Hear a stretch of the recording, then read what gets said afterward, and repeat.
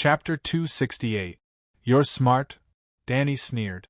The old man knelt on the mahogany floor and said honestly, Professor Marwin told me that wizard Shikue is a young lady who has inherited part of Valeglia's witchcraft. The fireball that fell from the sky last night was very similar to the spell that great wizard Valeglia used to control the form of the dragon flame. There are not many extraordinaries in the old town. Also, we waited at the dock for a long time this evening, but wizard Shikue didn't come. This series of coincidences can only mean one thing. Your Majesty, you are Shikue. Don't call me Your Majesty. No noble would violate the rights of a guest and assassinate their own king. The old man looked around and said to his daughter, Maroya, bring the two guests downstairs for a cup of tea. I want to talk to His Majesty alone for a while. As he spoke, he glanced at Marwin and Larissa. Marwin frowned and glanced at Danny. Seeing that she nodded slightly, he left with his assistant scholar and crazy woman Maroya. Your Majesty, I'm innocent. As soon as Marwin and the other two disappeared into the stairwell, the old man wailed. Don't take me for a fool. This is the old town. Without the permission of the Hyder family, how could the City of Knowledge find more than 100 dragon-slaying crossbows and nearly 500 elite soldiers? Your Majesty, the City of Knowledge is in the old town, and I'm the guardian of the City of Knowledge. However, the City of Knowledge has developed to this day, just like the Church of the Seven Gods. It's no longer under the control of the Hyder family. Okay, if that's all you want to say, then there's no need for us to talk anymore, Danny said impatiently. There was no doubt that the City of Knowledge was the mastermind. The Hyder family definitely didn't want to build the real world. Otherwise, the old man and crazy woman Maroya wouldn't be so obsessed with magic. However, the Hyder family must have been involved in the assassination, and their involvement must have been very deep. If Danny had burped at that time, the old man would most likely have held a celebratory feast and invited all the professors and generals of the City of Knowledge. He would not have shed a single tear for Her Majesty Danny. However, the failure to assassinate the dragon would definitely incur the dragon's wrath. The old man in the old town was afraid of Danny's revenge. Danny promised that there would definitely be such a thing. That was why he kept saying Your Majesty, begging and quibbling. Your Majesty, the Hyder family is willing to be at your beck and call. As long as you give the order, I will immediately lead my men to massacre the City of Knowledge. The old man gritted his teeth and said with a sinister expression. Danny said indifferently, Count, I have to say that you have miscalculated and underestimated me. I won't kill any of the scholars and professors who tried to kill me. I won't destroy the City of Knowledge either. They will be punished, but I won't destroy the world's largest and most formal academic organization. The old man also heaved a sigh of relief and shouted, Your Majesty is benevolent, Your Majesty is magnanimous. It had nothing to do with benevolence. Those scholars with firm beliefs were all stubborn. For the sake of their ideals, they were not afraid of death at all. If Danny had gone all out last night and burned the City of Knowledge to the ground, the scholars would only think that they had sacrificed their lives for a righteous cause. Not only would they not feel pain or regret, but they would also be able to say righteously, Look, this is the reason why we pursue the real world. Other than distorting one's nature, extraordinary powers do not benefit the country or the people at all. True revenge was to destroy the most cherished thing of the enemy. To the scholars, it was the real-world concept that they had persevered for hundreds of years. They had worked hard, fought hard, and were proud of it. It was too easy to destroy this concept. In the face of deviant ghosts, who would dare to say that the Megalosaurus was a scourge and that magic was harmful to humans? Danny was looking forward to the arrival of deviant ghosts in the old town. The scholars' worldview, outlook on life, ideals, and beliefs would all collapse. Therefore, if she wanted them to live, they had to live until the long night fell. However, she could not say these words to anyone else, especially not the old man in the old town. The city of knowledge is beneficial to human civilization. That's why I cherish it. But your Hyder Old Town might need to change owners. Danny laughed coldly. This was the truth.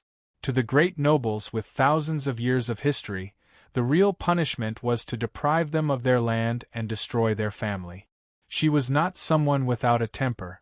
Your Majesty, the assassination this time is really— The white-bearded old man was anxious.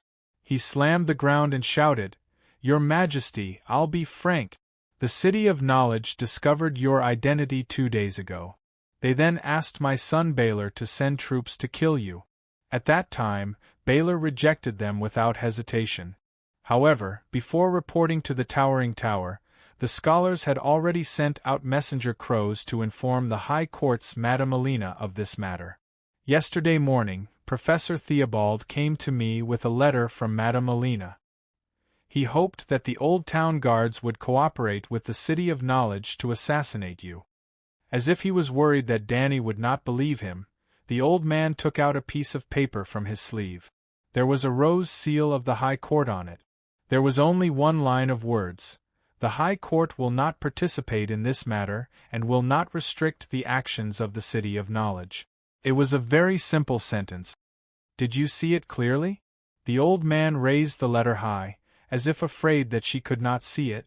The meaning of Madame Elena's words could not be more obvious. The old man said helplessly, Why does the Empress of Thorns want to assassinate me? I'm afraid that Queen Marjorie is not worth enough, right? Danny asked doubtfully. Of course not. The value of 10 queens is not comparable to the risk of offending the Dragon Queen, but the Iron Throne is worth it. Duke Tyrell wants the Iron Throne? No, it's Madame Elena. She's an old lady who is about to have a great-grandson. How can she be so ambitious? Danny asked doubtfully. She definitely did not have such thoughts before, but after the War of the Four Kings, the High Court became the strongest power in the 7 kingdoms. Since Robert Byra and Theon can sit on the Iron Throne, and the bastards of the Lannister family can sit on the Iron Throne, why can't Tyrell? Haha, you're just guessing. Danny still did not believe him. Your Majesty, in the game of power, everyone wants to be the winner, and they must be the winner. Madame Elena is not an ambitious person. Back then, the reason why she agreed to Duke Tywin's request to form an alliance was because she wanted to stand on the side of the victor in the War of the Four Kings. Of course, it would be better if her family could rise to a higher level. But the game of power never stops. After eliminating the rebellion, Lannister treated the High Court as his new opponent. Madame Elena just does not want to lose. Be more specific. Other than Cersei being crazy and doing some foolish things, I don't think Lannister has ever targeted the High Court, right? Danny said with a frown. Sigh, Duke Tywin has already made his move on the High Court. First, he broke the marriage alliance between Villa, the heir of the High Court, and Garland's elder brother, and Sansa Stark. Then, he gave Brightwater City to Garland. Your Majesty, do you know what's special about the Florin family in Brightwater City? Trying to sow discord between Hightower and Tully? It's not just me and the Tully family. Danny saw that the old man was holding his waist as he spoke, looking pitiful, so she said, Get up and talk.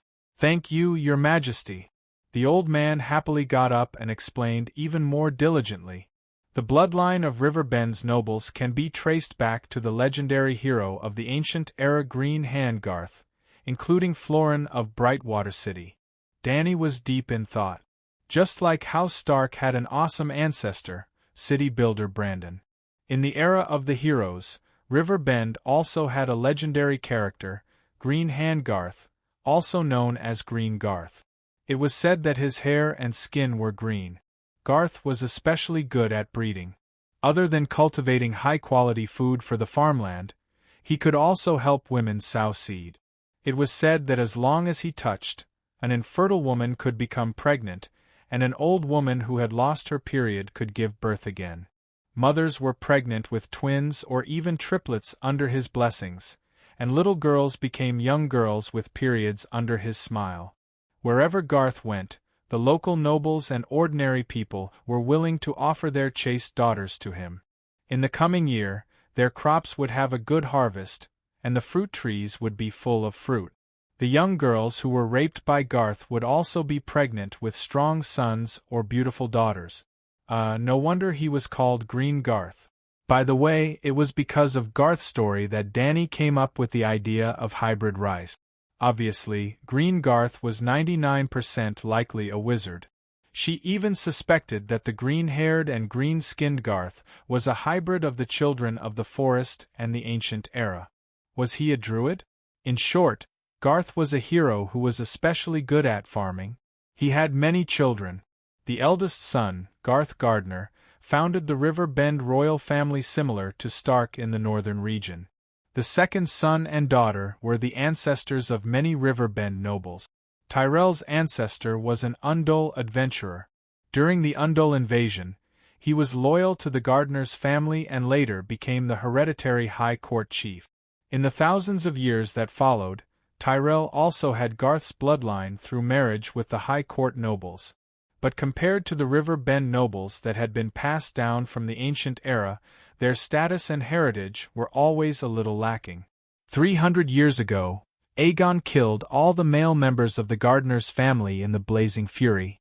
As the High Court chief, Tyrell directly opened the Master's city gate and surrendered to the conqueror.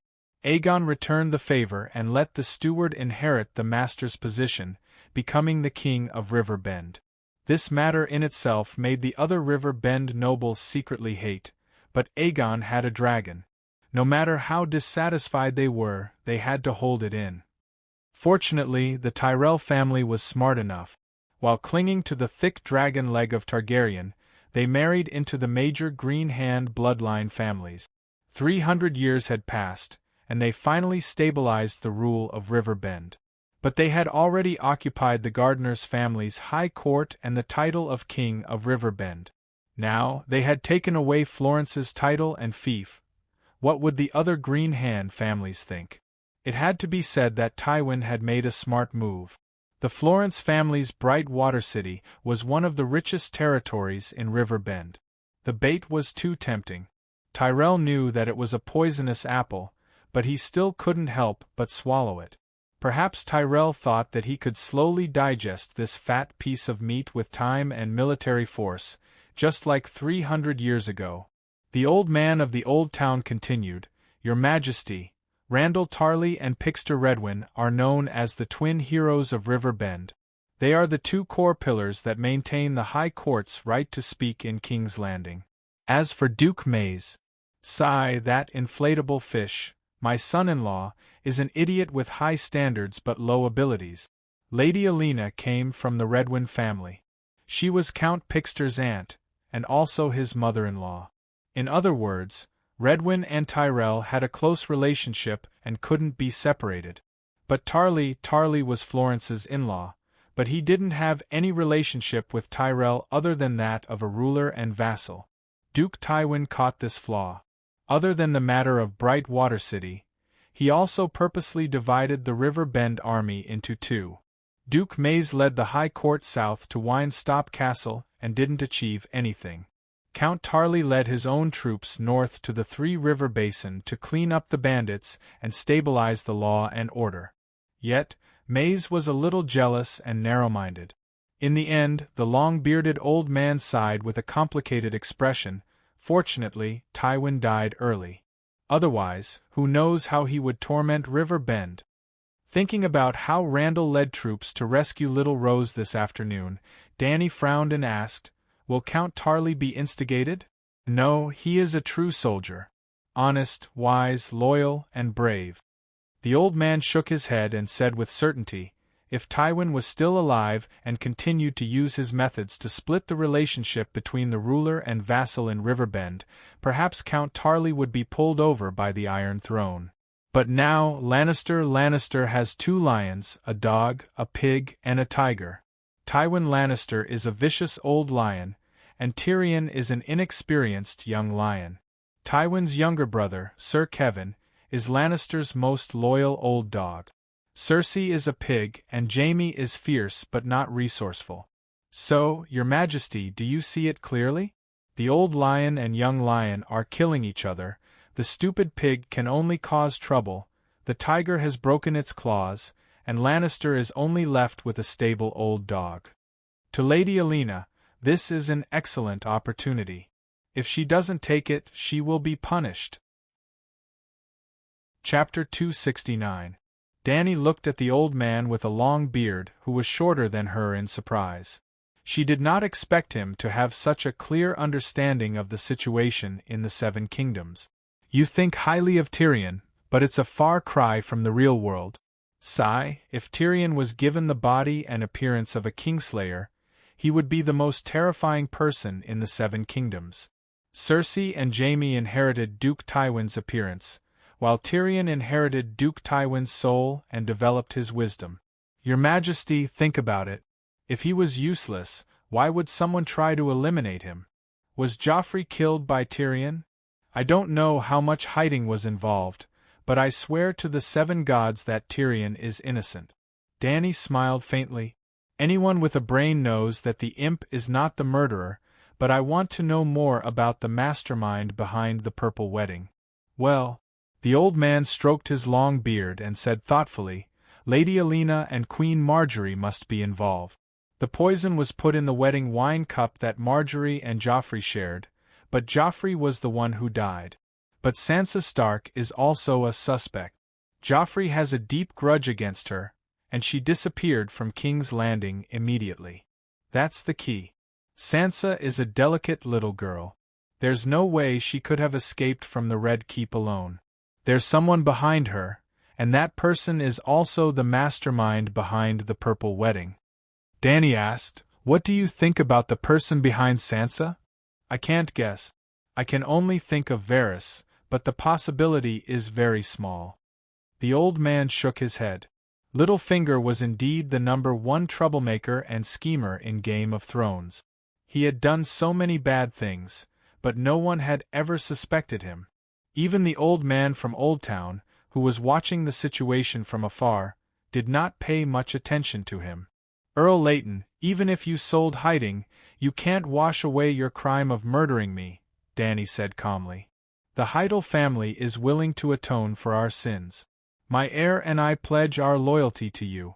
When you decide to take back the Iron Throne, all the military and financial resources of the old town of Hyder will be at your service. And my second son, Garth, he admires you very much. After knowing that the City of Knowledge was going to assassinate you, he was prepared to sneak out to inform you. Garth was not married, nor was he married. He was locked up on the 4th floor of the Towering Tower by me. If you are willing, I can send him to Slaver's Bay in the name of exile and become your most loyal Kingsguard, just like my uncle White Bull Jello Hyder. Damn, this old man knelt down so decisively. He even sold his son. However, becoming a Kingsguard was a glorious future for the second son. Dany frowned and began to think. According to her original plan, the City of Knowledge would be demolished and moved to the extreme north where the books would belong to the Queen. The professors and scholars who had participated in her murder would wear black clothes and guard the Great Wall. Even if the Heidel family was not annihilated, they would have to kill the male descendants and strip them of their titles and lands. But she did not expect the old man to be so smart. Not only was he able to contact her through the clues, he also sold his titles and in-laws without hesitation. Dany naturally understood that if the situation was disadvantageous to her in the future, the old man would not mind selling her out again. But this was the nobility. This was the rule of the game of power. It was because pure loyalty was hard to come by that it was especially precious. She let out a long sigh and nodded. I accept your loyalty. When someone challenges you, you should resolutely respond with iron and blood. When they kneel and submit, you should personally help them up. Otherwise, no one will be willing to submit. This was what Duke Tywin had told Joffrey in Game of Thrones. Dany remembered it clearly, so she couldn't learn from Emperor Joffrey, the second Mad King. Hyder will definitely go through water and tread on fire for you without hesitation, said the old man with an excited expression. Let me ask you, how many gold royals can the Heidel family control? Tell me the truth. Your Majesty needs money? The old man hesitated. Loyalty was easy, but gold was hard to come by. I need your loyalty, said Danny calmly. The old man looked pained. He gritted his teeth and spat out a number. 3 million. The Heidel family can take out 3 million gold royals in cash. 3 million gold royals is a little low. Danny thought for a moment and shook her head. Forget it, 3 million gold royals it is. I want you to immediately contact the merchants of the free cities and buy food from the other side of the narrow sea. 3 million gold royals of food? The old man's eyes widened in disbelief. I'm afraid that's half of the Western continent's food reserve. How many troops do you have? You need so much food. No, before this winter is over, I will not start a war in the Westeros. The old man suddenly had a flash of realization. Your Majesty wants the Allied army to run out of food? Then he shook his head and tried to dissuade her. I'm afraid that's not going to happen. Not to mention that the Allied army will not be so stupid as to sell their food. The climate of Ursos is warm, and the plains of the Lone River are vast and fertile. Even if the Westeros enter winter, they can still grow winter wheat. Do you know anything about the other ghosts beyond the Great Wall? Danny asked. The old man said casually, I've heard of them, but the professors think that the Night Watchers are exaggerating in order to get help from the nobles of the Seven Kingdoms. It must be winter, and the barbarians will invade the north, just like they did thousands of years ago. I'm at King's Landing now. I'll go back to the Great Wall to take a look. We'll know if there are any other ghosts soon. Ah, you're at King's Landing? The old man was shocked. Are you going to contact the old officials of King Aerys? Your Majesty, I'm not trying to provoke you, but you must be careful. There are not many people in King's Landing who are trustworthy. He was really anxious. He was not worried that the Queen would be deceived. Hathor had just secretly pledged his loyalty to the Dragon Queen. If she told the other nobles about the old town's allegiance in order to boost morale and win people over, would the Iron Throne and the High Court let the old town go when the news spread? He didn't want the Hyder family to be destroyed before the Dragon Queen even attacked. Danny frowned and said unhappily, Old man, are you suffering from dementia? Didn't you hear the main point in my words? The other ghost. I'm going beyond the Great Wall to find the other ghost. Your Majesty, you won't be able to find them. The old man smiled carelessly. Your Majesty, you can win over the nobles, but don't tell them about Hathor's loyalty to you. This old man still wants to stay useful and be at your beck and call in the future. Danny rolled her eyes and said unhappily, The Alliance can't wait to call on the whole world to be my enemy. Isn't this a reflection of how strong I am? If I really want to fight for the Iron Throne, why would I need to come to the Westeros to find some rotten fish? The old man's face twisted. He wanted to shout, I'm not a rotten fish. However, he was still relieved and even happy. It seemed that the Hathor family was the first nobles in the Westeros to pledge their loyalty to the Dragon Queen. Your Majesty, why are you going to the King's Landing? He asked. To observe the situation at the King's Landing and meet the Big Sparrow. The Big Sparrow? The old man was shocked. That's a dangerous and lawless person. I hit it off with him at first sight and had a good chat with him. He even accepted my suggestion and wantonly bought food from the other side of the narrow sea. Hit it off with him at first sight? The old man's mouth twitched. He asked doubtfully, What are you going to do? Let me ask you, if the other ghosts are real, what does this mean? Long night? The old man trembled as he said this word. Then, his eyes bulged as he looked at Danny in disbelief. If the long night comes, there will be at least a generation of winter. If you buy all the food from the free cities, then the Alliance army. So ruthless, so vicious. The old man felt a chill run down his spine. He felt that this woman was even more terrifying than Tywin or even a devil. Seeing his terrified expression, Danny immediately guessed what he was thinking. She laughed bitterly and shook her head. You guessed wrong. I don't want the free cities to lack food.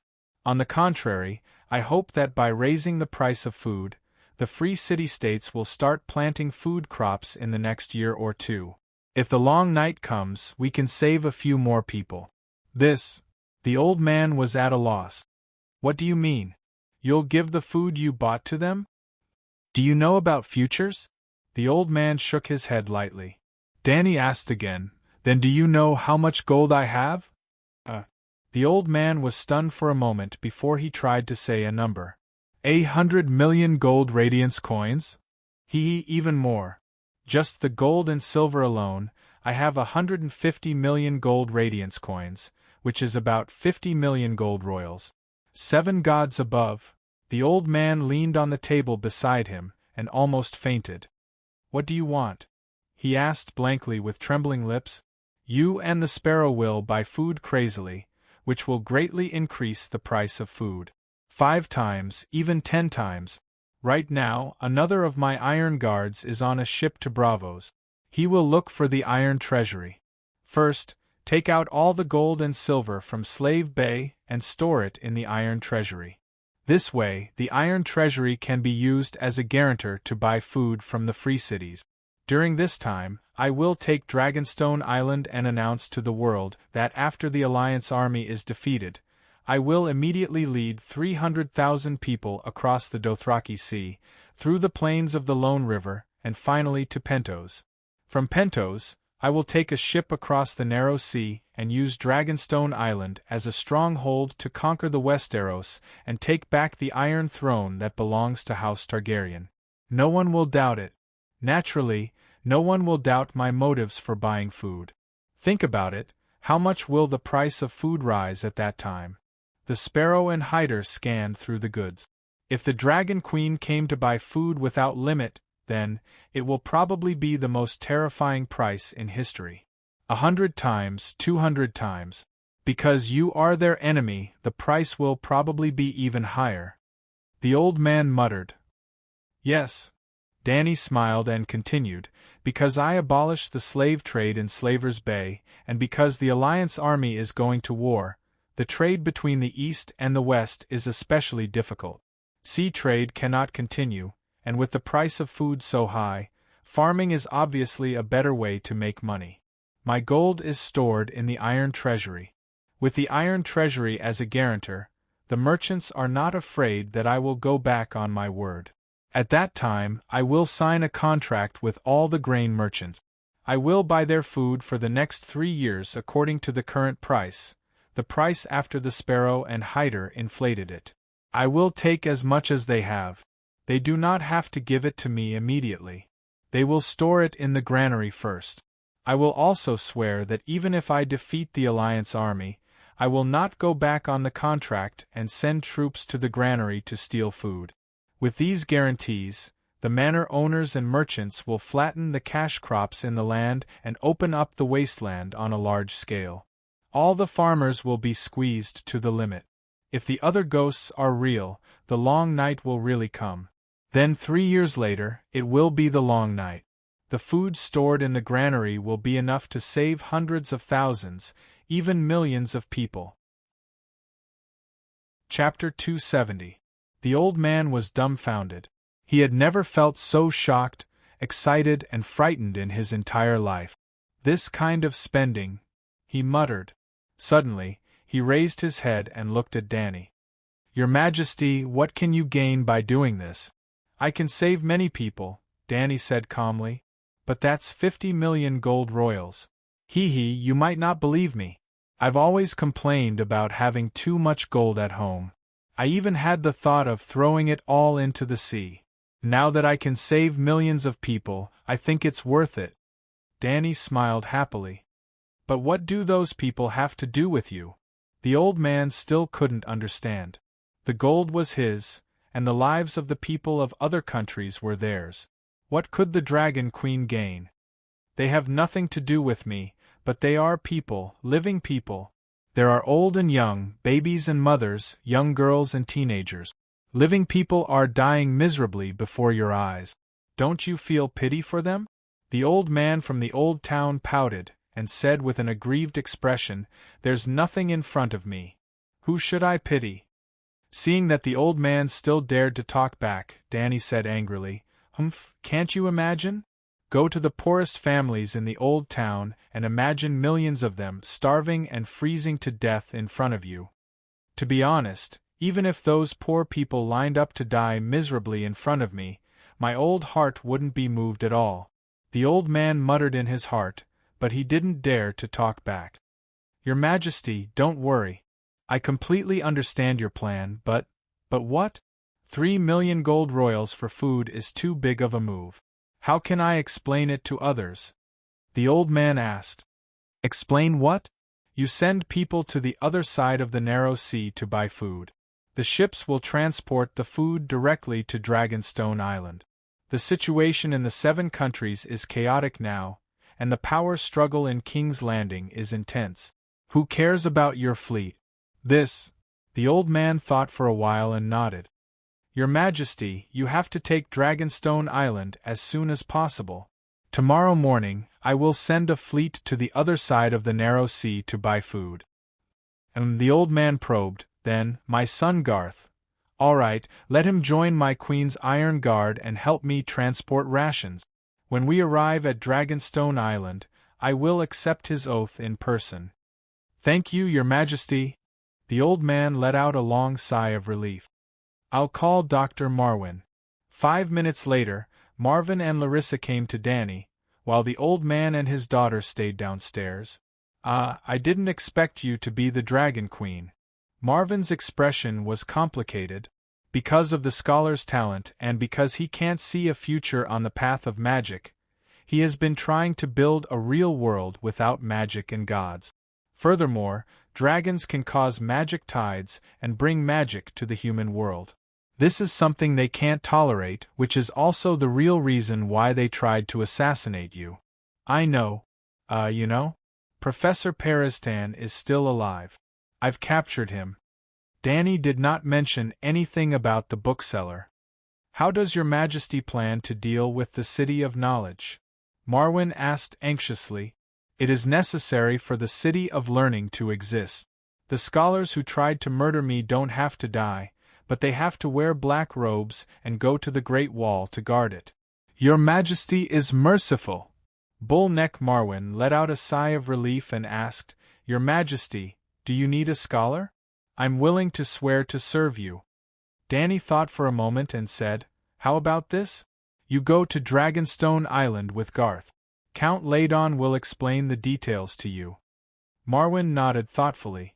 It seemed that the Hyder family had already sided with the Dragon Queen. The two did not talk much. They agreed to communicate using glass candles and promised Larissa that she would take her in as a mage apprentice and part-time maid. Danny ended the long-distance communication. When she opened the curtain of the tent and came out, the beef and barley soup in the iron pot was already cooked.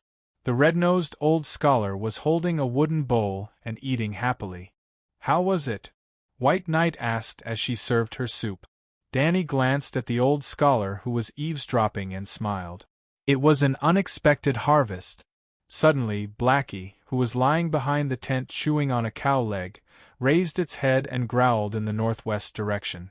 Someone's coming. Danny stood up and walked to Blackie. Woof, woof, woof. A few minutes later, a series of hurried barks came from outside the forest. The barks were filled with unease and fear. There were also a few men loudly scolding the hounds that had stopped moving forward. Not long after, a man walked within 100 meters of the bonfire and shouted to his companions, There's a bonfire. The poachers are over there. How unlucky. There are still people patrolling the forest in the middle of the night? Danny whispered. In Westeros, ordinary hunters were not allowed to enter the forests of the Lord's territory to hunt. If a poacher was caught, they would either have one of their hands chopped off or wear a black robe. Your Majesty, I'll go talk to them. White Knight volunteered. She put on her iron helmet and walked to the border between light and darkness. She shouted, Are you the Rangers of Stockworth Castle? Someone in the darkness replied, "We are the guards of Count Stockworth." "Who are you?" White Knight patted her armor and long sword. "See? We're not poachers. It's late, so we had no choice but to camp in the forest. Poachers could not afford a full set of armor." The guards in the dark muttered a few words, and the sound of footsteps came closer. Suddenly, a man shouted, "It's the smell of roast beef. Your Excellency, your cow was indeed stolen by them. Kill these cattle thieves." Another deep male voice said coldly. Whoosh, whoosh, whoosh. In the next moment, a rain of arrows was shot at White Knight. The Count's guards in the darkness also shouted and rushed to the bonfire with their swords drawn. Ding, ding, ding. Sparks flew from the old knight's body. He retreated in Danny's direction and shouted, "Let's talk nicely. We have gold royals. Don't lose your lives for 2 cows." Arrogant. 20 or 30 swordsmen in mail and leather armor rushed over under the lead of a man in silver plate armor. Sigh. The old knight sighed and stepped aside. His spoon. Big Black and Little White poked their heads out and suddenly spat out 2 blood-red dragon flames. The dark night was torn apart, and the flames illuminated a radius of several hundred meters. The old knight clearly saw that the group of soldiers were suddenly stunned. The ruthlessness on their faces disappeared in an instant, and it was replaced by confusion and endless fear. Dragon! Dragon? Feeling the temperature of the dragon flames above his head, the leading man in plate armor spat out a word from his throat. "Ah, dragon, Megalosaurus!" The soldier woke up, threw away his sword, and ran wildly out of the forest. "Come back!" Danny yelled. Her hands streaked across the night sky, and the dragon flames that were spurting towards the sky twisted and elongated, as if they had a life of their own. The 2 dragon flames actually turned into 2 fire snakes that slithered through the forest, avoiding the branches of the ginkgo trees, and formed a huge ring of fire that surrounded the soldiers. "Dragon King, please spare my life." The man in plate armor fell to his knees and shouted, "Please don't kill me. I am the Count of Stockworth Castle, Braun. I am willing to pay the ransom." "Dragon King, please spare my life." The group of soldiers followed behind the Count, kneeling on the ground and wailing, "Braun? I have never heard of your name. Where is Countess Tanda Stockworth?" The old knight asked. "The Countess fell off a horse and died. I am Laura's husband," Braun explained. He fell off a horse and died?" Professor Peristan limped over, sneering as he exposed Braun's background. "This Count Braun is a ruthless character. He made his fortune by running errands for the imps. After the purple wedding, he betrayed Tyrion and joined Cersei. Because of this, Empress Dowager Cersei arranged a good marriage for him. He married Madame Tanda's second daughter, Loras. Later, he tampered with Madame Tanda's horse, causing Madame Tanda to fall off and break her pelvis. Then, he used underhanded means to kill the first successor to Count Stockworth, the husband of Lady Tanda's eldest daughter, Sir Balman Bych. In the end, he chased Lady Ferris, Lady Tanda's eldest daughter, out of the house and proclaimed himself as Count Stockworth. Braun frowned as he sized up the old professor. When he saw the long chain around his neck, his pupils could not help but shrink. "You are a scholar?" "Humph, I am a self-taught scholar. Doctor of History, I know your background very well." Braun's face darkened as he cursed. "That old bastard Candarl betrayed me? He swore loyalty to me.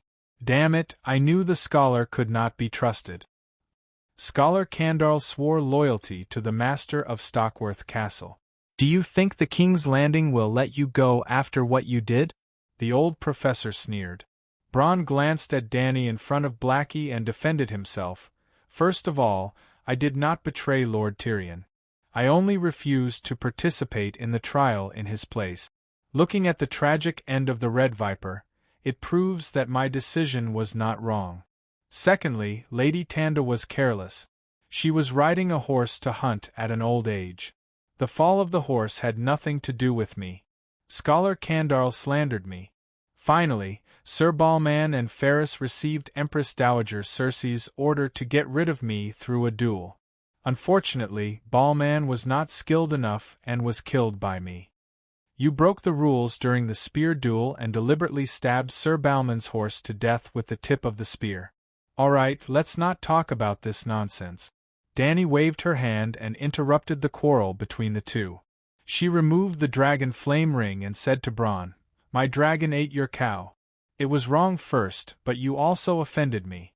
I will not kill you today. Take your people and leave." Bronn climbed up but did not leave. He asked carefully, "Lord Dragon King, can you tell me your name?" Mercenaries are mercenaries. You have no knowledge at all," Professor Peristan mocked. "You don't even know Targaryen. Go back and read more books." Targaryen? Bronn was still in a daze. A red-haired soldier behind him whispered, "Boss, this is most likely Princess Rhaenys, Prince Rhaegar's sister." "Jack, you fool. Prince Rhaegar's sister was smashed to death by Tywin," another soldier said. "Dany, am I so unknown in the Westeros?" The White Knight could not stand it any more. He stepped forward and said, "This is King Aerys's daughter, Queen Dany Rhys."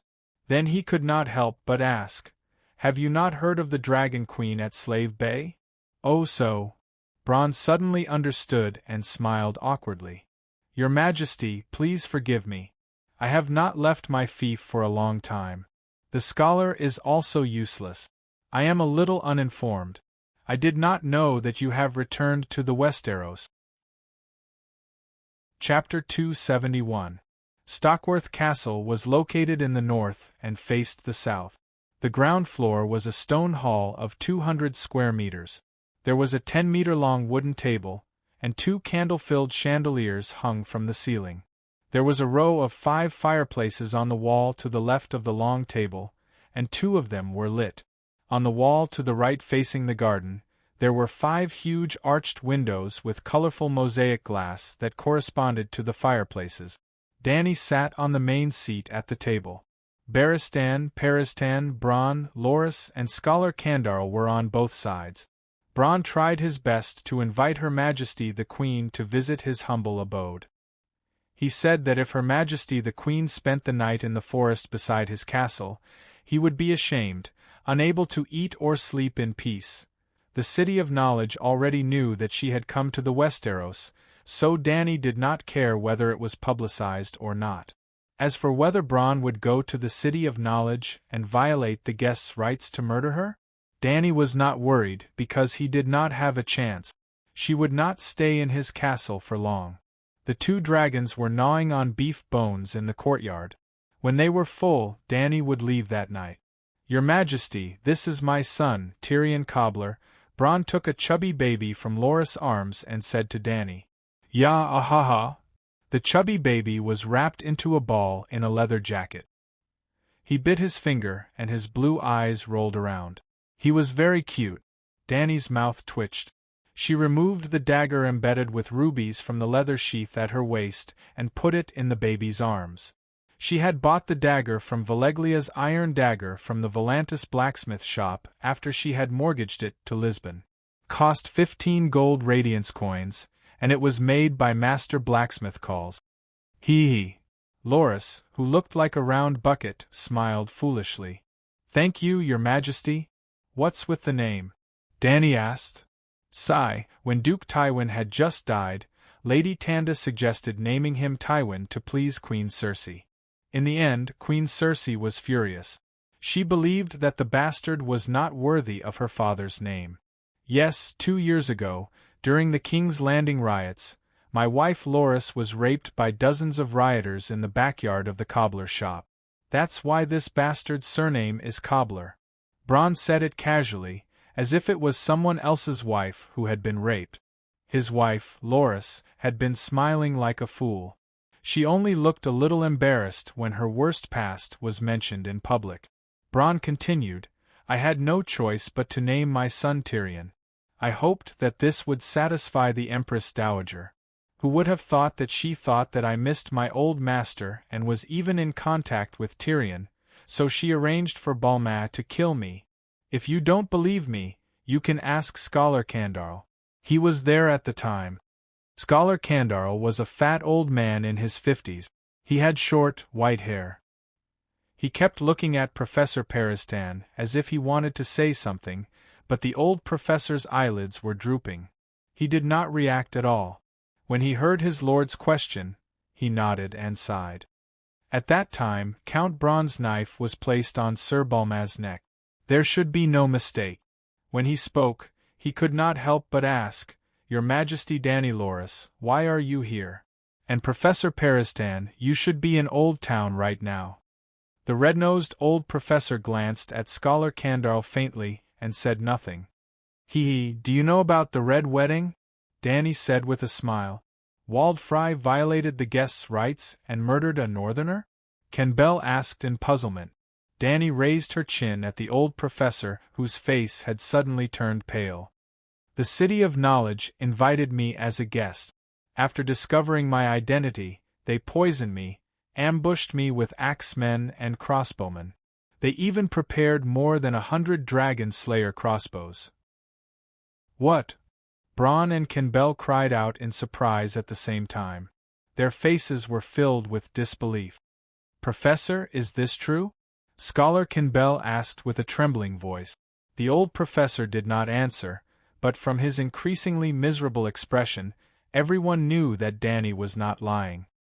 "I shouldn't have invited this scum into my living room." Braun did not hide his disdain at all.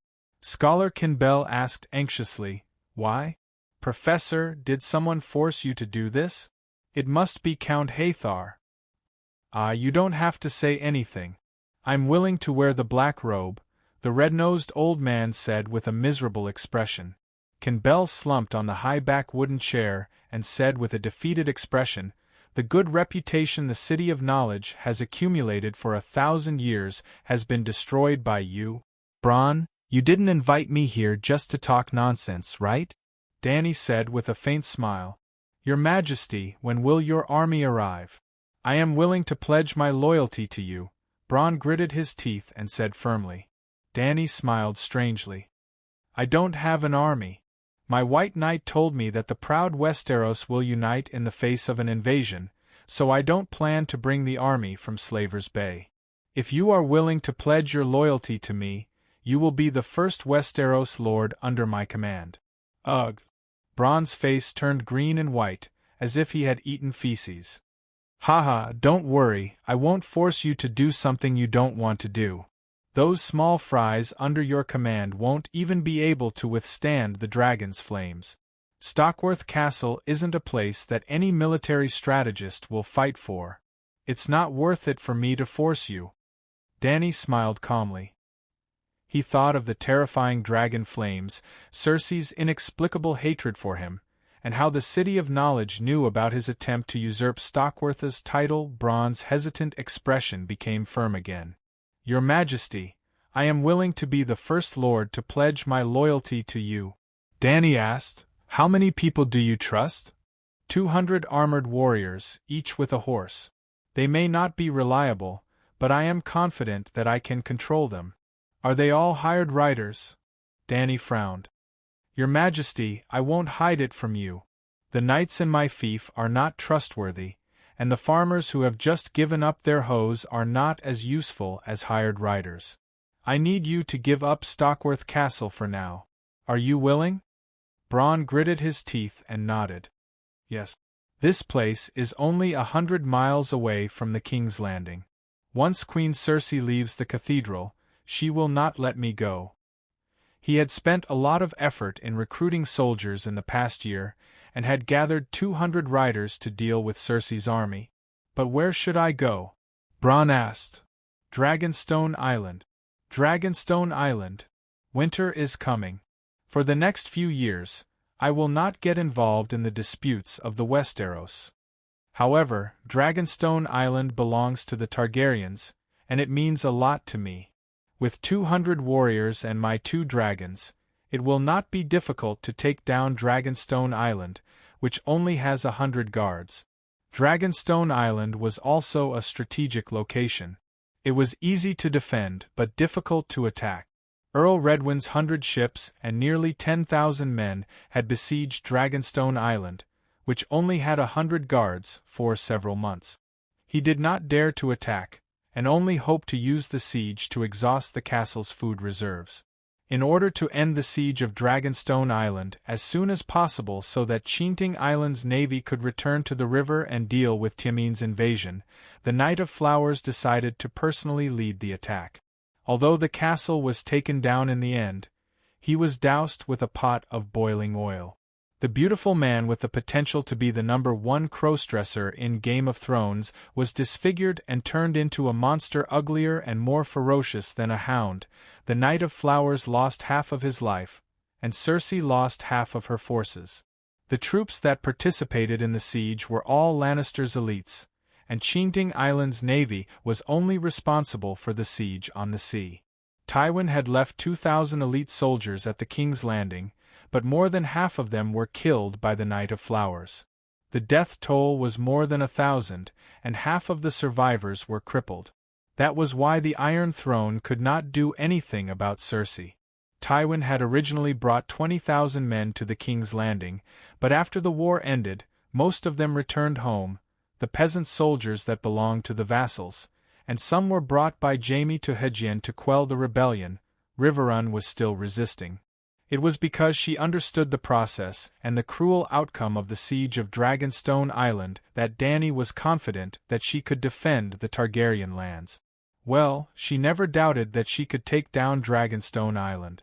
Bronn's men were mainly there to help her defend the island. Bronn thought for a while and nodded. "When do I start?" "Immediately prepare men and hire ship. I'll go to the wall, and when I come back, we'll attack Dragonstone Island." Although she had accepted Bronn's loyalty, Dany did not change her mind about leaving overnight. Standing in the wide stone corridor outside the hall, she looked down at the 2 dragons spreading their wings in the courtyard. She said to the mercenary beside her without hesitation, "Bronn, the Westeros at this time have lost their morals and ethics. I won't trust anyone easily. Please prove your loyalty with your actions." "I understand." Bronn nodded gloomily. "Now that there are only the 2 of us here, I can be more straightforward." Dany smiled faintly. "The Westeros at this time are rotten to the core. I don't want to play the game of power with those people in this stinking cesspool. I'll completely destroy this old world and build a new one full of sunshine and hope. When I, the King's King, land in the 7 kingdoms, the first thing I'll do is to convene the Great Council to judge all the injustice of the past 20 years. The old world can be defeated, but the past must not be forgotten. Not only that, I'll write a book for the future so that the future generations will always remember how terrible their ancestors were and use it as a warning." At this point, she tilted her head and looked at Bronn, whose eyes were flickering. She said meaningfully, "No one can escape the trial, including my father, Mad King Aerys. If the City of Knowledge hands me your black file, I will not hesitate to abolish your title when the evidence is conclusive. Whether you live or die depends on whether you are willing to wear black clothes." "Your Majesty, Dany raised her hand and interrupted his eager explanation.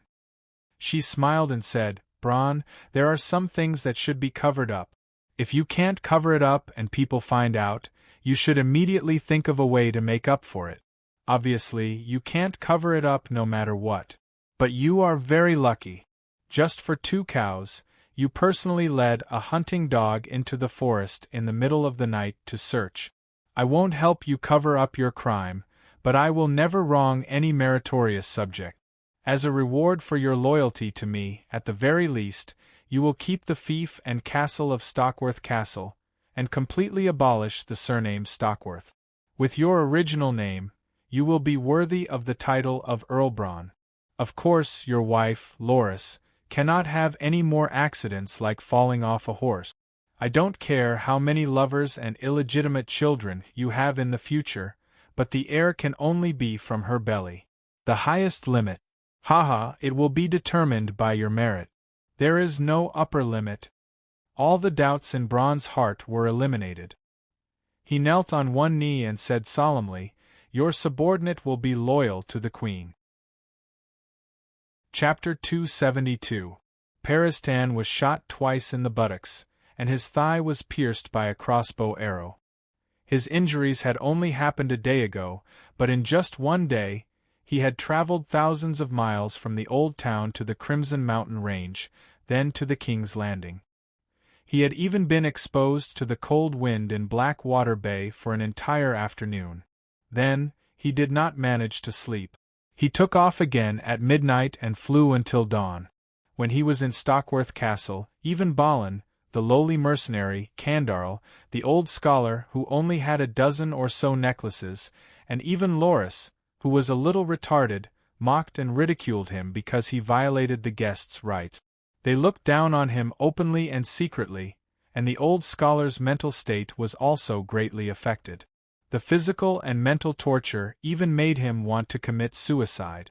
When the sun just peeked out from the horizon and the sky was still dark, the old professor's body tilted, and he fell from Blackie's back. No one knew if it was intentional or an accident. Fortunately, when Blackie was carrying the others, Danny had been in her dragon spirit state with him. She quickly urged him to use her claws to pick up the flying man. The old professor's life was saved, but Blackie did not know how to control his strength. The wound on the old man's buttocks that Peristan had stitched up split open again, and blood gushed out. It was a miserable sight. In the morning, the cold fog was hazy, and the waves in the middle of the river could not be seen clearly. Only the sound of flowing water could be heard, which meant that the river was not turbulent in the early winter. Under the gray sky, the river water was greenish-black, and it brought chills to the three people by the cobblestone river. At that moment, Danny and the other two landed beside the Trident River. Peristan was using the river water to clean the old man's bloodstains and sew up the wound that had burst open. Danny squatted by the river and picked up a stone to play with it. She complained loudly, "You old man, you even killed the king. Why don't you even have the courage to live now?" The old professor's face turned red, and he retorted in shame, "I didn't kill myself. I was too sleepy and I couldn't help but doze off. I accidentally fell off the dragon's back." "Ha, Dahe is tied with a belt. If you don't untie the belt, you can't fall off when you sleep or snore." Danny exposed the old man's secret without hesitation. "No, I didn't kill myself. I didn't kill myself." The red-nosed old man was at a loss for words and could only try to convince himself. Half an hour ago, the old man did intend to kill himself. He was angry for half the night, but he didn't know who to be angry at. Unable to think things through, he suddenly had the idea of jumping down and ending everything. But when he really jumped down, he instantly regretted it. He wasn't the only one who violated the guest's rights. Why should he take the blame alone? Most importantly, in the short 10 seconds of falling from the sky, he began to miss the golden wine of Chinting Island, the fried pork chops in the Upiki wine bottle, the days of reading ancient literature while eating lemon cake on the lawn of the library, and even the dragon flame grilled steak. In short, he realized that he hadn't lived long enough. Awu Peristan finished sewing up the old doctor's wound. When he was applying medicine, a loud and muffled wolf howl came from the dark forest beside the river, followed by the dense and light running sound of Iwu. In just a few breaths, hundreds of gray wolves rushed out of the white fog, stepping on the frosted leaves and weeds, and surrounded the riverbank from 3 sides. Dire wolves? The old doctor looked at the wolves that surrounded them, but he wasn't afraid. Instead, he looked at the leading gray wolf with surprise. It was the size of a calf. "Awu!" The giant wolf heard the cry and looked at the old man with its cold yellow eyes. It opened its mouth and breathed out clouds of white air with the smell of blood. From its appearance and the color of its fur, other than it being 2 or 3 times bigger than a normal gray wolf, it didn't look much different from its companions. If it wasn't for the old man's reminder, Danny would have thought that it was a big wild wolf. Why would there be a dire wolf in the riverbank? The old man was confused. "Awu!" The dire wolf didn't want to give him time to think. It retreated and pounced on Danny. Well, when the pack of wolves surrounded them, Danny took a few steps forward and stood in front of Beristan and the old doctor. The red-nosed old man looked at the direwolf with a calm expression, curiously observing it. The old knight did not even raise his head, only focusing on applying medicine for the doctor. The two of them didn't seem to be worried that Danny would be torn apart by the wolves. Indeed, when the leader of the wolves pounced on them, Danny's purple eyes were dyed with blood. She opened her mouth and said, "Get lost." The giant wolf that was flying in the air seemed to have hit an invisible wall. It howled and flew away. The other big gray wolves were even worse. The terrifying draconic aura entered their mindscape. Almost half of the giant wolves were bleeding from their 7 orifices and died on the ground without a sound. The rest of them had bloodshot eyes and ran away with their tails between their legs. They didn't even care about their leader. Huh! Danny deactivated her dragon spirit form and looked curiously at the giant wolves that were struggling to get up. "Arya?" she tried to call out. Beristan and the old doctor could only hear the wolves howling. Danny, in her soul state, saw a girl in linen clothes flying out of the direwolf. After being hit by the dragon spirit, the girl's face was distorted as she held her head and screamed. In the blink of an eye, Danny realized that the direwolf was in its wolf spirit state. According to the plot of Game of Thrones, there was only one direwolf in the Riverland Nymeria who was released by Arya. "Awoo!" Hearing Danny's call, the direwolf's bloodshot yellow eyes showed a human-like shock. "It's really you." Danny was shocked. "Where are you?" The direwolf's pupils contracted. It struggled to get up and tried to run away. "Don't be afraid. I mean no harm. I won't hurt you." Danny quickly comforted it with a gentle voice. However, she was surrounded by wolf corpses that were bleeding from their 7 orifices. Her words were not convincing. The direwolf became more and more frightened. The human-like look in its eyes gradually faded. "Don't leave your wolf spirit form. I have something to tell you." Danny spoke faster as she retreated. "A child like you might not know the taboos of a wolf spirit.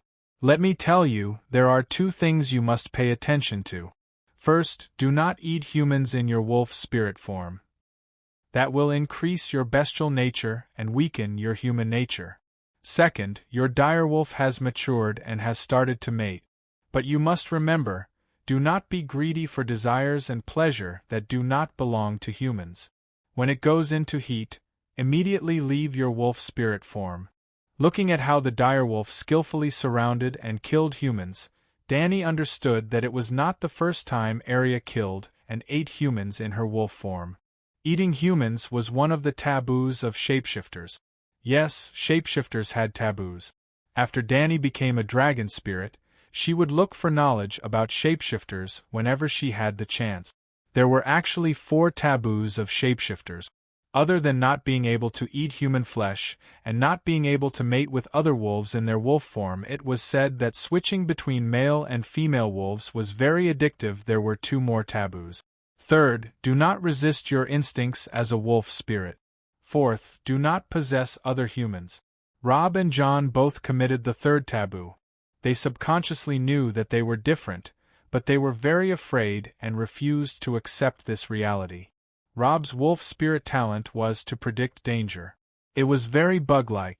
If he could be like his younger brother Bran and Rickon, and train his wolf spirit skills diligently, the bloody wedding would not have happened. As for the 4th one, Danny was very suspicious. Shapeshifters possessing humans? Wasn't that magical transformation cultivation? "Awoo, awoo!"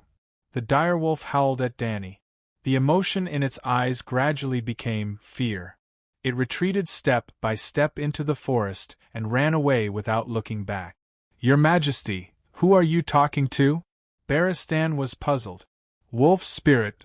Beristan muttered a few words and suddenly shouted, "Wolf spirit! I understand now.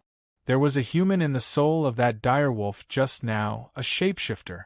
7 gods above, what kind of world is this?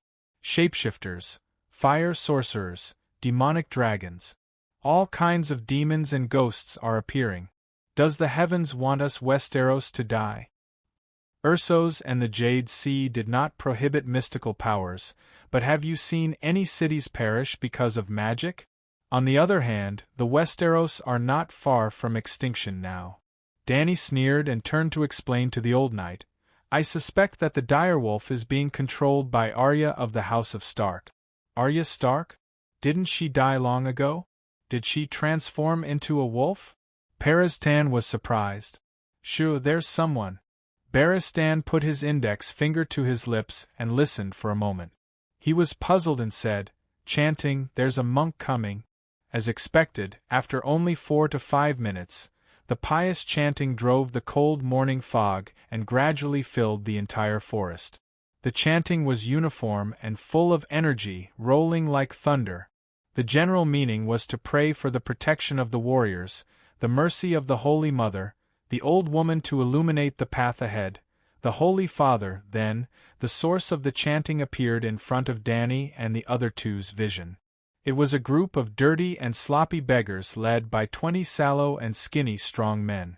They wore coarse robes, some were barefoot, some were wearing slippers, some were holding axes, some were holding choppers and some were holding wooden spears. Their shields and leather armor were painted with a symbol that Dany was familiar with, a red 7-pointed star. The gathering of the poor. The group slowly walked out of the forest. Other than the leading beggar army, there were hundreds of poorly dressed refugees behind them. There were men, women, children and babies. In the middle of the crowd there was an old yellow cow, a dozen sheep and 3 two-wheeled trailers. The first cart was half filled with turnips, shriveled apples, and onions stained with fresh mud. The second cart had 3 sacks which probably contained grain, wheat, and the like. The last cart was filled with skulls and broken bones. Ah, so many wolves! Seeing Dany and the other two, the beggar brothers stopped and the chanting gradually stopped.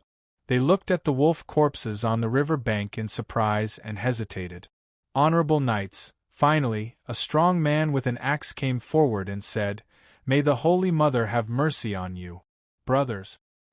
The Holy Mother loves you too, brother, Dany smiled. Fellow church members, where are you going? Ah, miss, are you a church knight? The strong man was surprised. I'm a nun. The strong man was stunned. An old man who was pulling a cart behind shouted, Reverend Nun, we're going to the King's Landing. We're going to bring these holy bones to the great Cathedral of Bel and ask the king for help and protection. Join us, fellow church member. The journey is dangerous. We need strong warriors like you who can kill wolves. A thin man came forward and said. He was wearing a shabby monk's robe and a crystal hung around his neck. He was a monk. Chapter 273. I'm afraid I can't help you.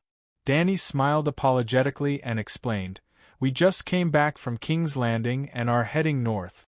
Seeing the disappointment on the skinny monk's face, she pointed at the wolf carcasses and asked, Brother, do you want these wolves?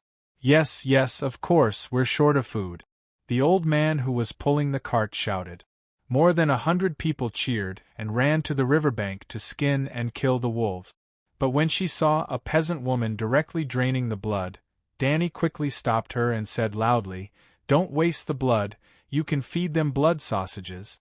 The Dothraki especially liked to eat blood sausages, but in the Westeros and the major free cities, she rarely saw people feed them blood sausages. How did these wolves die? There's not a single wound, so strange. Someone was puzzled. Dany taught the women how to feed them blood sausages and said without thinking, Do you see that red-nosed old man? Look at the chain around his neck, there are 40 sections. He's a master of poison. But don't worry, this poison is harmless to humans. Dr. Peristan glanced at her with a wooden face and said nothing. However, although he secretly criticized the Dragon Queen for being a witch who liked to lie, he was also shocked by her behavior of mingling with the sloppy peasant woman. In this environment, no one knew her, so she didn't have to pretend to be close to the commoners to win their hearts. Moreover, her expression and the smile on her face came from the bottom of her heart, without any reluctance. If she didn't have magic and a dragon, she would be a good queen. The old man sighed. But then he smiled bitterly and shook his head. A young girl in her teens, if she didn't have those mysterious powers, it would be difficult for her to even survive, let alone restore the dynasty. There was strength in numbers. After more than 2 hours, more than 40 wolves were finally turned into pieces of smoked meat, strings of blood sausages, and more than 40 wolf skin coat. Yes, the women and children directly put on the bloody wolf skins. The autumn wind was bleak and the weather was cold, so the linen clothes couldn't resist the cold. After that, Danny and the other two also joined the group of the poor. The old doctor was placed on the sack cart and squeezed together with a large pile of blood sausages. Through the chat, Danny learned about the origins of this group of people. They came from Salt Pan Town in the east and followed the Trident River to the west. They reached the King's Road a few kilometers away and then went south to King's Landing. Sigh, we don't want to leave our hometown, but 2 months ago, there was a light snow in our village. Winter is coming, and we have almost no food left. 1 cow, 10 sheep, a few sacks of barley, and half a cart of turnip. That's all the food in the village. If we don't go to King's Landing, we'll starve to death, the old man said with a sad expression. Saltfield Town is a small seaport after all. It should be able to provide a lot of work, right? Barristan was confused. The burly man spat out a mouthful of saliva and cursed, "Don't even mention it. Saltworks Town has been destroyed." There was nothing left but Quincy Cox's nave of stone, burned to the ground by the brigands brought by the Hound. Clegane, that bastard, should go to hell. He killed anyone he saw, raped any woman he saw, burned any house he saw, and didn't even spare the babies and nuns. Clegane has fallen to this extent? The old knight's eyes widened in disbelief. By the way, why are you cursing Sir Cox? He asked again. Saltfield Town was located by the Trident River. There was a small dock that connected the inland river to the bay. It was the fief of the productive knight, Sir Cox. That old man Cox didn't care about the lives of the townspeople. When the bandits raided the town, not only did he not send his men to resist, he even closed the gate of the castle and forbade us to go in and hide. A young man said angrily, "Hey, there's someone." Danny's pupils contracted. She took a short bough from a beggar's brother next to her and nailed an arrow into a crooked tree in the Tsinshulin forest. A man in gray leather armor slid down the trunk and ran into the forest without saying a word. Damn it, it must be the bandits' secret sentry. A tall woman in the group cursed. Is the Three River Basin so chaotic? Barristan murmured. Sigh, there are refugees, deserters, and bandits everywhere. Without the company of a dozen brothers, we don't even dare to go out. The skinny monk sighed. It's useless not to go out. The lions in the western region and the wolf cubs in the northern region take turns to rob our village of food and women. The king doesn't even do anything about it. The old man shook his head. The king is useless. We can only protect ourselves and our families if we unite and build our own strength. The skinny monk waved his fist and said firmly, "Yes, our own strength." A star warrior patted his chest and began to recite the scriptures loudly. The others slowly joined in. Just like when they first met, they were in unison. The sound waves rolled and spread into the distance. Needless to say, the beggar's tactic was quite effective. Along the way, they encountered several groups of bandits hiding in the forest. Their greedy eyes swept back and forth between the water buffaloes, goats, and the smoked wolf meat on the shoulders of the beggar brothers. But in the end, they retreated under the imposing prayers of the crowd. About 2 kilometers to the west, the Tsin forest became thinner and they encountered the first corpse. It was hanging under the branches of a charred tree trunk.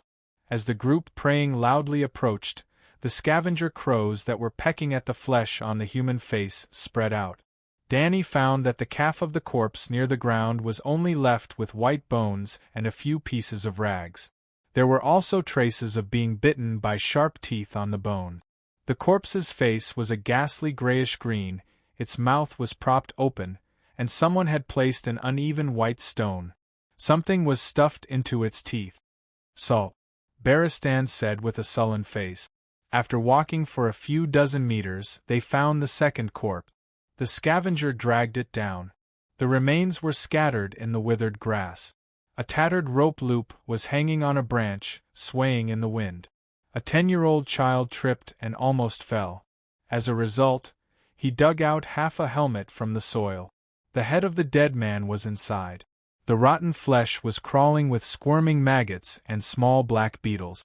There was also a lion's head emblem on the top of the helmet. Lion's helmet, good steel. The burly man took the helmet and knocked off the rotten head and insects on the tree trunk. No rust, no dents. It can still be used after washing. After that, they would encounter one or more corpses every few steps until they reached the intersection. It stretched for nearly a kilometer and there were about 100 or 200 corpses. They were hanging on the branches of the trees with ropes around their neck. Their bodies were swollen and their cheeks were eaten by crows. They hung under the trees and swayed. Everyone's mouth was stuffed with salt. Many of them had coats of arms sewn on their chests. A direwolf, an axe, an arrow, a salmon, a pine tree, an oak leaf, a short-legged rooster, a wild boar's head, the emblems of the nobles of the northern region, Fujian County, and the western region could be found here. 7 gods above, they are all deserters who gathered together to become bandits? The White Knight said with an ugly expression. These are the people who looted Salt Field Town. They were caught by Count Tolly and hanged in this forest as a warning to the other bandits, the thin monk said. Then, the group set foot on King's Road, a 5-meter-wide mud road, which was the road of Westeros. The yellow mud road extended to a small pier by the river, where several ferries were docked. There was also an inn beside the road. It was a 3-story stone building close to the Trident River, sitting in the west and facing the east. When they passed by the door on King's Road, they saw a white stone chimney erected on the side from a distance. After approaching it, Dany was surprised to find that the south wing extended to the river, and half of the building was built on stone piles in the river. If the traveler wanted to, they could even open the window, lie in bed, throw a fishing line into the river, and catch a few trout. On the north side of the inn, there was a thatched cowshed and a bell tower. The whole building was surrounded by a broken white stone wall. Dany and the other 2 parted ways with the group of the poor peoples gathering at the inn. Before leaving, the White Knight secretly stuffed a handful of gold royals into the monk's hands. This place is 600 kilometers away from King's Landing, and it will take about a month. This food is not enough for you to eat. The courtyard of the inn was a large piece of brown mud. Dany stood at the entrance of the courtyard and hesitated for a while before she gritted her teeth and stepped on it. A shabby gallows stood in the courtyard, and a little boy was holding the rusty iron chain and swinging it back and forth. 4 girls stood in the porch and looked at him. The youngest was only 2 or 3 years old. She had a watermelon hairstyle and was crawling on the ground naked. The oldest was about 10 years old. She had brown hair and brown eyes. She was as thin as a match, and her cheeks were pale. She was wearing an old blue dress. When she saw Dany and the others coming over, she immediately used her body to protect the little ones behind her. "Who are you?" Paristan covered his butt and limped. He shouted impatiently, "Of course we are guests. Quickly call your mother out and prepare a basin of hot water for me." "I don't have a mother. She was killed." The girl in the blue dress said anxiously. "Little girl, where is the shop owner?" Dany asked with a smile. The gentle smile infected the girl. She curiously looked at Dany and said, "My sister Jenny is the shop owner. She went to the river to get fish. We set up a net in the river and can catch a few trout every morning." "Miss, you are so beautiful. Even if you are wearing men's clothes, you are still beautiful." The little girl blushed and said, "Hee, iron armor is not only for men." Dany shook her head and asked, "What is your name?" "Weeping Willow." "My name is Weeping Willow. Miss, do you want to eat or stay? By the way, do you have silver coins?" We are only staying for one night. Do we need to pay a silver coin? Why don't you just rob us? The old doctor said angrily. Weeping Willow glanced at Danny and gritted her teeth. She insisted, not one, at least 3. We need money to buy food. Okay, 3 then. It is normal for prices to rise in a chaotic world. Danny walked to the porch and found a wooden stick by the stairs. She scraped the mud off her iron boots before stepping on the wooden floor. She looked at the little girl who was rolling around on the ground and said, "Isn't she cold? Why don't you let your sister wear clothes?" Weeping Willow shook her head and said, "There is a fireplace burning in the house. It is warm. You also saw that Trish likes to crawl on the ground. Her clothes are dirty and worn." She picked up the little girl and walked into the house while saying, "Trish is not my sister. Some of them were brought here by the sparrows. Some of them were found by themselves. They are all poor children without parents." They. Weeping Willow whistled.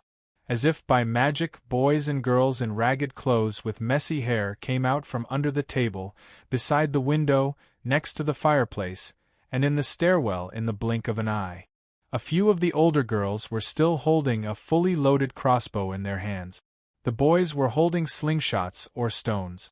All of them were fully armed. "Are we really going to rob them?" Parastane shouted. Weeping Willow glanced at the old man. She was like a queen in a castle, commanding the group of orphans loudly, "Put down your weapons. They are not enemies. Walter, go and boil water. Will, go to the river and find Jenny. Tell her that there are guests in the shop. Aiju, Pater, go and find some wood to add to the fireplace. I will show them the rooms." The doors on both sides of the corridor were open. Danny could choose any room she wanted from the 2nd floor to the 3rd floor.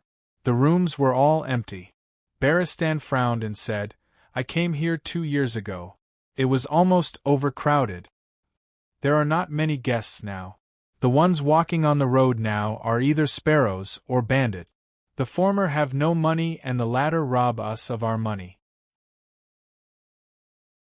Chapter 274. What about Martha? The fat lady boss who chews tobacco from morning till night and stains her teeth red? Barristan asked. "Martha is my aunt. She's dead. She died 2 years ago." "Died? How did she die?" "She was hanged by the old lion in front of the inn." "The old lion? Duke Tywin?" "Yes." Weeping Willow did not wait for him to ask again and continued to explain. "That day, the little devil was drinking downstairs and was caught by Mrs. Stark.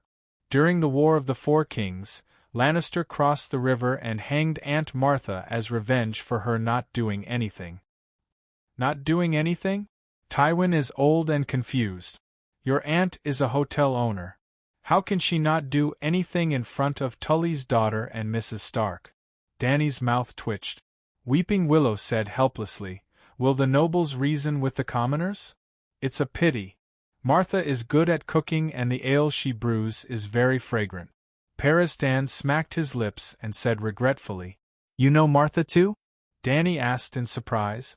"Sigh, this is a legendary old inn that is as famous as the Feather Pen wine bottle. I stayed there when I was traveling through the 7 kingdoms." The old professor looked around and ran to the 4th room in the north. He smiled and said, "This is the room where the kind Queen Alysanne and the King of Rinroy, His Majesty Jollies, lived 200 years ago." "Are you talking nonsense?" Weeping Willow stared and said in surprise. "Ha!"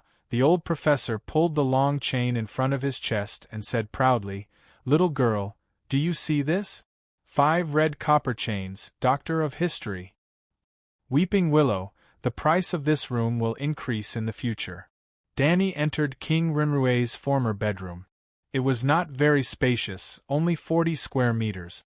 It had a small bathroom and a fireplace compared to the other rooms. She took off the large canvas bag behind her and put it on the chair in front of the fireplace. She looked around and said, "The feather quilt on the bed is a little moldy. Change it to a cleaner one for me. Light the fireplace and fill the water tank in the bathroom.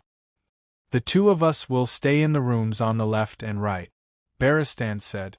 After that, The old knight asked Weeping Willow about the recent events that happened near the inn. Wolf cubs and lions are going back and forth. The nearby villages have all been destroyed by the soldiers.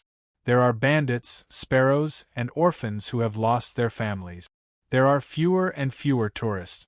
Our inn has long run out of food. We can only rely on hunting and fishing to survive. Is this considered a big deal? Weeping Willow said. Does Lannister have any plans? Organize the disaster victims to return to their homes and plant.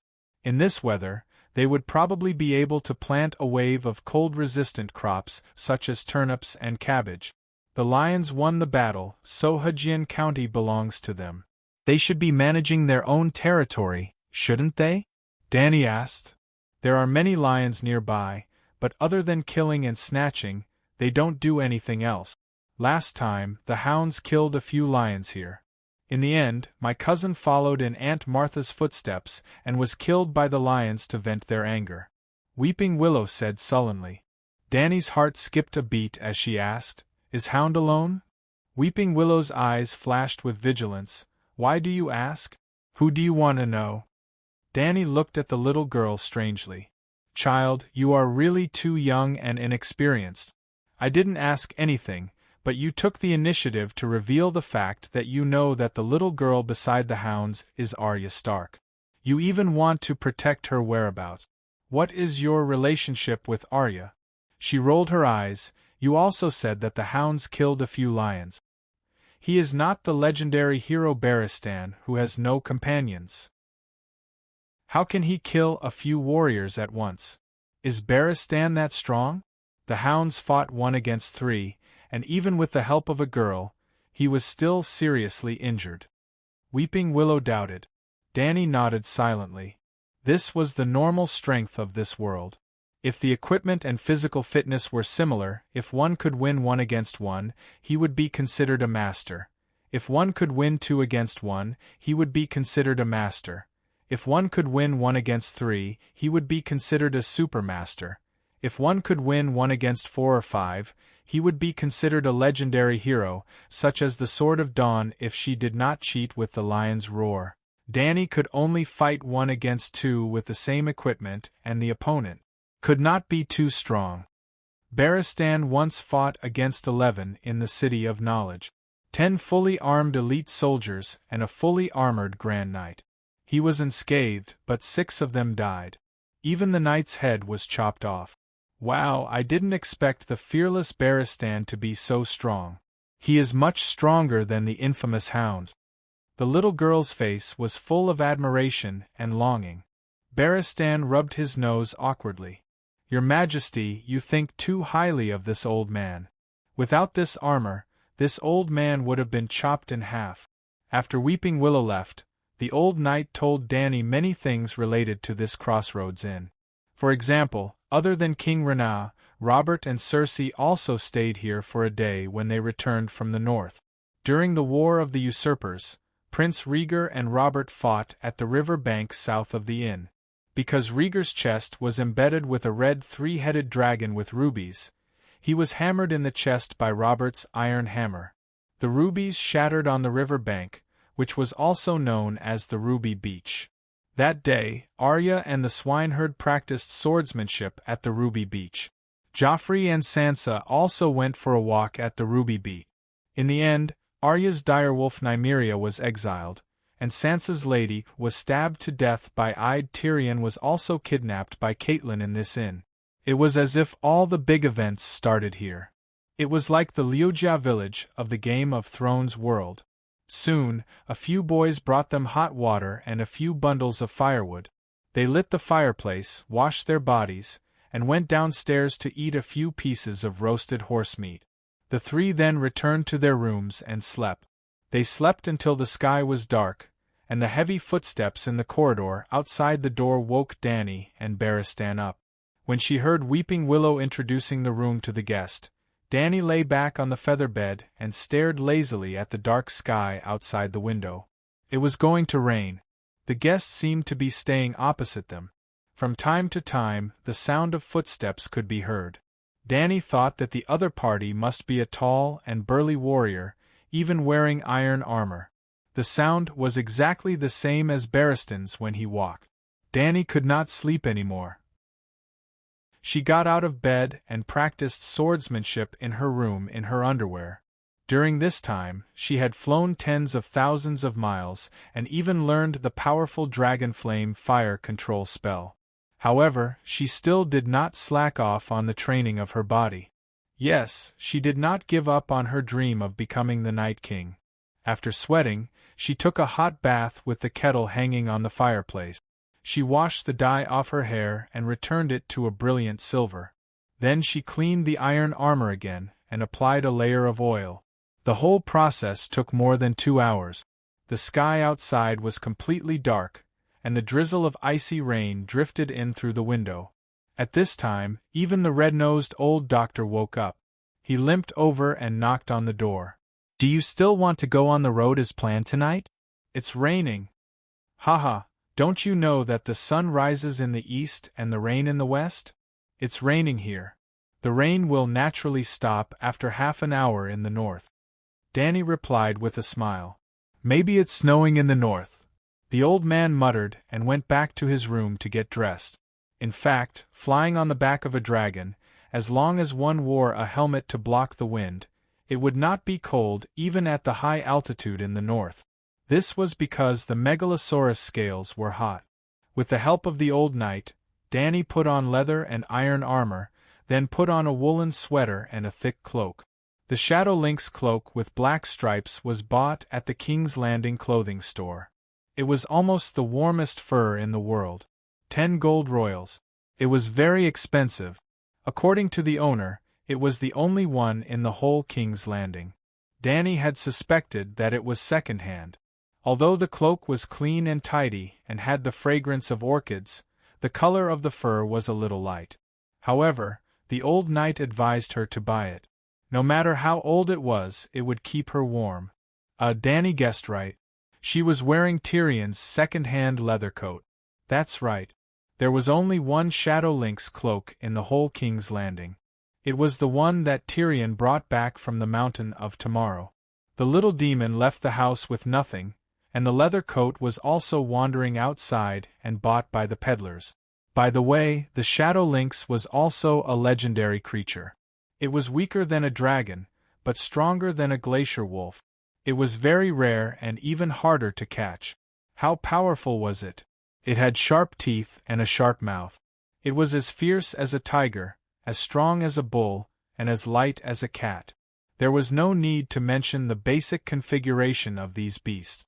The scary thing was that it could smell blood from 10 kilometers away. When Dany and the others went downstairs with their backpacks, they saw the boys trying to push the tables together in the hall into 3 long lines. There were also a few older girls trying their best to move the benches from the back. More than 30 children were busy working like ants under the command of Weeping Willow. While the orphans were busy, there were 2 strong men sitting leisurely by the bonfire. One of them was a skinny young man. That's not right. The strong man in iron armor, who was almost 2 meters tall, had a rough face and gentle eyebrows. He seemed to be a woman? Beauty brain? Weeping Willow walked to the stairs and looked at Dany's silver braids in front of her chest. She said in surprise, "Miss Knight, your hair." Dany threw her long braids to the back of her head and smiled. "I dyed my black hair before." "Oh, the silver hair matches you very well. You're even more beautiful." Weeping Willow touched her messy brown hair and lowered her head shyly. Soon, she noticed that the 3 of them were carrying backpacks. She asked doubtfully, "Are you leaving? It's so late and it's raining." "Where are you going?" "Would you believe me if I said that we're going beyond the Great Wall to fight the deviant ghosts?" Peristan chuckled. Weeping Willow glanced at him. Let the deviant ghosts eat this lying old man. However, she did not ask further. She only reminded them, "It's very dangerous to travel at night. The 3 of you must be careful. Let's have a meal first." "You haven't started eating yet, right?" Barristan said. "We're cooking porridge. The 3 of you can go to the bonfire to warm up first," Weeping Willow said, and returned to the hall to instruct the little ones to work. The man who took off his boots and warmed himself by the bonfire had his back facing the stairs. He did not notice Danny and the other two. He was still talking nonstop. Very strange words. To be honest, I want you. Be confident.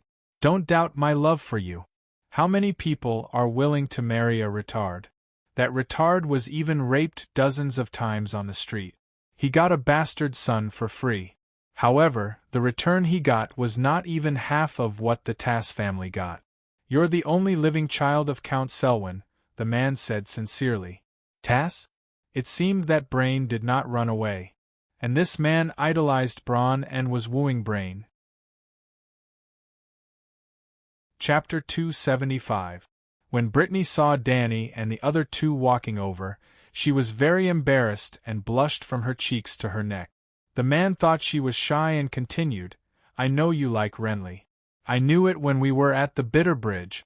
I'm not as handsome as him, not as rich as him, and not as high as his title, but I have two advantages that he will never be able to match. First, I didn't have my throat slit. A living person is better than a dead person. Second, I have the ability. I swear to you, I have at least one confirmed illegitimate daughter. But don't worry, I won't let that girl cause you trouble. I just want to say that marriage is good for both of us. I get the land and the title, you get the castle. He pointed at the children running around the room. Brittany said angrily, Don't say that. My father is only 54 years old.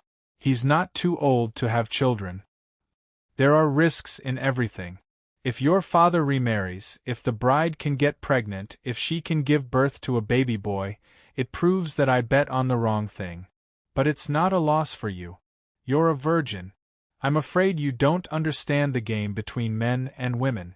After playing, your attitude will naturally change. In the dark, you're as beautiful as any princess. I'll also spoil you like a princess. Tonight, don't bolt your door. I'll sneak into your bed and prove my words. The man said teasingly. Damn, this guy is so cheap. Brittany couldn't help but be embarrassed and said angrily, If you dare to do that, I'll turn you into a eunuch tonight. We have a guest. The silent young man with brown hair and blue eyes reminded her in a low voice. The man sat on the chair and looked back. He was surprised to see Danny, but his eyes were finally attracted by the long chain around Pereston's neck. 7 gods above, I actually met a doctor here. You're Dr. Perestan. I've seen you in the City of Knowledge. Why are you here? The man had thick and messy brown hair. There was a thin and long scar on his left ear. His buttocks had a chin, and his nose seemed to have been broken many times. It was a little crooked. You are. The old professor was puzzled at first, but when he saw the family emblem on the man's breastplate, a brown dead deer hanging from a crossbar, he suddenly understood. You are Highly Hunt of the Horn Hill. You have been studying in the City of Knowledge for 2 years, but you have misspelled your father's name, the stupid pig hunt. Ahem. Hire coughed dryly and said awkwardly, That was a mistake. Are you Miss Brittany of the Tass family? The old doctor turned to Brittany and asked in confusion, Why are the two of you together? Doctor knows me? Brittany asked curiously. Your looks are unique under the heavens. The old man said harshly, Brittany blushed and lowered her head. Brittany was 2 meters tall, with broad shoulders. Because of her flat chest, her pectorals were bigger than her breast. Her face was round and rough, covered with freckles. Her nose had been broken many times and was crooked. Her teeth were protruding out of place. Her mouth was wide, almost split to the roots of her ears, and her lips were fat like caterpillars. Her hair was yellow like dirty straw, fragile and dry. It was truly unique. Doctor, where are you going? Hire asked. To the north, beyond the Great Wall. The commander of the night watchmen sent a message saying that there are deviants outside the Great Wall. I represent the Academy, Danny interrupted him. Don't flatter the Academy. The scholar has completely failed in his duty regarding the deviant. He has done nothing. The red-nosed old man touched his nose and found a chair near the fireplace to sit down. He put his backpack aside and stopped talking. Deviants? Are you talking about deviants? Brittany and Hire looked strange. Are you telling a legend? Danny shrugged and skipped the topic. She asked Brittany, Are you looking for Sansa Stark in Hejin? Who are you? How do you know? Brittany was shocked at first, then quickly shook her head and denied it. I'm not looking for Miss Sansa. Sigh, you ask everyone you see. Have you seen a red-haired virgin? 13 years old, very beautiful. Hunter sighed. I guess the entire Three River Valley knows that Brittany of Tass is looking for Sansa Stark. What's the next plan? Danny asked again. I won't say. Brittany said stubbornly. Haha, who is this kid? Danny pointed at the shy brown-haired boy and asked.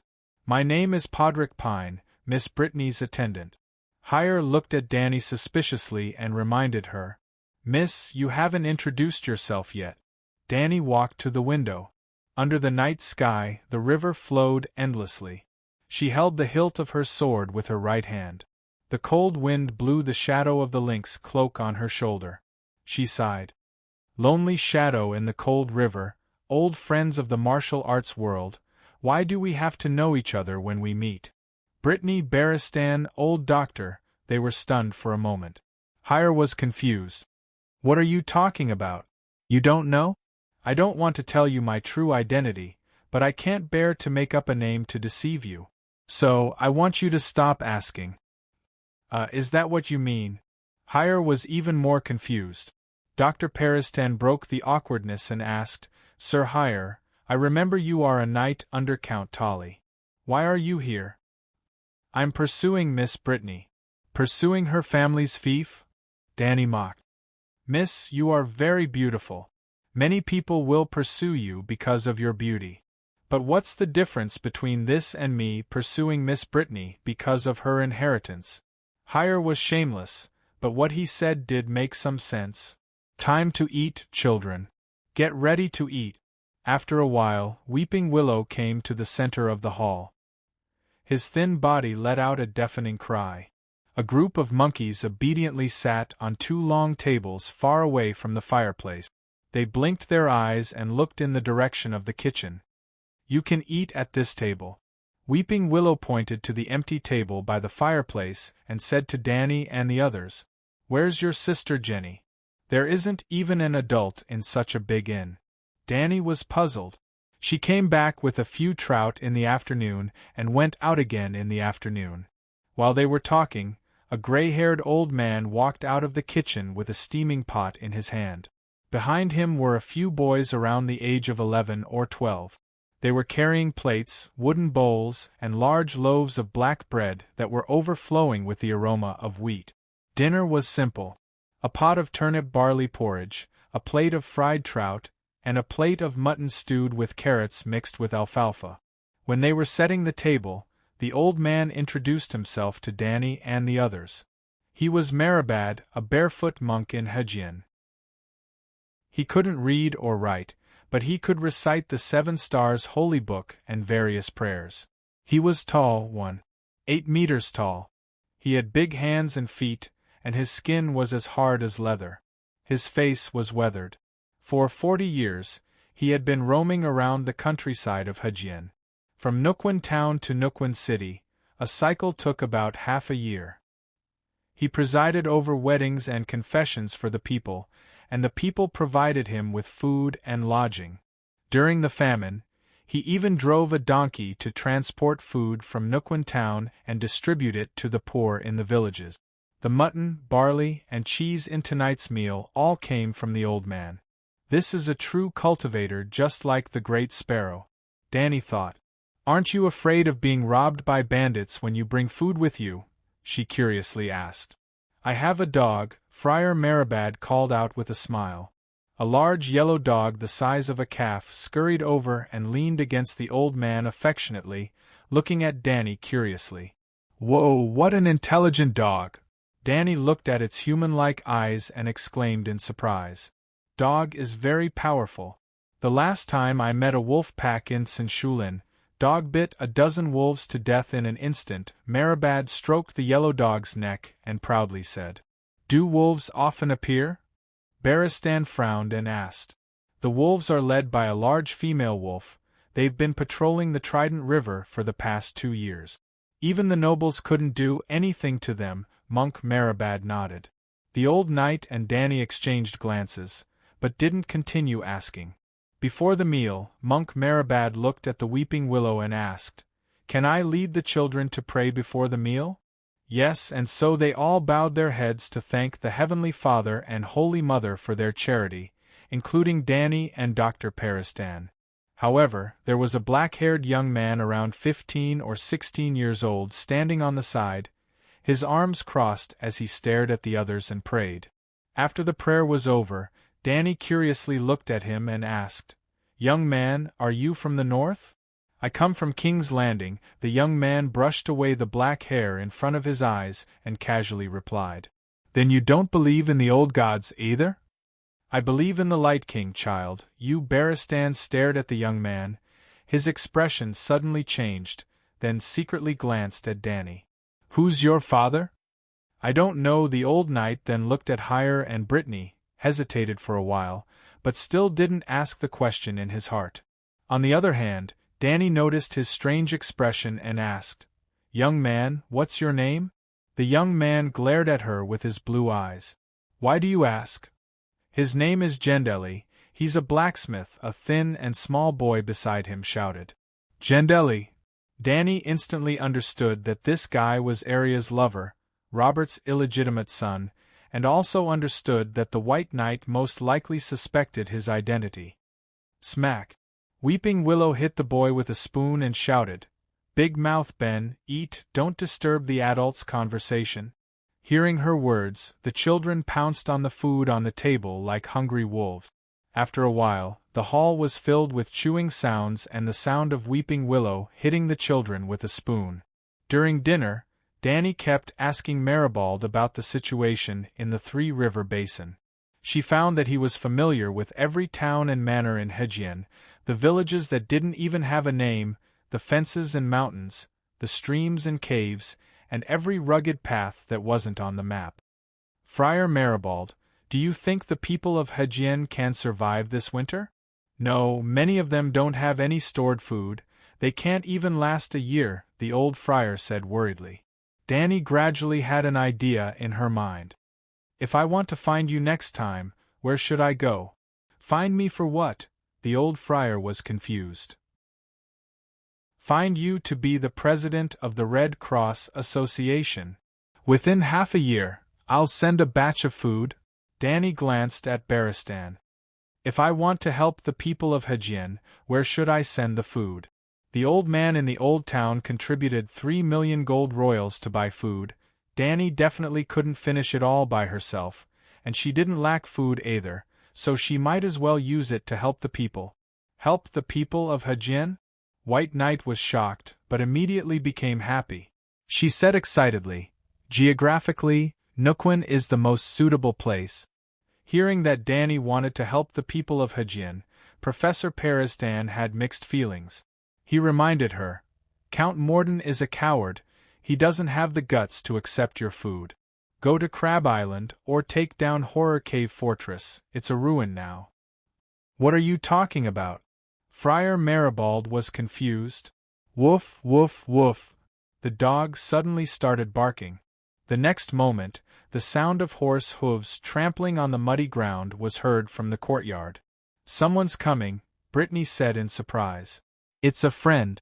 Jean Deli's tone was casual. Weeping Willow put down the wooden bowl and spoon, and went out to greet them with joy. Boom! Lightning split the dark sky, and in a moment, the courtyard was as bright as day. Weeping Willow's sharp voice was filled with fear. "Ah, no, it's not Captain Lemon and the others." Chapter 276. Weeping Willow staggered back into the hall. She hurriedly took off a crossbow hanging on the wall and shouted anxiously, "Stop eating! Take your weapons, there's a group of bandits outside." The children who were holding bowls and eating immediately left their seat. Some went to get crossbows, some looked for stones, some leaned on the window and pulled the slingshot. Weeping Willow rushed into the rain with a crossbow and shouted at the top of her lungs, "Leave, there's no food here. We all have weapons. This is not a place where you can behave atrociously. The 10-year-old little girl was taller than a giant at this time.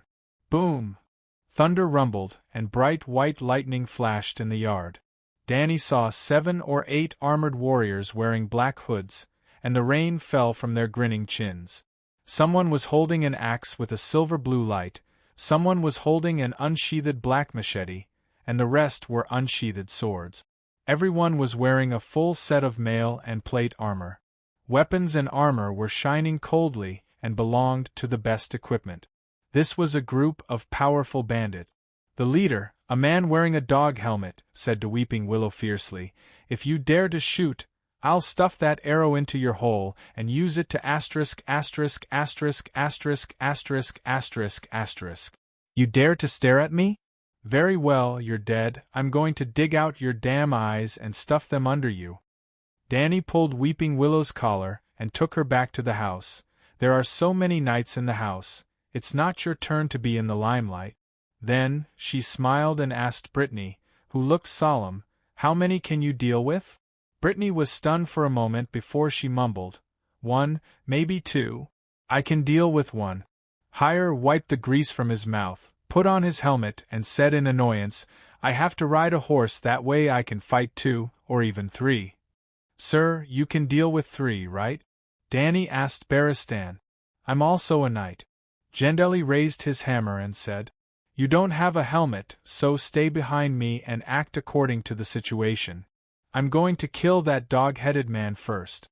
"Everyone, protect my flanks," Danny said as she pulled down her helmet and rushed into the rain. "Kill!" The old knight was almost in sync with her. He pulled out his sword and ran towards the scimitar wielder on the dog-masked man's left. "Kill!" Brittany and Hire didn't fall behind. Even the old monk's dog barked and rushed over. "Damn it! How can there be 4 knights in this rundown hotel?" A bandit in the courtyard shouted in surprise. "We're just passing by. There are bandits chasing us. Give us good horses and food, and we'll leave immediately." The other bandit was a little scared. "Don't be afraid. 2 women and an old man. Watch me slaughter them." The dog-masked man raised his axe and charged towards Danny. Dragon might. The moment the woman and the horse were 5 meters away, Blackie's soul entered Danny's mind. Her eyes were blood-red and even glowed in the dark. Nay, nay. The warhorse's legs suddenly turned to jelly. Although it didn't kneel down directly, it gave a hard kick, and its speed couldn't help but slow down. The dog-masked man's attack missed, and his body leaned towards Danny unconsciously. The sharp Valeglia's steel sword carried the force of Danny's running and pierced into the dog-masked man's mouth accurately. SSS, SSS, SSS.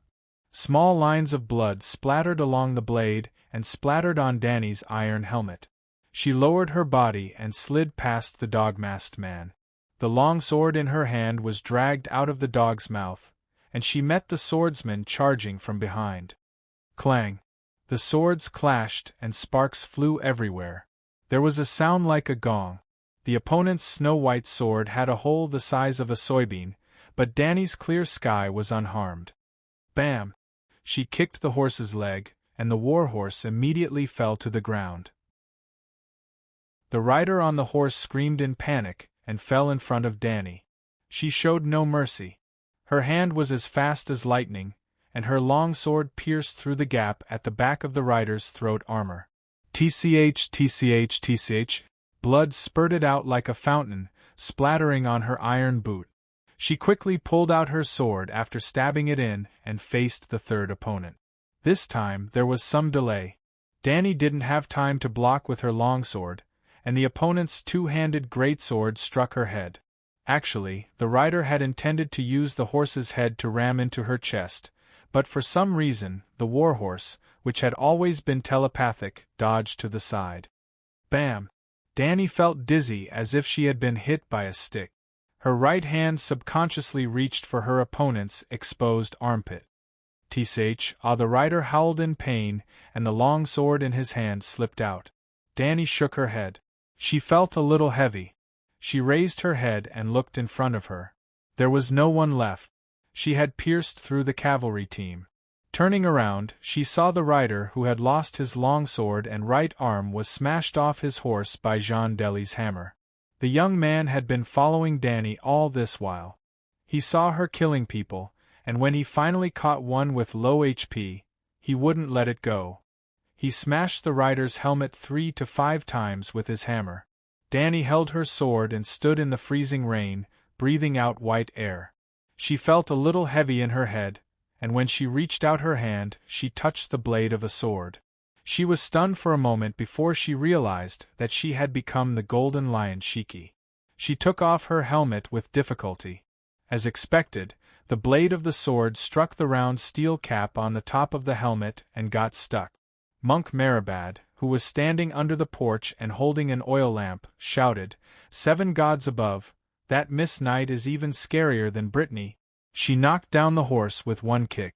How strong must she be? Weeping Willow's eyes widened as he muttered. Peristan was also shocked. In just a few breaths, the others were still fighting one-on-one, but she had killed 3 fully armed Grand Knights. The quality of this year's martial arts champion was too high. White Knight didn't complete her mission. She only killed 2 riders. Brittany and Hire killed 1 each, and Jean Dely snatched one of Dany's heads. As the rain fell, the 7 armored corpses twitched unconsciously in the mud. Blood flowed into a small stream and dyed the soil in the courtyard red. Dany and Brittany looked at each other and laughed at the same time. In an instant they felt closer to each other. Jean Dely walked to the dog-masked man and said with a smile, "Miss, you killed the hound?" "What, he's the hound? I killed the hound?" Dany's eyes almost popped out. The hound was one of the most important supporting characters in Game of Thrones. He was Arya and 3 idiots' first love. How could he get a boxed lunch just like that? He's not the hound. The hound died a long time ago. Brittany took off the helmet of the dog-masked man, revealing an ugly face without a nose. She said with a complicated expression, "They're blood performers. They picked up the hound's head helmet from the hound's grave. They're the ones who looted the salt field town." Dany also walked over to take a look. Although he was ugly, there were no burn scars on his face. He was not the hound. "Rolger?" Jean Dely exclaimed, "It's him." "You know him?" Dany asked curiously. "I was originally sold to the Night Watchers by the blacksmith. I followed the Night Watcher Yoren and a group of people to the north. At that time, there were 3 vicious people in the group who were locked in a cage." Jean Dely only roughly explained the situation at that time, and Dany understood. Arya not only saved faceless Jaqen, but also released 2 real villains. The 2 people in Game of Thrones had almost no scenes, but in this real world, the 2 joined the blood performers. They killed, robbed, raped, almost all the evil in the world were done by them. In fact, Jaqen was not a good person. His hands were stained with the blood of innocent people. Arya was indeed a child of blood performers. Ta. Dany was scrubbing her hair in front of the fireplace. Jean Dely and the others were stripping the bodies of the bandits under the porch. The armor was very precious. When they moved the naked bodies to the stables, there was a rush of horse hooves on the King's Road again. "It's me." Before entering the courtyard, a knight shouted across the stone wall, "Weeping Willow, Jean Dely, did you meet the group of crippled people?" Then, a group of more than 20 riders rushed into the courtyard. "It's Lemon, one of us." Jean Dely turned back and said to the vigilant knights in the living room, "One of you." Dany was alert. "Why are there so many riders in your inn?" "This, holy fire above, these blood performers are all dead." "Who did it?" A rider outside looked at the bodies on the ground and exclaimed, "Holy fire?" Hire was stunned and suddenly changed his expression. He got up from the soft couch by the fireplace, grabbed the sword belt hanging on the wall, and shouted, "Be careful, we are in a black inn, they are all bandits." "What?" Dany and Brittany were still in a daze. The White Knight who had not taken off her armor had already drawn her sword in front of her. Then they saw the children running around and shouting. Some children were at a loss, but a dozen of them were holding crossbows and raising stones, pointing at Danny and the others. Yes, this is a Black Inn. A tall girl, 16 or 17 years old, walked in. Her brown hair under the hood was dripping wet. She often did not have enough to eat. She was very thin, and her face was plain and white from the cold. The only highlight was her height, estimated to be more than 1.75 meters. Brown leather boots and black leather pants outlined a pair of eye-catching long legs. Long legs, Jenny. Jean Deli frowned and shouted. They killed the bandits of the blood performers. Jenny? Weeping Willow's sister, they looked very similar. Madam wants to see them, Long Legs, Jenny said. After a while, 7 or 8 warriors with sharp swords rushed into the room. There were also a dozen people with bows and crossbows guarding the door and windows, staring coldly at them. Put down your weapons, take off your armor, and surrender, the bearded man in a lemon-yellow cloak shouted. This really is a Black Inn. Danny looked around. The swordsman looked solemn. Weeping Willow wanted to say something but stopped. The group of little radishes looked at them nervously.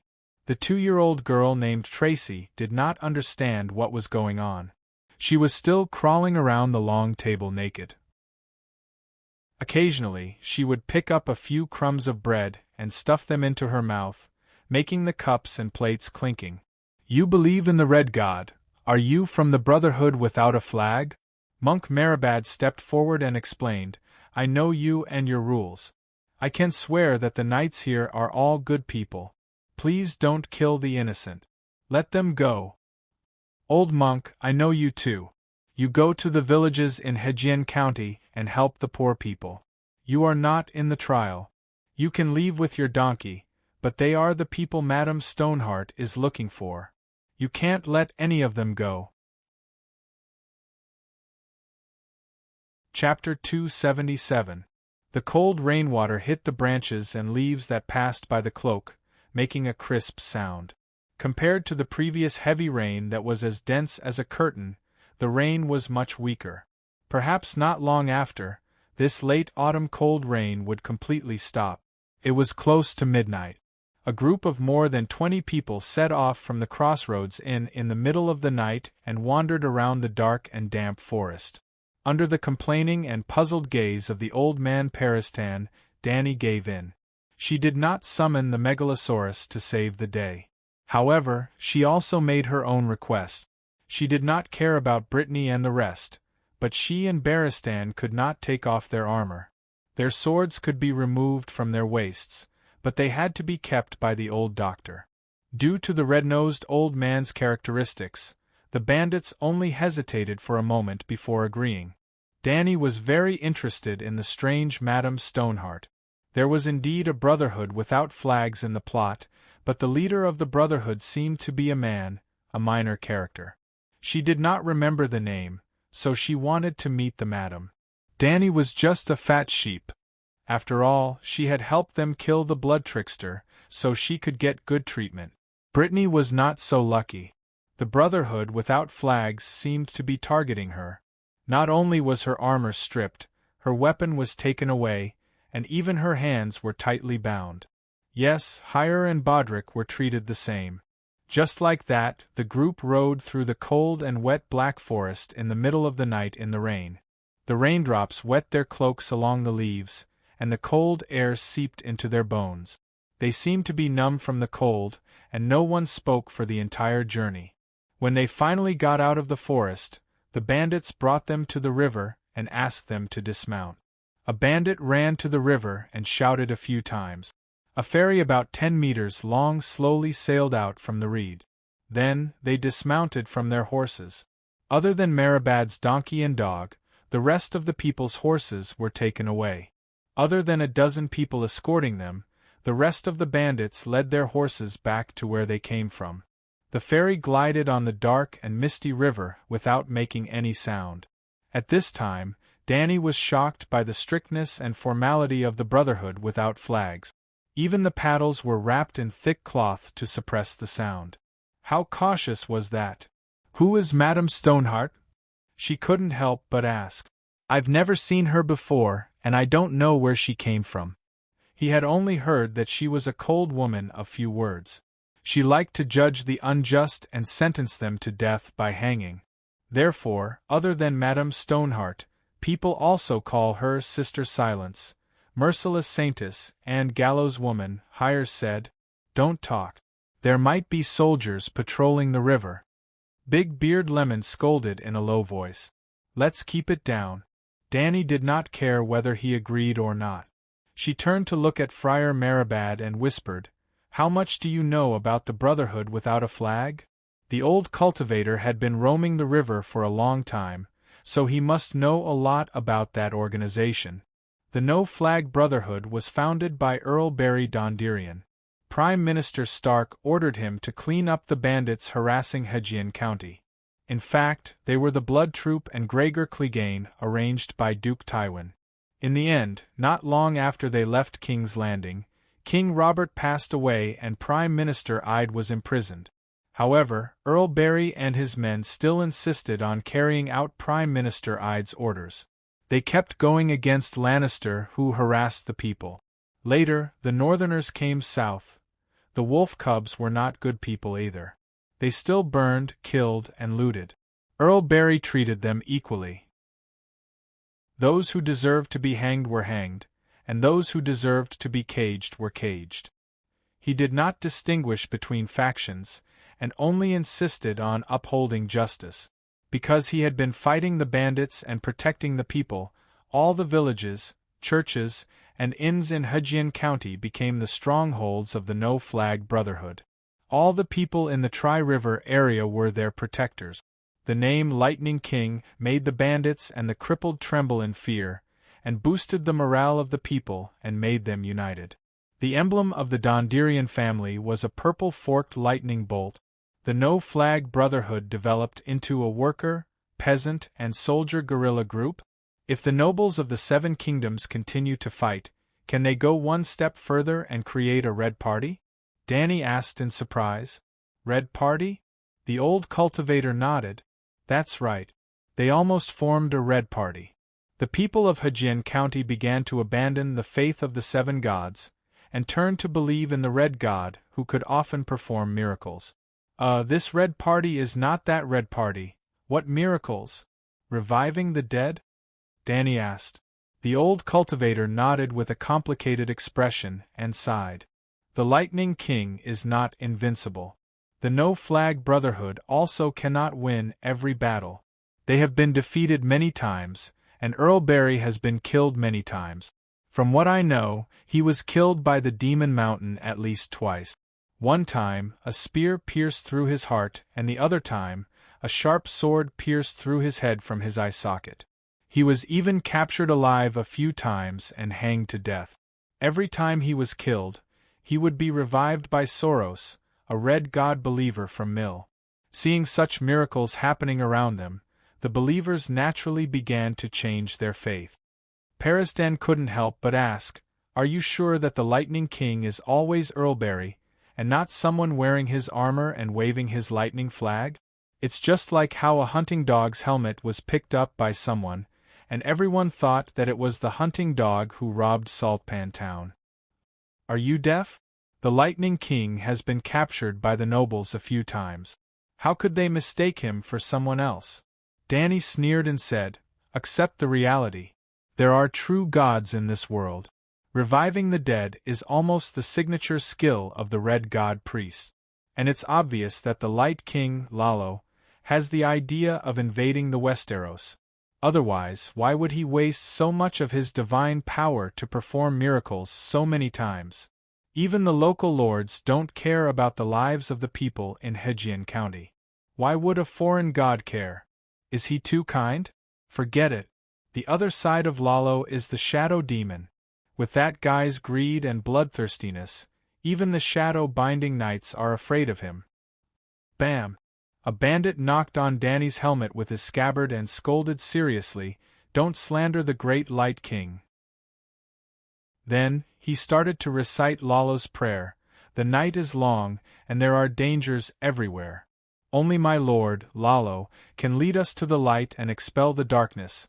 Danny winked at the dazed Peristan and laughed softly. Did you see that? If they didn't see the miracles with their own eyes, would they be so devout? Why Hudjian County? The old professor mumbled. You're a professor. Why are you asking questions that even idiots know?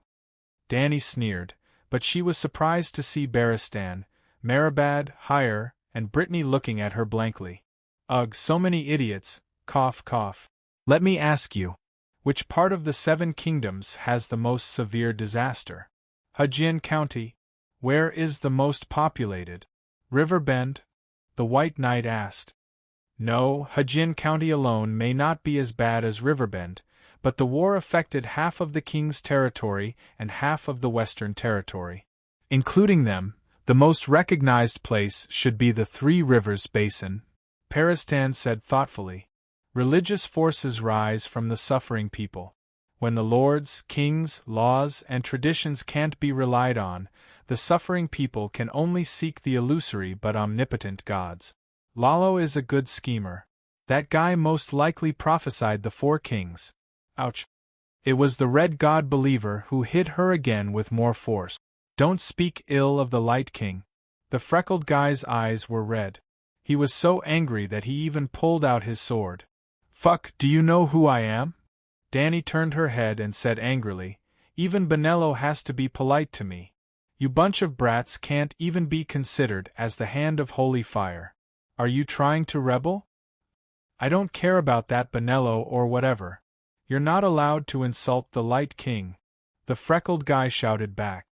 He even put his sword on Danny's neck. All right, I won't say any more. Danny raised her hands in surrender. Even the name of the supreme priest Benello couldn't scare him. What else could she say? Brother Marabad, please continue. Oh, Count Bailey still died. He passed his flame of life to a woman who died many days ago. She is now Madame Stoneheart. Madame Stoneheart took over Count Bailey's position and became the leader of the Brotherhood. She was different from the Lightning King. Count Bailey carried out justice and protected the civilians. Madame Stoneheart was unscrupulous and killed crazily for revenge. The Brotherhood was split into 2 factions. Those who became avengers in the suffering continued to be loyal to Madame Stoneheart. Those whose hearts were still filled with light and hope left the Brotherhood and continued to help the people. Bread and salt. Brittany seemed to have thought of something. Her expression changed. She shouted to Longlegs Jenny. At the inn, Brother Marabad brought food for the children. We shared bread and salt with your sister. We are your guest. You can't violate the guest's rights. Ever since Madame returned from the wedding, the way she treats her guests is different from before. Jenny sighed and looked at the dark river. She said calmly, Do you see the corpses hanging by the river? Some of them think they are guests too. Wedding? Danny frowned. Is it a red wedding? Who is Madame Stoneheart? She also attended the bloody wedding? And she wants revenge? Is she a survivor of the northern region? No, she died a few days before she was revived by the Lightning King. Could it be? Don't you feel ashamed? Barristan's face turned red. He was extremely angry. You trampled on the guests' rights and acted as if nothing happened. Do you have any sense of honor? Do you have any sense of shame? Aren't you afraid of the gods' judgment? We have our ways, Jenny said calmly. Lemon put on the hound helmet and laughed coldly. She said, There is no honor in this world. As for the judgment, go to River Rapture City and take a look. Thousands of ghosts of the Northerners wailed at night. The king, the church, the city of learning, and the nobles ignored them. They even tacitly approved of Wade Frey's actions. The family that violated the guests' rights prospered and became the new masters of Hudjian. Since this land is already dirty, how can we, the people living on it, not adapt to the new rules? Wade Frey deserves to die. Lannister deserves to die. The church and the city of learning that didn't do anything are all guilty. Barristan's tiger-like eyes were filled with tears. He said sorrowfully, Morals have fallen, etiquette has collapsed, Westeros are hopeless. No. He glanced at Danny beside him and suddenly became abnormally agitated. He shouted, "Let's send our troops. Clean up the universe and return the world to its former glory, Bam!" The freckled young man hit the old knight hard, causing the old man's helmet to become crooked. "Old man, don't make a ruckus," the bandit warned in a low voice. "You?" Peristan stared at the young man with a strange gaze for a long time. "You're awesome." Chapter 278. Cripples are not bandits in the usual sense. When Danny asked what cripples meant, Monk Marabad had a complicated look on his face, as if he was deep in his memories. After a while, he sighed. They were once simple commoners who never left their huts, not even 3 kilometers away. Until one day the suzerain summoned them. They bid farewell to their wives and children, wore tattered shoes and tattered clothes, and set off under the suzerain's beautiful flag. They carried sickles, sharpened hoes, and perhaps a hatchet. Or worse, they could only use leather ropes to tie rocks to sticks to make simple hammers. Brothers, father and son, and friends embarked on the journey together. Although they lived in the countryside, they had all heard the songs and stories of legendary heroes. When they set off, they were all eager, dreaming of witnessing wonders, winning wealth and glory, and even fantasizing that they would one day become the main character in the story. Unfortunately, war was a noble game that seemed noble but was actually cruel to the extreme. Most people woke up from their dreams on the first day they set foot on the battlefield, their dreams shattered, and they did not even have the chance to wake up. Those who were lucky enough to survive had mental breakdowns, but most of them persevered numbly. Day after day, year after year, they had participated in countless battles. A brother watched his brother die, a father lost his son, a friend's stomach was split open by an axe, and he still tried to stuff his own intestines. In such a scene, even those who survived the 100th battle might break down in the 101st battle. They saw the suzerain who led them on the battlefield being cut down, and another suzerain loudly announcing that they now belonged to him. Their injuries were only half healed, and then they were inflicted with new injuries. They never had enough to eat, and their shoes gradually fell apart during the endless march. Their clothes were tattered into rags, and many of them fell sick from drinking dirty water, shitting and peeing in their pants. They wanted new boots, warmer cloaks, and it would be safer if they had rusty iron half-helmet. The suzerain would not provide these things, so they went to loot the corpses. Not long after, they became accustomed to stealing from the living. In the land where the war was going on, there were commoners just like them in the past. They stole from these people, stealing chickens and dogs, slaughtering cows and sheep, and snatching the daughters of the commoners. Even if they were discovered, they were not afraid. They were soldiers, and in their hands, they even held the notice of the Lord's grain requisition, while the other party was just an ordinary person. One day, they looked around and woke up from their daze. All their friends and relatives had passed away, they were surrounded by strangers, and the flags on their heads were unrecognizable. They were so terrified that they did not know where they were or how to return home. They even forgot their home, thinking that it was another person's memory. They fought for their Lord, who did not know their names, and would only shout in a commanding voice to them to form up, and to take up spears and scythes and sharpened hoes, and to stand their ground. Then the knights attacked. Those knights were fully armored and their faces couldn't be seen. When they charged, the sound of metal clanging filled the entire world. Finally, they broke down and decided to escape. After the battle, they would crawl away from the corpses and sneak out of the camp in the dark night to find a place to hide. They deserted the army and became disabled. By that time, all the traditional values and glory had disappeared. Kings, lords, and gods were not even as good as a piece of rotten meat, which could at least let them live for one more day, or as good as a bag of bad wine, which could temporarily drown their fear. The life of a deserter is like that of a wild beast, not a human being. Silence filled the cabin. Only the sound of the river flowing outside the ship could be heard.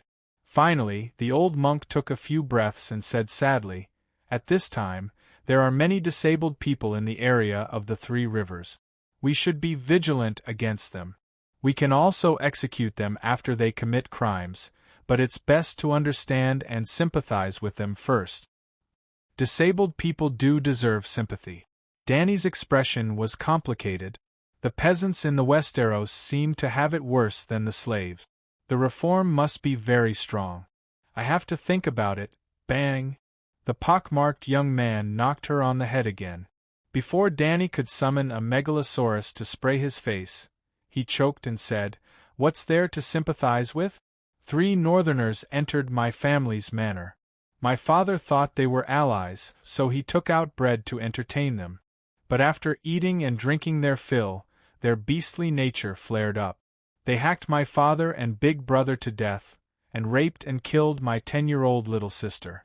Is that something a human would do? All disabled people deserve to be killed." "Forget it, Blackie, you don't have to come down." The ferry made many turns in the river, and finally swayed into a dense reed bush. The Brotherhood took out a leather hood and covered Danny and the others' eyes. Then, they took them to the shore. A few horses were waiting there. They were helped to get on the horses and wandered in the wet and cold forest for more than an hour. In the end, the headgear was removed and they arrived in front of a low cave. There was a forest all around them. The leaves had fallen, and it was completely bare. Only a withered finger-like tree trunk could be seen. The air in the cave was cold and gloomy. There was the smell of mud, insects, and mold. Above their heads were rocks and roots emerged from the cracks. Below their feet were gravel and yellow mud. It seemed that there were caves, cracks, and gaps everywhere. The roads extended in all directions, like a dense spider web. The Brotherhood held a torch and led the way. Along the way, they met many guards who were guarding the entrance. "Why did we come to a place like this? The cave is narrow. It's not safer than the wilderness," Professor Peristan complained. His buttocks and thighs were injured. It was difficult for him to move. He was carried on Barristan's back. Danny understood his reminder. But even though the old professor had seen the process of her true dragon roar killing wolves, he did not fully understand her trump card. The Megalosaurus could not enter the cave. But in a narrow space, her true dragon roar was more powerful. With Barristan in Valeglia's steel armor as a meat shield, Danny was confident that she would be safe. Well, if the worst happened, she might not have time to care about the old professor.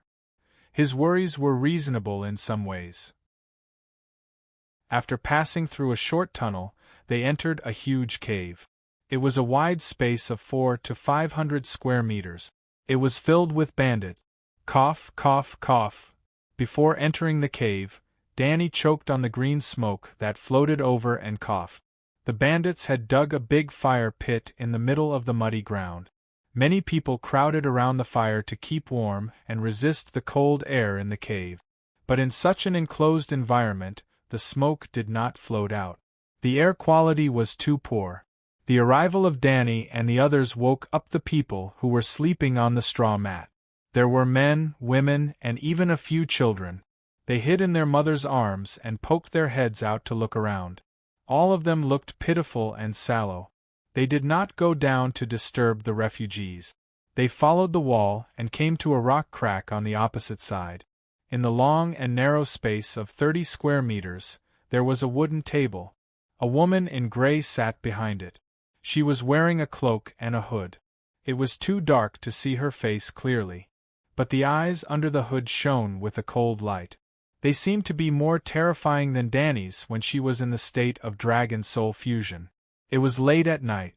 She did not rest. She was playing with a bronze crown with a circle of black iron swords around it. She looked at it and touched the blades with her fingers as if to test how sharp they were. "Madam, I brought them here." Lemon, who was wearing a dog's head iron helmet, shouted. The big man guarding the door glanced at Danny and the others. He pointed at Brittany and said, "Judge the bitch who killed the king first." "What? What did you call me?"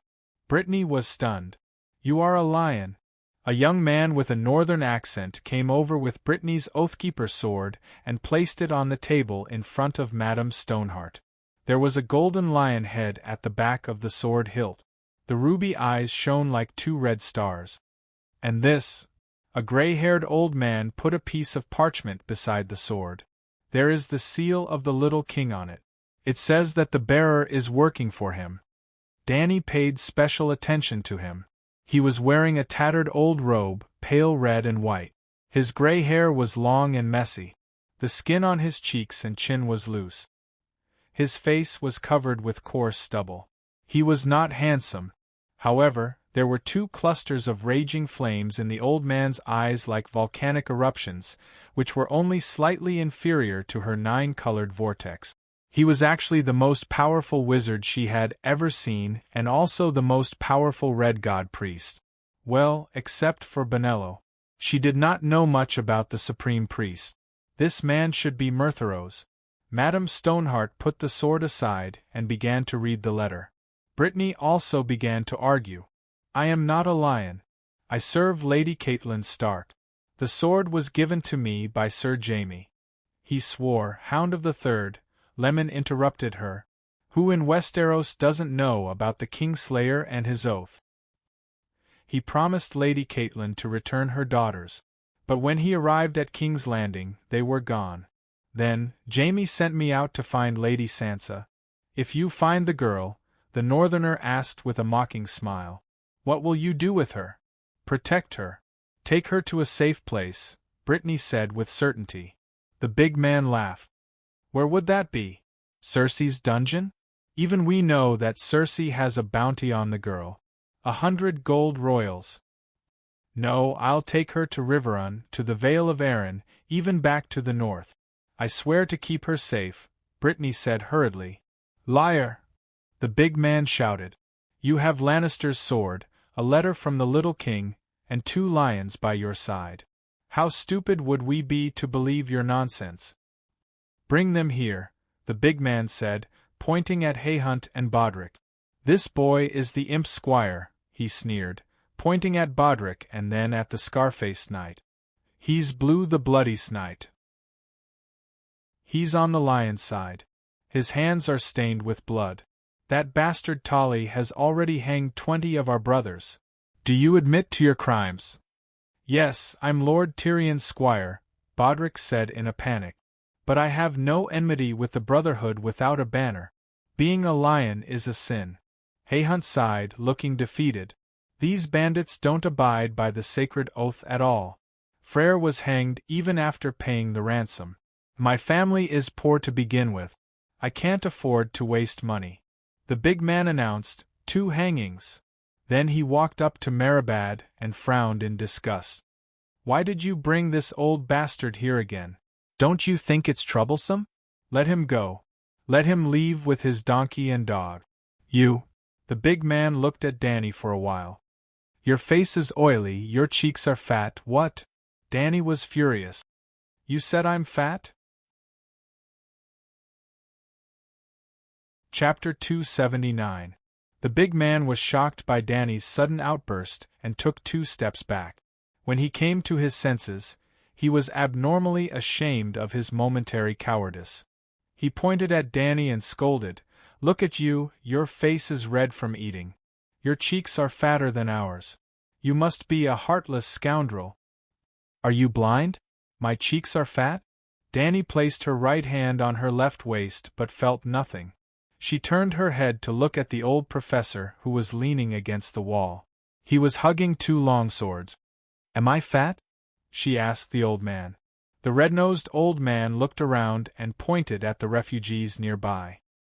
He nodded and said, Compared to them, your little baby fat is indeed too eye-catching. Okay, I'm fat. Danny's face darkened as she questioned the big man. I don't believe it. During the harvest season in summer, do you also look like skeletons? Were you also heartless at that time? You're poor, but you blame others for having enough to eat. What's the meaning of this? The big man was stunned. He recalled the carefree days of drinking and eating in Winterfell, and could not refute her word. Let me ask you, have you ever killed anyone? he asked again. Of course I have. I killed a few blood tricksters at the Black Inn at the crossroad.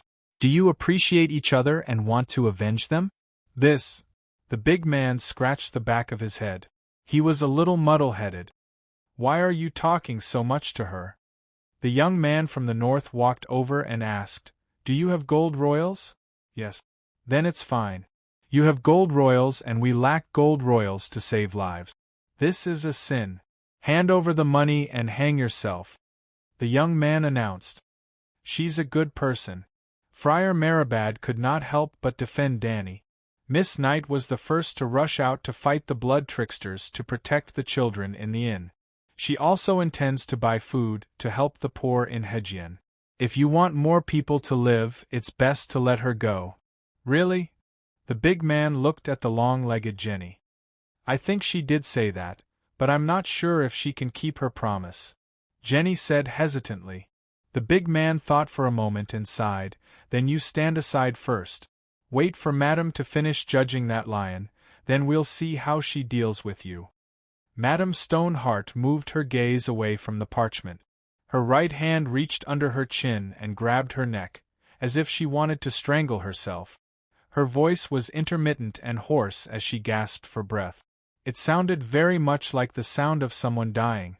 It made one's blood run cold. What did she say? Danny asked. She asked the lion the name of the sword, said the young man from the Northern Territory.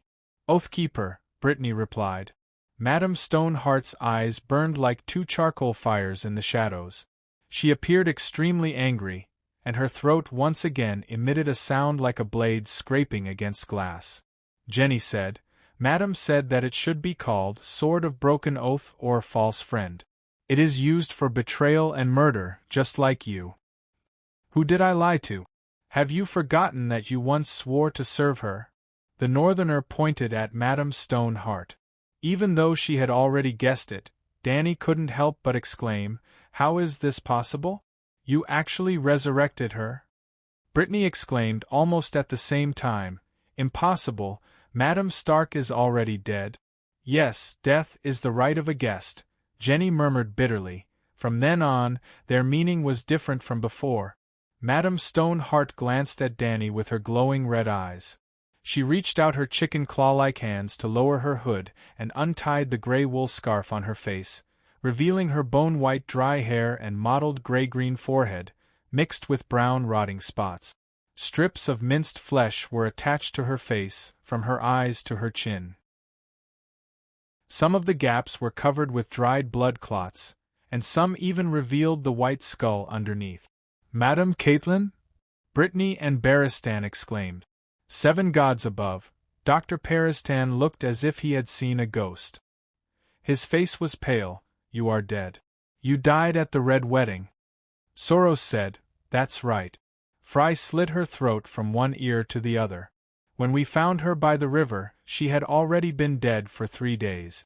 Harwin asked me to give her the kiss of life, but it had been too long, and her body had already rotted and deformed, so I refused.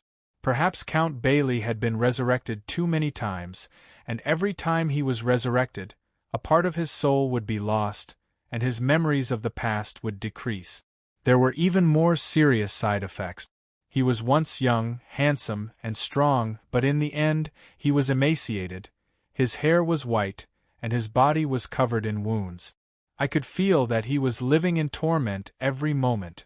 So, he replaced me and placed his lips on hers, passing the flame of his life to her.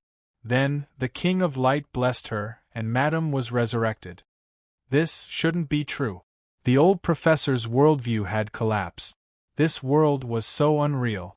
Was there any point in us thinking about exterminating the Megalosaurus? The belief that had supported him all his life suddenly collapsed, and the old professor despaired. Madam, I didn't betray you, Brittany cried. Harwin translated Madame Stoneheart's words. Words are like the wind. Prove yourself with actions. How do you prove it? Kill Jaime Lannister, and use this sword, the Sword of Oath. Brittany was stunned, and stammered as she defended Jaime.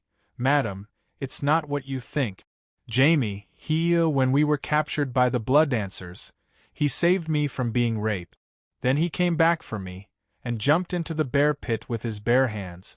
I swear to you, he's not an oathbreaker. He sent me to find Sansa to protect her safety. He couldn't have been involved in the Red Wedding. Dany could see that this silly girl had fallen in love with Jaime. Every word she said for the Kingslayer was from her own feelings. He saved me, protected my chastity. He saved me twice from the giant bear with his bare hands, so he's a good person, and a good person wouldn't go back on his words. Madame Stoneheart's fingers dug deep into her neck, and with a voice that made one's scalp tingle, she spoke intermittently. You have to choose, either use the sword to kill the Kingslayer, or be hanged as a traitor, the Northerner translated. Brittany shook her head firmly, neither. Madame Stoneheart was silent for a long time, and then spat out a word, hanged. Everyone understood this time. Wait, Dany stepped forward before the bandits dragged Brittany away, and looked at the monstrous Caitlin. It's obvious that you're pushing your responsibility onto someone else. Hiss, hiss, hiss. Madame Stoneheart hissed like a venomous snake. The Northerner immediately rebuked her. You have no right to speak here. We'll judge you after we hang these 3 lions. Madam, you're not even afraid of death. Are you afraid of hearing the truth? Don't you want to know how your family ended up in such a pathetic state? Dany crossed her arms in front of her chest, and said calmly, Stark's family style is the best among the nobles of the 7 kingdoms. There's no mother who cares more about her children than you, and no father who loves his family more than I'd Stark, and no father who is more righteous. Your children are also very smart, but how did they end up in such a state? Caitlyn's charcoal eyes dimmed, and she pushed away the Northerner who came to pull Dany, and spat out a word. You say it? Because you trusted the wrong person. Dany sighed and pointed at Brittany. Take her for example. Anyone with a normal brain and a little experience can see at a glance that Miss Brittany is sincere, kind, loyal, and brave. It's a perfect match to have such a person as a guard, and any king can sleep peacefully with a guardian knight like her. Miss, you flatter me. Brittany blushed and twisted. I'm not that good. Yes, you're not that good, your brain is not good, and you're naive to the point of stupidity. That's your weakness. Dany rolled her eyes and continued to speak to Madame Stoneheart. Madame Caitlin, do you know how she found your daughter Sansa? She asked everyone she met on the way. Have you seen a 13-year-old red-haired virgin, very beautiful? So, do you understand? You shouldn't have sent such a simple-minded person to deal with Lannister.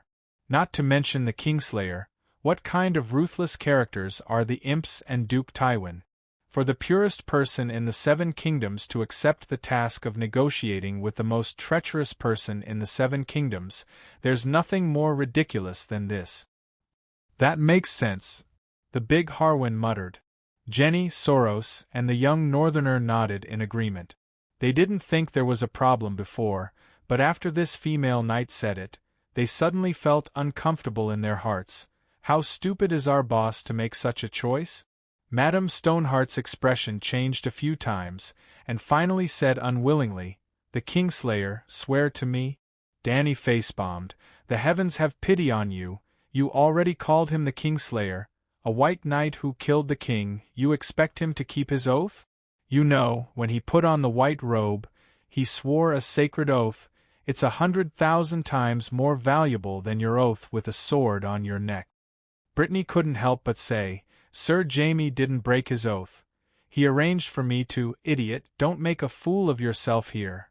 Dany scolded her unceremoniously. She asked the brawny woman in return, Were you arrested by Roose Bolton? Yes, Jaime saved me, and Dany waved her hand and asked again, Did Lothbolton betray Robb Stark, and collude with Tywin and Waldfrey? Yes. Brittany was honest, and didn't say any more nonsense. Did Lothbolton's men cut off the Kingslayer's hand? It's the blood dancer who betrayed Duke Tywin and turned to Bolton. In the end, Lothbolton arranged for his men to escort you and the Kingslayer to King's Landing. I thought Lothbolton listened to me about the negotiations, and obeyed Lady Caitlyn's orders, Brittany argued.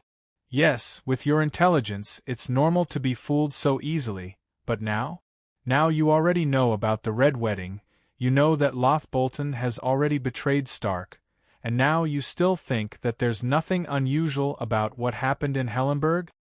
Brittany's expression changed dramatically, and said with a trembling voice, You mean, Sir Jaime knows. Whether he knows about the blood wedding, I'm not sure. But at that time, Jaime must have negotiated the price with Bolton to betray Stark in front of you. From that moment on, Bolton will participate in the blood wedding without any scruples, and the tragedy of the Northerners is doomed. Dany looked at Madame Stoneheart and said, You shouldn't have let the Kingslayer go in the first place. After knowing that his heir is safe, Tywin lost his only concern about the blood wedding. With his intelligence, he must have guessed that Jaime had an agreement with you. But even if he fulfilled his son's vow, it would have been meaningless to you, because the direwolf would have been finished by then. If you let Sansa go, where can she go? The Northern Territory already belongs to Bolton, and Fry of River Delta City won't let the remnants of the House of Stark go. If I were Tywin, I would definitely fulfill my son's reputation as a man of his word. I would even make this matter known to everyone and release Sansa in public. I would let everyone in the Seven Kingdoms know that Lannister's words were as good as gold. Then I would use Bolton and Frey's hands to get rid of the problem. Sansa can never decide the direction of the situation, but Jaime and Robb can, but you chose your own daughter. You, Dr. Peristan pointed at Dany and said in horror, You're ruthless, even more vicious than Tywin. The bandits couldn't help but take a step back, looking at Dany in horror, as if she had really become Tywin, and then carried out the above vicious plan. Chapter 280. 7 Levels of Hell. Seeing Madame Stoneheart glaring at her, Dany stomped her feet and said, Can't you be more reasonable? I'm just analyzing how I failed for you. I didn't do anything bad. I still don't understand. Since Bolton has already joined forces with Tywin, why did he cut off the Kingslayer's right hand? That's his sword hand. Without his right hand, Jaime is almost a cripple. Barristan was puzzled. The one who cut off the hand was the Blood Troop? Dany looked at Brittany. Yes, Wager Hort, the leader of the warrior group. The warrior group was originally hired by Tywin from the other side of the Narrow Sea. Later, when they saw that the Northern army was strong, they betrayed Lannister and joined Roose Bolton. This kind of behavior is normal in the Free Cities, but it greatly offended Tywin. Dany rubbed her chin and smiled bitterly. It seems that even the Blood Troop has guessed that Bolton is secretly siding with Tywin. The reason why Varg cut off the Kingslayer's hand is most likely to cut off Bolton's path of siding with Tywin. Hee. Madame Stoneheart scratched her face crazily, blood staining her scarred cheeks. Looking at her painful and regretful look, Dany sighed and comforted her. Madam, you don't have to regret. You love your daughter and it's a maternal instinct. And a mother's love for her child should not be considered a sin under any circumstances. Although she also thought that Catelyn was too stupid, what was the use of regretting and blaming herself now that things had come to this? She was not the only one who was stupid. Robb, the self-proclaimed King of the North, was even more wrong.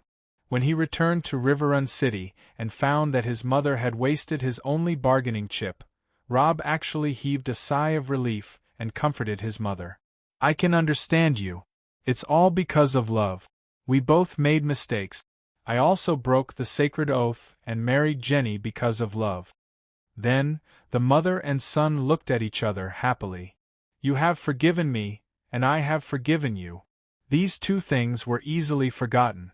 The faces of the dukes of the northern region and Hudgien County were twisted. They were furious, and at the same time, they were completely hopeless about the future. In his despair, Stark killed 2 members of Lannister's side family.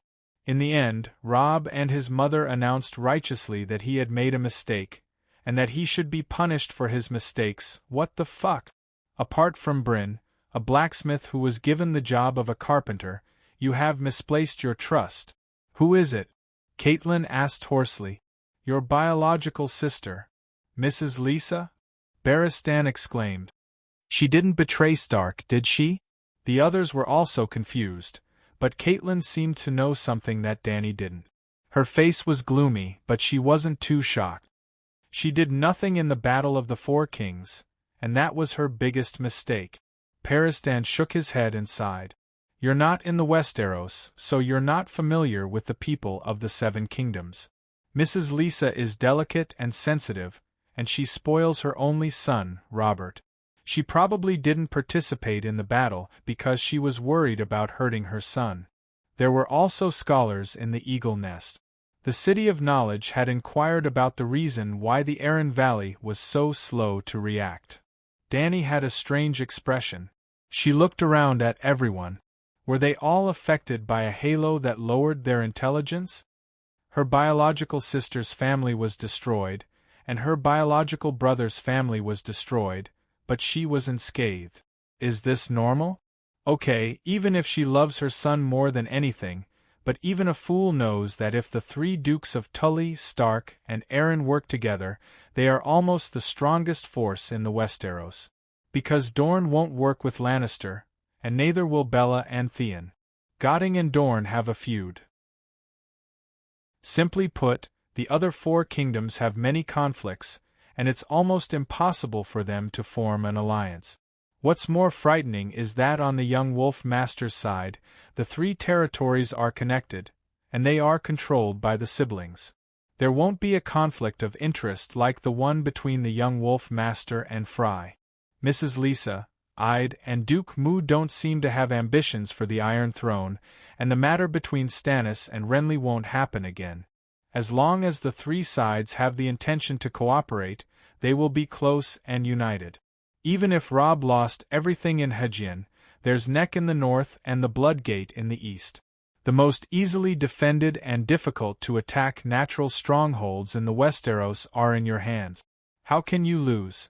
According to the young Wolf Master's talent on the battlefield, not to mention finding Lannister to avenge his father, he is even the strongest contender for the Iron Throne. In fact, the young Wolf Master has never lost on the battlefield. Lisa is really worried about her son's safety.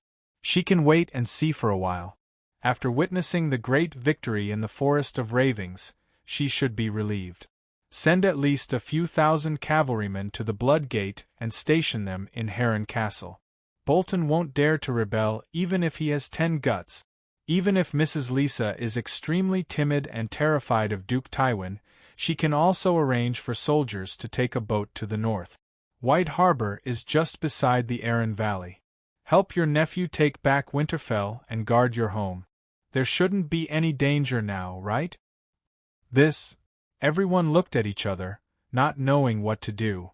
If you really want to help, you can always find an opportunity to do so. If you don't want to help, you can find 10,000 reasons to refuse. Dany poked her chest. That's the key. It's obvious that the madam's sister doesn't care about you at all. Why, Lisa, why? Mrs. Stoneheart pinched her throat and said with a gasping voice, Lisa wrote me a letter, telling me that Jon Arryn was poisoned to death by Lannister. She wanted us to help her. That's why I went to the King's Landing to investigate. Why? She's my sister. Did you know that Mrs. Lisa loved Littlefinger very much? Dany glanced at the old professor. She wasn't telling him the truth. In fact, the documents in the City of Knowledge library contained detailed records of letters from the noble scholars of the Seven Kingdoms. The point was that Lisa didn't hide her relationship with Littlefinger at all. The two of them had officially registered their marriage. Everyone in the Seven Kingdoms knew that Littlefinger lived in the master's bedroom in the Eagle Nest. The old professor thought for a moment and said, Indeed, Mrs. Lisa was very infatuated with Littlefinger. She couldn't even wait for him to go to the Eagle Nest to marry her. She hurriedly led the monks to travel thousands of miles, crossing mountains and valleys, to the desolate Five Fingers Peninsula to marry him. I have a question. Why didn't any of you think of Littlefinger as a big player in the game of power? Dany asked curiously. Barristan thought for a moment and said, because he's small and skinny. He's not a knight and doesn't know much about military affairs. Because his family background is weaker than his military strength. They can't even afford to raise a clan soldier. Haha, you haven't been to the Five Fingers Peninsula. There are only rocks, cliffs, and sheep dung there. The castle of the Baelish family is a 3-story tower built by the sea.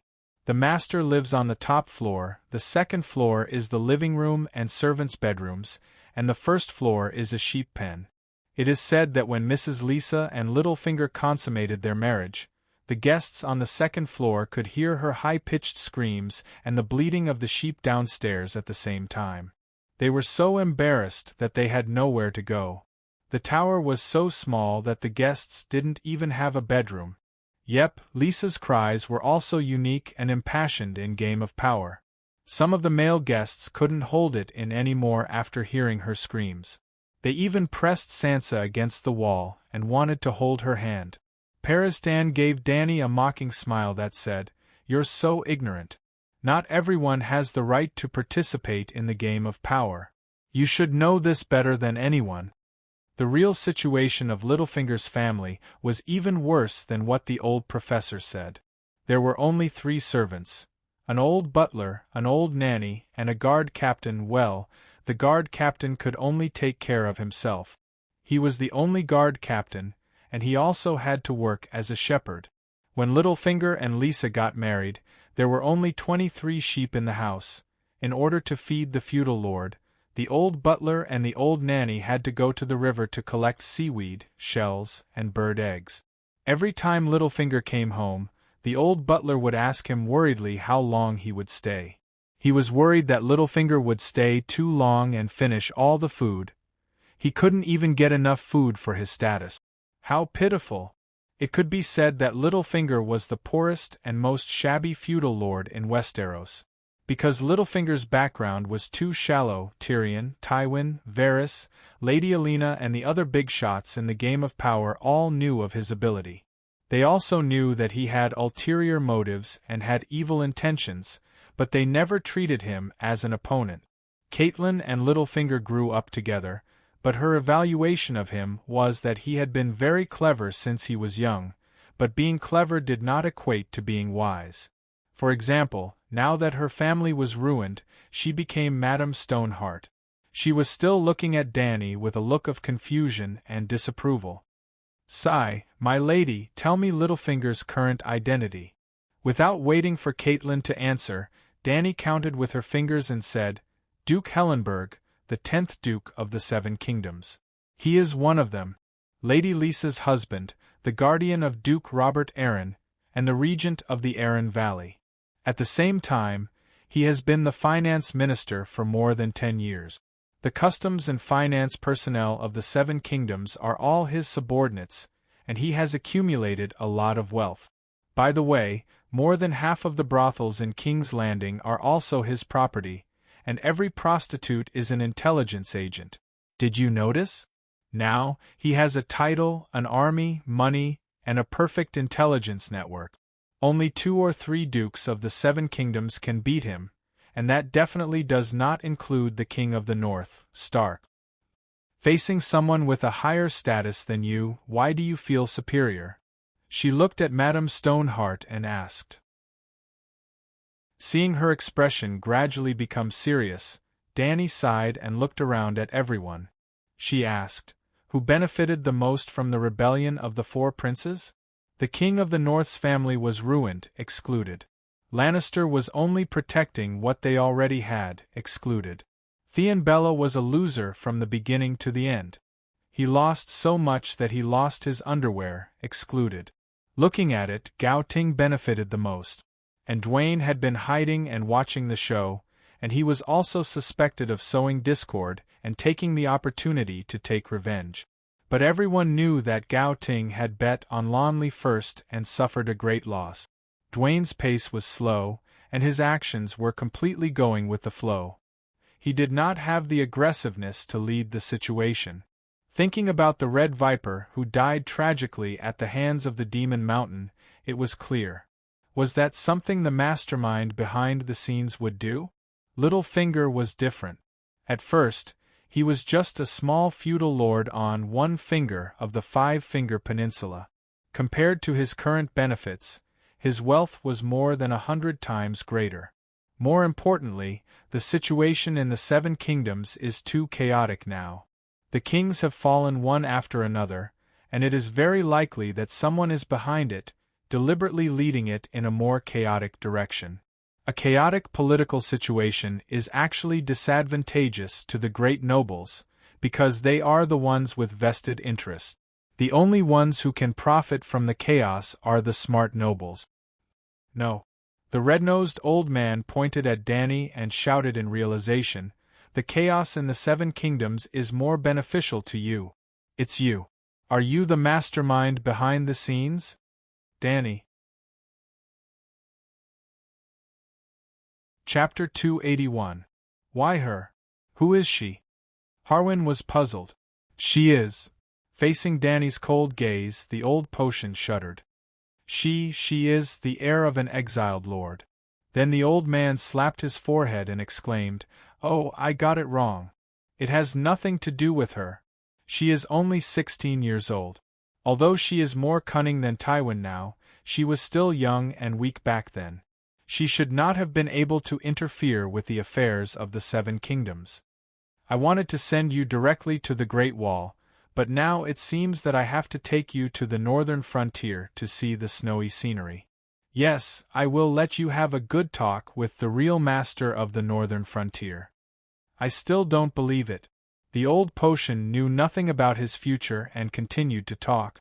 Maybe it is all a coincidence, an accident. I don't believe that Littlefinger can cause chaos in the Seven Kingdoms by himself. It is hard to believe. Hale and Barristan nodded in agreement. I have seen Littlefinger. Harwin glanced at the gloomy Madame Stoneheart and smacked his lips. I can take on 10 of him. Danny could not be bothered with these fools. She asked the old potion, "Don't you know the power of wisdom?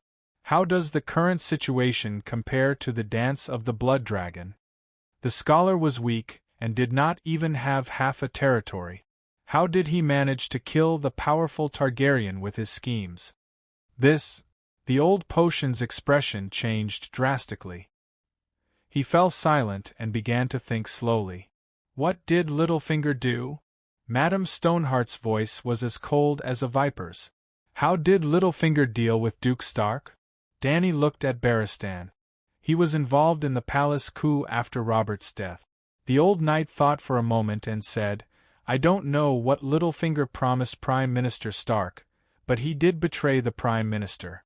At that time, Stark thought that he had bribed the Golden Robes, the garrison of the capital.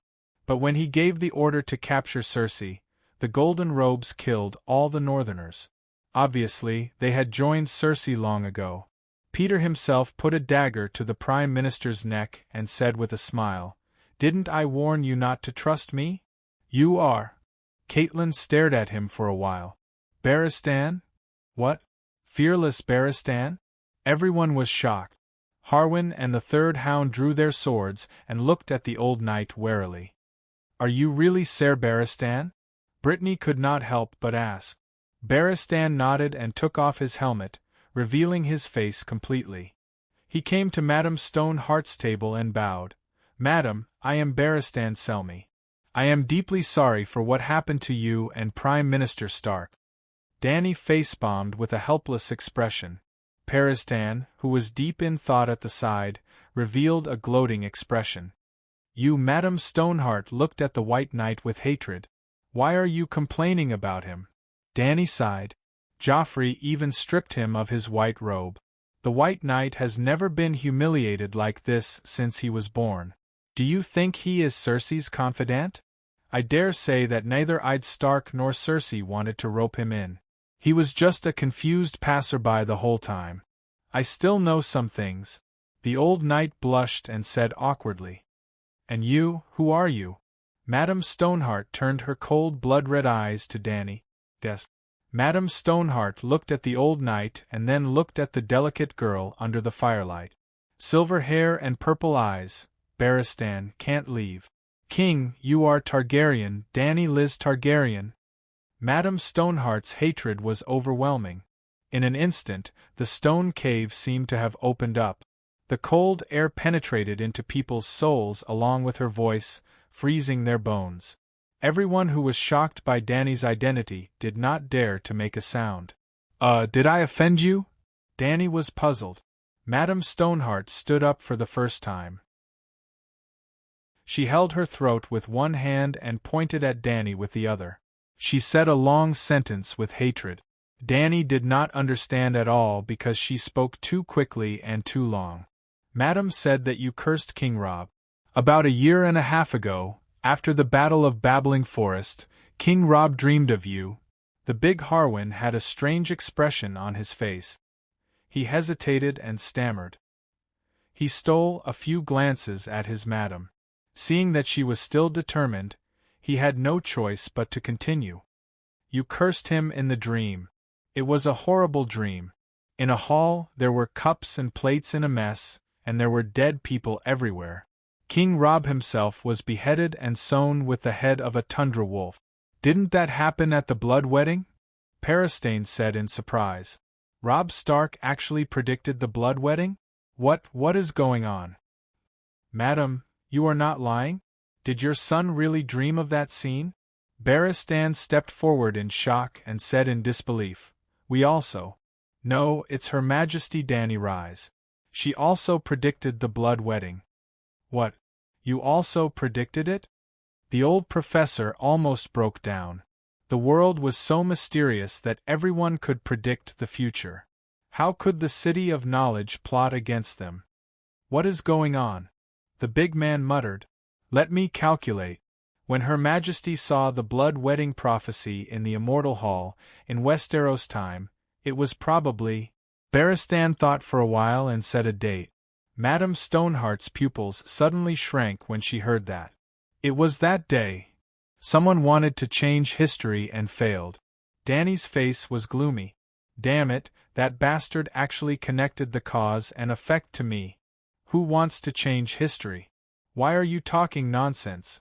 Isn't that the future?" the red-nosed old man said in confusion. Standing at the point of time after the blood wedding and reminding Robb Stark before the blood wedding, it was changing the future for Robb, but for that person it was changing history. The others were confused, but the old professor's intelligence and knowledge were enough to understand Dany's words. But because he understood, he found it even harder to accept. Foretelling the future was not the first or second time, but the person in the future changed the present, the past. Wasn't it too mysterious? How is that possible? Who is he? Who else could it be that wants to save Stark? Dany asked. It must be another Stark. Could it be the son of the young wolf master? The red-nosed old man was puzzled. "Son?" Madame Stoneheart's eyes widened and asked anxiously, "Jenny is pregnant?" The Jenny she was asking about was definitely not the female bandit beside her, Longlegs Jenny. "No, I mean illegitimate child. Does the young wolf master have an illegitimate child? My son, clean and good. So your son has no descendants." Dany shook her head and said, "Your wife will never be pregnant with Robb's child. Her mother won't allow it." "Why?" "You still don't know that your in-law is a spy for Duke Tywin?" Dany was shocked. No, Reynold is very loyal. He would rather die than surrender." Madame Stoneheart took a deep breath. Reynold was Jenny's brother. He had attended the blood wedding with Robb, but he didn't know that his mother was in cahoots with Tywin. During the incident, Fry had been persuading Reynold to surrender. He even told him that his mother had a part to play in the blood wedding and that they were all on the same side. But Reynold still refused to surrender. After Grey Wind, Robb's Icefield wolf, died in battle, he jumped into a river filled with despair and shame to commit suicide. He was definitely a very loyal subject. That was why Madame Stoneheart had never doubted the Westland family. Dany sighed. "Maybe Reynold didn't betray you. But his mother, your in-law, only received benefits from Lannister. she didn't receive any punishment at all. For example, your daughter-in-law's uncle, Rob Spicer, has been promoted to Count of Castile. A mere merchant became a count in a single step, and a Count of Castile at that. You can see how much effort he put in for Lannister. No, that's impossible. Madame Stoneheart shook her head. Jenny wouldn't betray Rob. It's true. The old professor sighed. You're uninformed here, so you probably don't know. Just a week ago, Rapid Flow City's Jaime and Lannister were taken down. Your Uncle Blackfish's whereabouts are unknown. Your brother Idemol was stripped of his fief and title. He will spend the rest of his life under Casterly Rock's watch. On the other hand, Madame Sebel, Rob's mother-in-law, and her 3 children were not punished. Instead, they were rewarded generously by Lannister. Apart from a title and marriage, even Queen Jenny's life was saved and she can remarry. Hee. Madame Stoneheart slumped in her chair and laughed like an owl. Betrayal, traitor. Madam, aren't you forgetting something? Dany reminded her. The Westland family of Cliff City is actually Lannister's vassal. The Northerners pillage and burn in the western region and are the enemy of all the nobles there. Don't you even know the relationship between us and the enemy? And what kind of person is Tywin? Everyone knows about Castime's reign. What gave you the misconception that the Westland family would rather give up Cliff City, which has existed for thousands of years, and risk being exterminated by the ruthless Duke Tywin to side with the Northerners? They were captured by the young Wolf Master. That's true, but captured nobles can be ransomed. Everyone knows that. Being captured doesn't mean losing your title or land. And even if there's no bloody wedding and Jenny Westland goes to the north and becomes the queen of the king of the northern region, what can the Westland family get? A new land? Everyone knows that's impossible. There's no land left in the northern region. Giving up the title of count, giving up the rich and historical Cliff City, and going to the north to become a jobless knight, the Westland family will be cut off. No one in their right mind would do that. Dany said a lot of things, and the others nodded in agreement. But Madame Stoneheart didn't listen at all. She only scratched her face and pulled her hair, cursing in a terrifying and cold voice. Betrayal, betrayal. Dany finally understood that no matter how good Stark's family was, they couldn't hide a fatal flaw. They were used to thinking about problems with their own heads. Seeing Madame Stoneheart go crazy, and almost go crazy, Dany felt like she was watching a horror movie. Damn it, she was dealing with the dead. And the dead were mentally ill. It was scary just thinking about it. So she decided not to provoke her any further. She had to say something nice. Madam, you don't have to be sad. After all is said and done, only one of your 5 children died. What? Madame Stoneheart looked up. We saw your youngest daughter, Arya Stark, on the river this morning. Oh, yesterday morning. Which river? Madame Stoneheart asked anxiously. Chapter 282. Each of your 6 children has a direwolf? Dany asked. 5 of them. Snow is a bastard. All right. Jon Snow is a bastard. Dany nodded happily in agreement. Then have you noticed that your children have a special relationship with the direwolves? The direwolves are especially smart, almost as if they can understand humans. Madame Stoneheart was silent for a long time. She pinched her neck and hissed, "The little devil sent an assassin to assassinate the Bran. Summer saved him. Rob's Grey Wind. It reminded him. It barked at Sebel and Rofo Spicer and wanted to bite them. However, it was very close to Reynold. In River Delta City, Grey Wind bit Rob's trousers and dragged him out. It bared its teeth at Fry. Rob, however, locked it up. That's it. Your 5 children are all the lucky ones blessed by the old god. It is very likely that they all have the talent of transfiguration." No, don't slander my children," Madame Stoneheart denied. Dany frowned. "Don't you know your own situation? Children of the forest, magicians, gods, old gods and transfiguration are all real. Since you can revive from the dead, why can't your children be transfiguration? I know that transfiguration and werewolves have been demonized by Westeros and have a bad reputation. However, that is just a method used by the Undulls to attack the old gods. Just like today, the Red God Priest announced that the 7 gods are fake gods. The 7 gods are indeed fake gods. 7 broken pieces of wood. The night is long. Only the Light King Lalo can bring us to the light. Soros of Mill could not help but say, 7 gods above, let the deviant ghosts capture this heretic. Monk Marabad cursed softly. Glancing at the two of them, Dany continued, Transfiguration is the child of nature. It has mysterious and powerful strength. Whether it is evil or not depends on the person's personality and has nothing to do with the profession. Did you know that Arya Stark once released her direwolf in River Delta? Madame Sure Exyon nodded.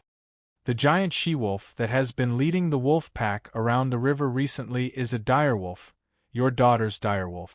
Ah, so that wolf is a direwolf. The nearby bandits suddenly realized. Nume, Leah. Madame Stoneheart murmured. I found a little girl in the direwolf's body. She's about 11 or 12 years old. What does he look like? Madame Sure Exyon asked anxiously. Dany frowned and thought for a moment. Gray eyes, brown hair, horseface, a little ugly. It's her. Arya. She's not ugly. Madame Stoneheart's eyes were filled with life and death. Clearly, Lannister never caught her, Eddard said. We know, Harwin said. Arya was disguised as a boy by Yoren. She hid among the night watchers and came to Hugin. I've seen her before, but the hounds took her away at midnight. Oh, why did the hounds take her away? Dany asked curiously. The hounds took first place in the Prime Minister's tournament and won 40,000 gold royals. They were captured by Earlberry when they passed through River Delta, and we used the gold royals to help the poor. He wanted to kidnap Miss Arya and ask Robb for ransom. How do we find Arya? Madame Sure Exyon asked. Well, Arya was trained as a faceless person in Bravos, so she wouldn't have time to enter her wolf spirit form during the day. She would most likely enter Nymeria's body through the wolf dream at night. You can look for the direwolf, but don't approach it during the day. At night, you can ask someone to climb up the tree and shout Arya's name. If it responds, shout Arya, your mother is looking for you. If it's agitated, you can try to climb down the tree and communicate with it. It's a little dangerous. It's not just a little dangerous, it's very dangerous, the red-nosed old man shouted. Yesterday morning, that she-wolf almost ate us. She's already a wolf child, and she's no longer human. Madame Sure Exyon's icy glare made the old man shrink back. She continued to pinch her broken vocal cords and asked, You said 4 children. Where is Sansa? Everyone thinks that Stark has no male offspring, which means that Miss Sansa is the only heir to Winterfell. She's very valuable, but who needs her? Who needs the power of the North? All the single men in the 7 kingdoms need her. They all want to be the ruler of Winterfell, Halehunt said. Dany glanced at him and smiled faintly. You're right, but not everyone has the right to take a bite of good mutton. Miss Sansa disappeared at Joffrey's wedding, right after he was poisoned. She left the Red Keep without anyone noticing. Someone must have helped her and even used her to poison Joffrey. There are 2 kinds of people who want Joffrey dead. First, profit. Joffrey becoming king is not in their interest. Second, they want to make the situation even more chaotic. And that person must be very familiar with the Red Keep, or at least know a secret passage from the Red Keep to the seaside. The seaside? Brittany exclaimed. Miss Sansa left King's Landing by sea? Isn't it obvious? The sea route is the safest and the most hidden. To be honest, Dany looked at the big female knight strangely. I don't understand why you came to Hugin to find her. Everyone can see the chaos in Hugin. What is she doing here? I thought Sir Dantos took Miss Sansa back to her hometown, Brittany said. Who's Dantos? Danny asked. A clown, Joffrey's jester, Hale Hunt said. How's his ability? No ability. He's a useless wine barrel, but Miss Sansa saved his life once. Danny stroked her chin and tried to recall the plot of Game of Thrones. Finally, she remembered the small fry who was shot to death by Pinky. Sigh, you all know he's a useless jester. Do you think he knows about the secret passage in the Red Keep? That he could come up with such a meticulous plan? Not every jester is Florian, and not all girls are as lucky as Cheongchi. Miss Sansa does like the story of Florian the Fool and Cheongchi the most, Harwin mumbled. And you are? I'm Harwin. My father is the stables manager in Winterfell. I'm the Duke's bodyguard. I know something about Miss Sansa, the big man explained. Petr. Tyr. Madame Stoneheart said slowly. What? Petr knows the secret passage. He once brought Broad-Eyed into a brothel to meet me. Madame Stoneheart's eyes were deep and serene. She clutched her throat and slowly spat out a bone-chilling voice. You said it yourself. He seized benefits, amidst the chaos. He controlled Arryn Valley. He set his eyes on the Northern Territory. And the dagger, he told me the dagger belongs to Tyrion and lied to me. Lisa and him. All of a sudden, Caitlin understood everything. Miss Sansa is in the Arryn Valley? I'm going there to find her, Brittany said in realization. Bran and Rickon? Madame Stoneheart looked at Danny expectantly. Danny's words were reasonable. With the addition of the magical prophecy, Caitlin trusted her more and more. She was looking forward to it. Rumor has it that Theon burned your 2 youngest sons to death. They were beyond recognition and were charred black. The question is, why would Theon kill his own brothers? He's a chameleon, a sea monster, Harwin blurted out. Then is he a psychopathic murderer? Well, other than being a little lecherous, he seems normal. Harwin looked at his master hesitantly. Madame Stoneheart nodded slowly. That's incredible. No matter how much affection he had for the 2 brothers he watched grow up, the young wolf master didn't even kill the Kingslayer who killed his father. Theon isn't a psychopath or crazy. Why would he kill his hostages? In the past few years, the Westeros had broken their traditions. The guests' rights and sacred oaths had been violated many times. However, killing a captured noble had only happened once. That was when Stark killed the 2 young Lannister to vent his anger. Why? He wouldn't dare. Both sides had noble captives in their hand. If you kill my people, do you think I won't kill yours? For example, if Robb didn't kill Stark, what would happen? First, Stark's eldest son would have to die. Old Stark wanted to kill young Lannister because his eldest son had been captured by Lannister. His second and third sons had been killed in front of him by the Kingslayer. He hated Lannister to the core. However, protecting noble captives was a tradition of Westeros.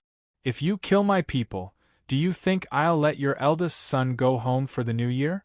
Secondly, because 2 Lannister had died, and there was only 1 Stark, Tywin might kill another northern noble as a response. The family of the northern noble who had been killed would be extremely dissatisfied with Stark, and they might even hate Robb for allowing him to kill. In the end, if you kill my captives, I kill yours, there would be no money to ransom them. This would cause the nobles to wither like farmers and soldiers, and the war would be completely out of control. Therefore, it was reasonable for Robb to kill Stark to appease Lannister's anger, just like how I'd wanted to chop off Mormont's head. Both father and son's insistence was not wrong, but their methods were not slick enough. If it were Dany, she would rather chop off her dominant hand and give it to Tywin to atone for her sins than chop off Stark's head. This was not only to buy people's hearts, but more importantly, a monarch also had the obligation to treat and protect his loyal vassals well. You can't always let others be loyal to you without any bottom line, and as a monarch, you don't reciprocate at all, right? Okay, I digress. The main point was that treating noble captives well was a tradition, and even Tywin wouldn't go against it, except for you, Luwin. Harwin translated Caitlin's words and said, Theon didn't want to kill them at first. It seems that the two young masters escaped from Winterfell with the help of their servants, and Theon punished them by burning them at the stake. Even if you want to punish the captives to establish your authority, you can just kill one. Why waste all your bargaining chips? Dany laughed. This shows that the two little Starks successfully escaped capture. Because he couldn't catch them, Theon purposely burned the corpses beyond recognition. Otherwise, wouldn't it be better to chop off their heads personally? That makes sense. Everyone nodded in agreement. Very good. Dany rise. Very smart. Too smart. Using only a few bits of information, almost reconstructing the entire process. Luobo is not as good as you. Thank you, Dany said proudly. No. Madame Stoneheart's eyes suddenly emitted a cold, murderous intent. You're so smart. This is a good thing. I will let you go. You can help me deal with Lannister. But my 4 children, since they're not dead, I can't let you live. Dany's proud smile froze. What did you say? Kill her, to prevent future trouble. Madame Stoneheart pointed at Dany and roared. Clang, clang, clang. The bandits were only stunned for a moment before they immediately drew their swords and charged at Dany. Chapter 283. Ha. Someone laughed out loud while holding his stomach. It was not Dany. The red-nosed old doctor pointed at Dany and laughed until tears came out of his eyes. Who told you to show off your cleverness? Who told you to like showing off in front of others? Who told you to be so smug? Who overthrew the Targaryen dynasty? You've forgotten, but I remember it well. Wait, I have something to say. Barristan opened his arms and stood in front of the gloomy Dany. He said to Madame Stoneheart, Madame Caitlin, your worries are unnecessary. Her Majesty is benevolent, righteous, kind, and just, but every time he praised Dany, Madame Stoneheart's face turned uglier. White Knight could only stop and sigh. Dany, if Her Majesty Rise was merciful to Robb Stark, how could she be merciful to other innocent children? In Queers, in the undying shrine of the male wizards, Her Majesty has been unable to eat or sleep since she saw the prophecy about the young wolf master. Ahem, don't make it sound so ambiguous. I eat well and sleep well. Dany lifted her chin and avoided Caitlin and Barristan. If I hadn't met a merchant from the Northern Territory, I would never have thought of saving Robb Stark. Sigh, you're always so humble. White Knight sighed. Are you done? If you're done, die. Madame Stoneheart said coldly. No, I'm not done. White Knight waved her hand and quickly explained how the Megalosaurus had drawn the Crimson Wedding and how it had been handed over to the captain of the Ginkgo Maiden, Jordan Snow. Jordan Snow? Madame Stoneheart looked at Harwin. I don't know him. Maybe we can ask around at White Harbor. The big guard said. A person's heart is unpredictable. I won't trust anyone. Madame Stoneheart said with a hoarse voice. There's a wrong name, but there's no wrong nickname. Your kindness, your compassion, and your humanity were all left with Lalo when you were resurrected. Dany sneered. Madame Stoneheart spat out a single word like a viper, kill. Long-legged Jenny, Soros, and the rest were hesitant. Even Harwin looked like he was struggling. However, Lemon, the third-generation hunting dog, shouted the word kill, and immediately rushed over with 2 bandits. Clang rip! Barristan suddenly stretched out his right hand and grabbed the sharp sword that was slashing at him. The blade of the sword rubbed against the iron glove, producing a teeth-numbing sound as sparks flew everywhere. Boom! White Knight raised her leg and kicked Dog-Head Lemon in the stomach, sending him flying 2 meters away. She then used the longsword she had snatched to block the other 2 bandits. Impossible! The bandit on the ground roared in disbelief. Go, kill them, kill, kill, kill! The bandits, who had been hesitating, quickly moved closer. But Dany had been waiting for them.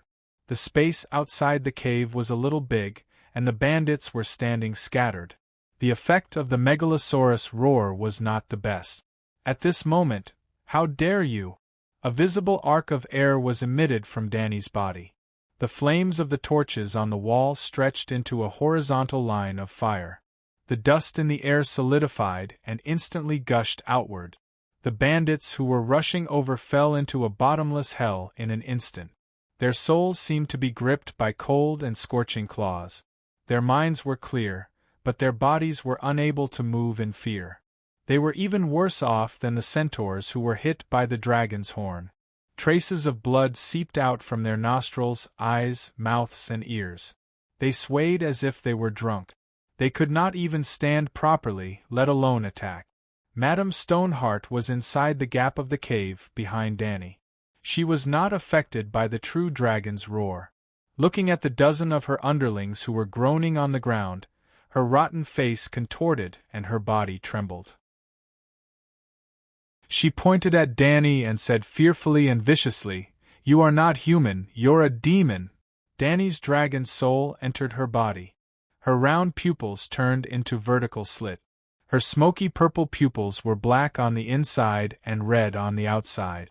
She turned around abruptly and looked down at Madame Stoneheart, who was on the wooden chair coldly. Trash! Boom! The true dragon's roar was activated again. The cone-shaped air wave smashed onto Madame Stoneheart's body like a 1,000-kilogram boulder. Crash! The high-back wooden chair shattered. The hair of the person on the chair was messed up and her tattered clothes burst open. She hugged her head and was pushed to the corner while howling. "Fuck!"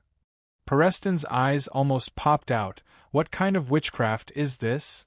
Why, do you want to learn?" Danny kept the dragon's soul in her body.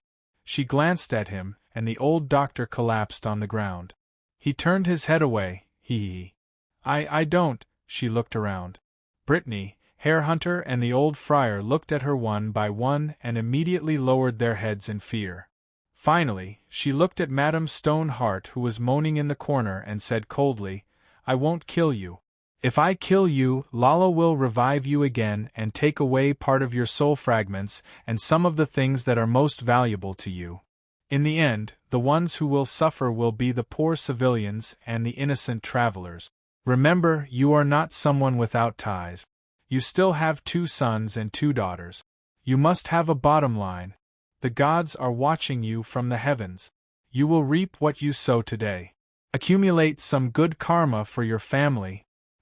Let's go." After saying that, she walked to Preston's side and took back Clear Sky. She hung it on her waist and walked out in large strides. White Knight had already cut the ropes on Brittany and Harehunter's hands. She carried the old doctor and quickly followed Danny. At the entrance of the stone cave, Danny paused for a moment and looked at Soros, who had a complicated expression. "Why, are you planning to stop me?" Well, when the others were charging towards Danny, Soros stood there without moving. He even wanted to say something a few times but stopped himself. He was prepared to dissuade Madame Stoneheart. He was also affected by the true dragon's roar, but it only shook his mind for a moment. The holy fire in his eyes rose to a height of 3 feet and suddenly shrunk. After using about 1/10 of his wizard power, he removed the soul suppression state. "I feel the aura of a true dragon," Soros said hesitantly. "The dragon has been revived? Your news is really outdated. Follow me." Danny walked past him and walked out in large strides. The bandits who surrounded her, or rather, the ragged, skinny farmers, peasant women, and children hesitated and made way for her when they met Danny's gaze. After exiting the giant cave, they met a dozen guards at the corner of the tunnel. They also gave up after Soros' persuasion. The musty and rotten air was dispersed by a fresh and cold breeze. They walked out of the maze-like tunnel and came to the soft and wet forest. The old monk led his donkey away at the entrance of the cave. The donkey's back was empty. All the food had been taken away by the bandit. The dog happily circled around him. Suddenly, the dog's body trembled. It stood in front of the old monk to protect him. It lay on the ground and barked softly. There was fear in its voice.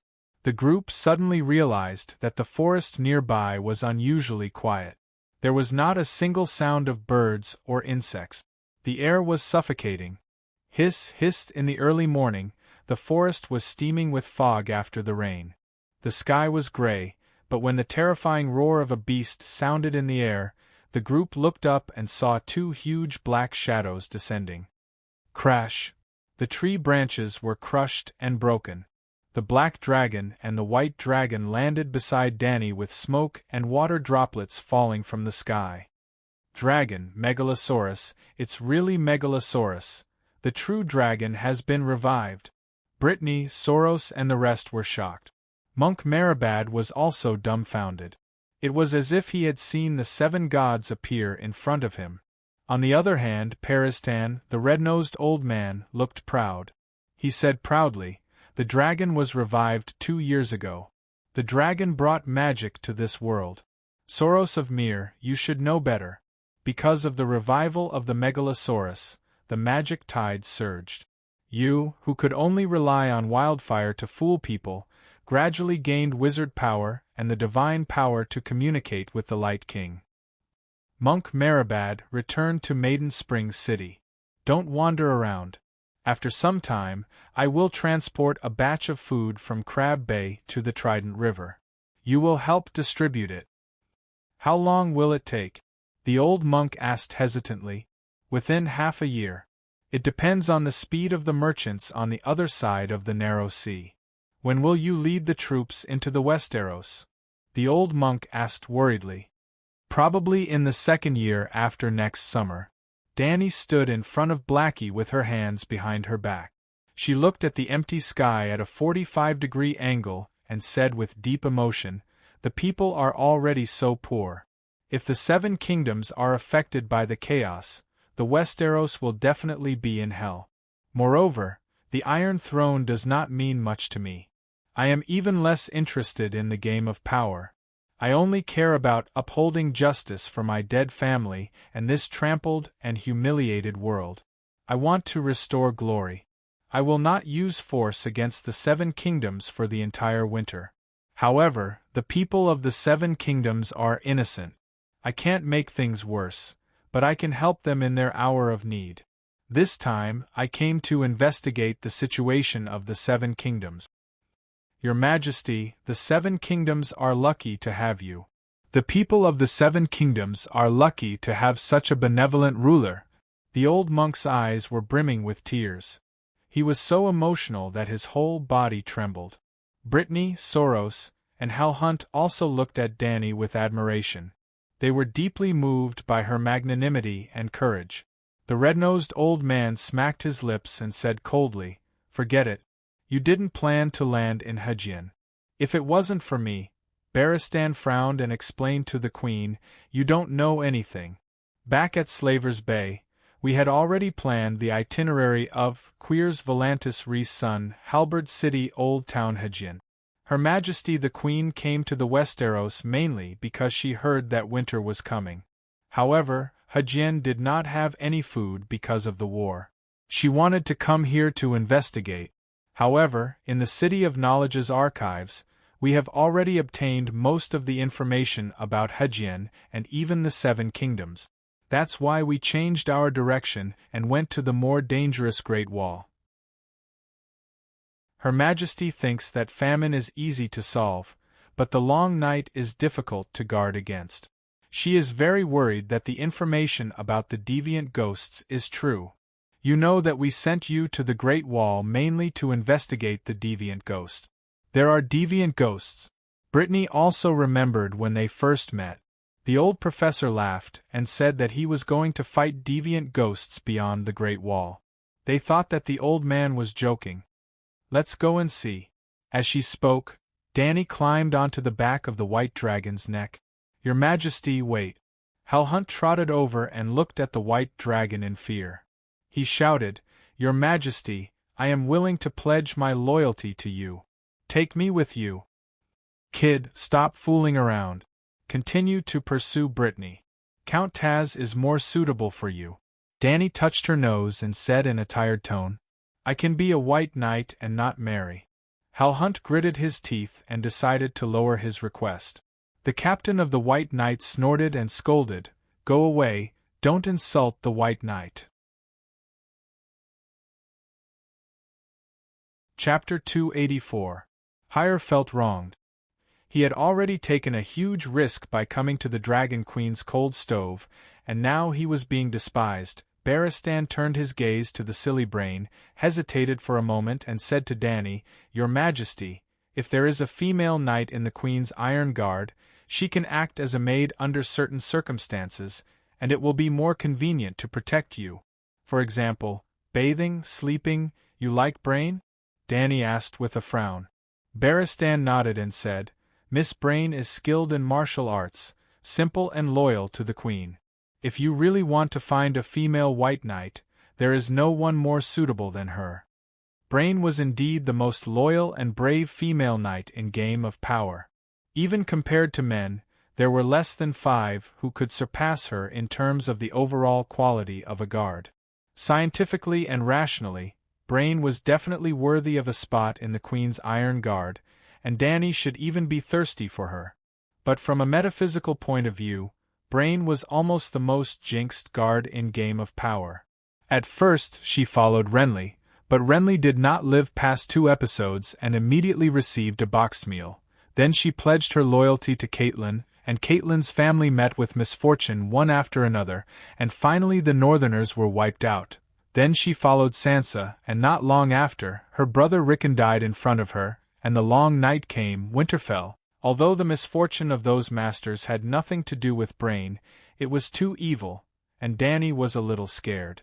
But Dany was only stunned for a moment, and then she abandoned those superstitious metaphysical thoughts, and sent an invitation to Brain. "Miss Tass, what do you think?" Hyre Hunt looked at the silly girl who was at a loss, and his heart was filled with envy and jealousy. Brain herself was in a complicated mood. For the first time, she was truly recognized by someone, and it was the legendary White Knight Barristan. She could not help but feel excited. Her thick caterpillar-like lips opened and closed, and several times she was about to open her mouth and loudly swear allegiance to the Dragon Queen, but in the end she shook her head and said, "Your Majesty Dany Rise, I can't swear allegiance to you." "Are you stupid?" Hyre screamed.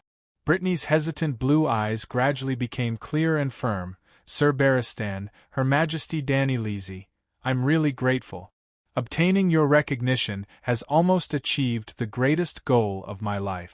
But I have sworn to Lady Catelyn, and I am bound to her." "That monster wants to hang you. Hang you.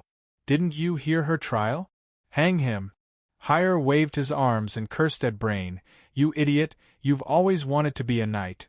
But everyone, including me, laughed at your body size, your ugly face, your unrealistic dreams. Now, the greatest White Knight of the 7 Kingdoms personally invited you to be his brother, and you refused? Is there something wrong with his head?" "It is precisely because Sir Barristan's invitation is so precious that I have to make myself worthy of his recognition." Brain's expression was as firm as granite. "If I go back on my oath to Lady Catelyn and willingly wear the white robe, it will be a great insult to the sacred oath, to Sir Barristan and Her Majesty Dany Rise, and even to the White Knight itself." "Good." Dany and Barristan cheered loudly. "Miss Brain, I apologize to you." Barristan climbed down from the black dragon and bowed solemnly. He looked at Brain, who had become confused again, with admiration and said, "I invited you to join the Queen's Iron Guard because I value your identity as a woman, and you are suitable to protect the Queen in places that are inconvenient for me. Now I realize that you have the noblest chivalry, whether you have been anointed with the holy oil or not, whether you have been canonized as a knight. I have to say, with your character and ability, you are absolutely qualified to wear the white robe." "Sir, I—" Brain's ugly face turned red. "You don't have to apologize to me. Ha ha ha," Dany laughed. "Brain, you don't understand what you have done." She glanced at everyone present and said loudly, "Today, Westeros, from the kings to the people, have lost their morals and honor.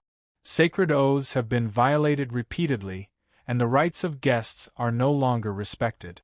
People are like wild beasts that have broken free from their chains, driven by greed and desire, and they have abandoned the beautiful traditions and great spiritual beliefs that bound us in the past. In this bad world of music and etiquette, your appearance is like a ray of light that shames all the beasts and gives hope to those who are lost. I am not as good as you say, Brain cried emotionally. Perestan had a complicated expression, and he began to reflect on his actions with shame. At the same time, he had a kind of inexplicable recognition and admiration for Danny, who said such words. Brain, Danny said loudly to the ugly knight, they all call you Beauty Brain. This is an insult to your noble chivalry, I won't allow it. From today onwards, as the King of Knights, I grant you the title of Roseless Iron Guard. You don't have to be loyal to me, you can even be my enemy. You don't have to protect any king, you only have to uphold justice and justice. I want more people to know that in the long night, danger is everywhere. The one who can light the road ahead and lead us to the light is never God, not the King of Light, not the 7 gods, not the old gods, it is only the humans who have a noble spirit and hold the torch of justice. Yes, it's me. Good, well said. Perestan's eyes were red, and he clapped his hands excitedly. He decided that even if the Dragon Queen's reputation was ruined in the future, even if she was defeated by the Allied army, eliminated by the powerful players of the game, and killed by the City of Knowledge, he would still write a book to praise Queen Dany's persistence in justice. Glancing at the red-nosed old man who couldn't control himself, and then looking at Brain, Perestan, and even a few bandits, Dany couldn't help but sigh in her heart. Be it ancient or modern, tricks are always more popular than swords. Screech Blackie suddenly roared towards the forest on the side of the hill. Dany looked over and saw a small pale figure sneaking out from the brambles like a ghost. It was a barefooted old lady, leaning on a black wooden cane that was full of bumps. Her tattered gray robe was wet from the rain, and her sparse white hair was flying wildly. The cold morning wind made her wrinkled skin pale. She was originally a dwarf, and her back was hunched. She was only about 0.8 meters tall. Her red eyes glanced sadly at Dany and the dragon below her. "Who are you?" Dany asked loudly. You're not him," the little old lady mumbled. He and she in Westeros had different pronunciations, which made Dany even more confused. "Who am I not? Why are you here?" Soros asked curiously. "Didn't you refuse to serve the lady?" "Dragon, I'm here to look for a dragon. I saw a dragon. I finally saw a dragon. Sob, sob, sob." The little old lady wiped her tears sadly. "Did you see it? The dragon has finally hatched again. I told you not to worry. There will always be a dragon, but you didn't listen." Sob, sob, sob. "I finally saw a dragon. Too bad she can't see it. Too bad she's not him." The red raven landed in between her eyebrows, but she didn't notice. "Oh, I can't say any more. The red raven is warning me." Sob, sob, sob. "But when can I see him? Fulfill my promise to meet you again." The little old lady stumbled back into the bushes as she talked nonsense. In just a few words, she disappeared like a groundhog retreating into the field. Perestan had a thoughtful look on his face. "I think I've seen her before. She's a forest witch, proficient in prophecies. Because she often wanders around the Noble Heart, we call her the Noble Heart's ghost. The Brotherhood can't go out to gather information outside River Valley, so we rely on her to help us with prophecies," Soros of Myr explained.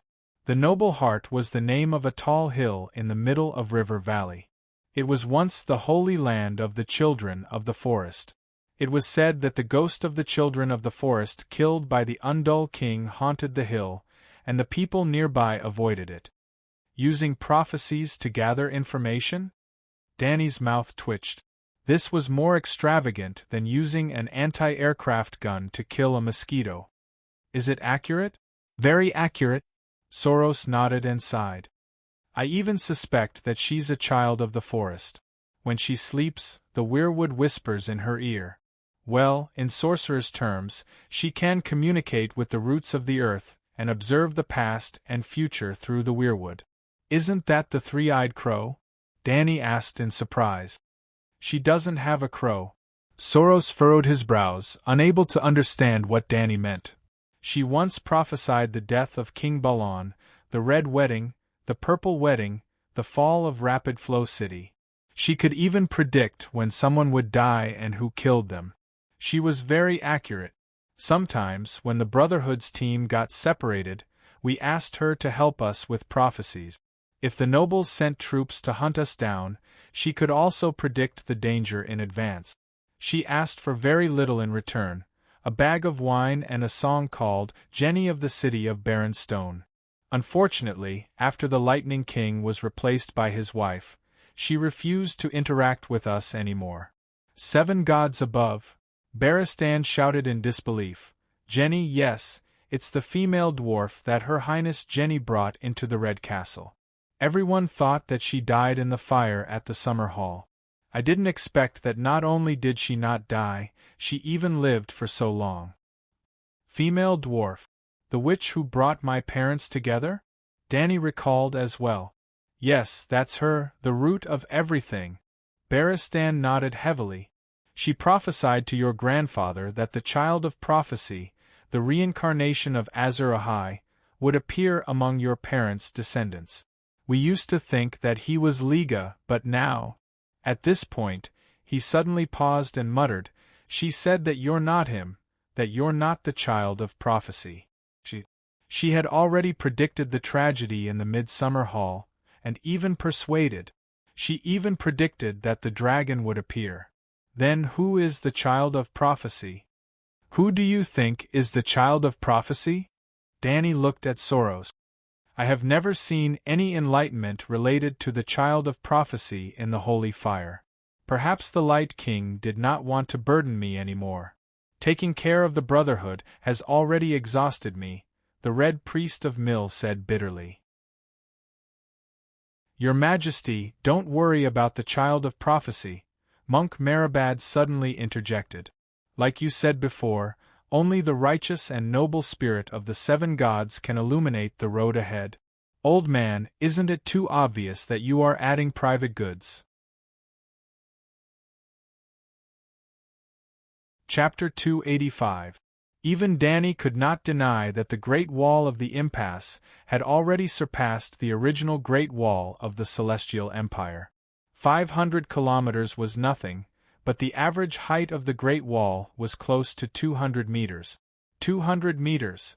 Looking from afar, it looked like a continuous mountain range that stretched across the land. Even after 10,000 years, it still showed no signs of decay. If the Night King had not attacked, it would probably have lasted for another 100,000 years, or even 1,000,000 years. The Great Wall of the Impasse was 500 kilometers long, and there were a total of 19 castles. At its peak, Dark Castle alone had 5,000 night watchers, and all 19 castles together had close to 10,000 people. 10,000 people was not a small number. That was a regular army. The King's Landing had a population of more than 500,000, but only 3,000 night watchers. A strong military force would breed uncontrollable ambitions. There had been Commander-in-Chief who had broken his oath in the history of the Night Watchers. The Night Watchers had had 997 Commander-in-Chief. Among them, there were lunatics, dictators, and idiots. For example, Lenzi Hyder tried to leave his position to his illegitimate son, and Roderick Furlant tried to make himself the king of beyond the Great Wall. For example, 600 years ago, the commanders of the Blizzard Gate and the Night Castle fought. The Commander-in-Chief tried to stop them, but they joined forces to kill him. However, the lords and kings of the 7 kingdoms never thought that the Night Watchers would be a threat to their rule. It was not that they believed in the integrity of the Night Watchers, but that the 19 castles of the Great Wall were defenseless against attacks from the south. Well, the purpose of the Night Watchers was to guard against the barbarians from the north. Deviants were a legend. Their castles were built close to the Great Wall, and there were no walls at all on 3 sides, making them easy to attack. This was originally designed to prevent the Night Watchers from rebelling, but now it had become the fatal weakness of Jon Snow and the others. Mance Rayder, the king of the barbarians, had been a Night Watcher for more than 10 years and knew the weaknesses of the Great Wall very well. Now there were only 3 castles left on the Great Wall. Shadow Tower and Eastwatch were on the left and right, and Dark Castle was in the middle of the Great Wall, which was also the main camp of the Night Watchers.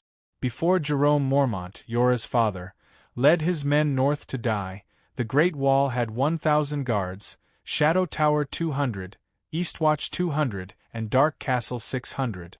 In order to investigate the movements of deviant ghosts and barbarians, Elder Xiong led 300 elite Night Watchers from the Great Wall to the north. 200 of them went to Dark Castle. However, the Night Watchers didn't carry any weapons to deal with the deviant ghost. The 300 Night Watchers were almost wiped out. Except for Jon and a few of his companions, only 30 to 40 people survived.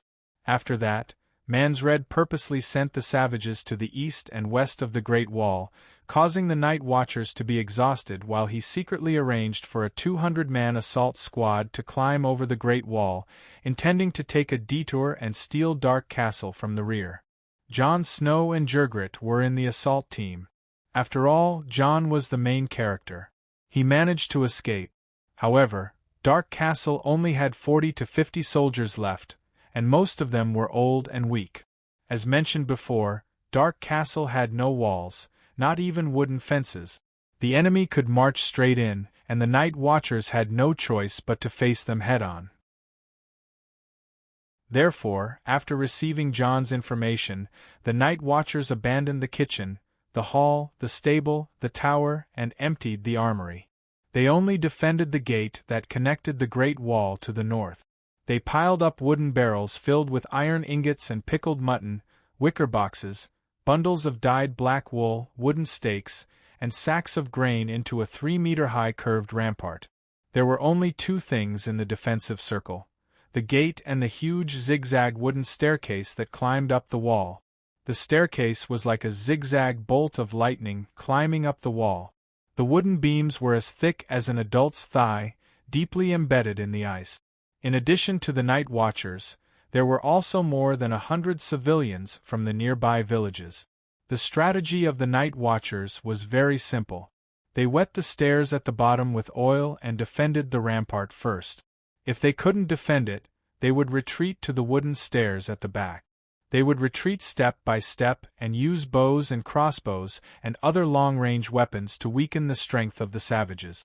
Finally, they would detonate the barrels of oil buried at the bottom of the zigzag wooden stairs, burning down the wooden stairs below and burning or falling the savages to death.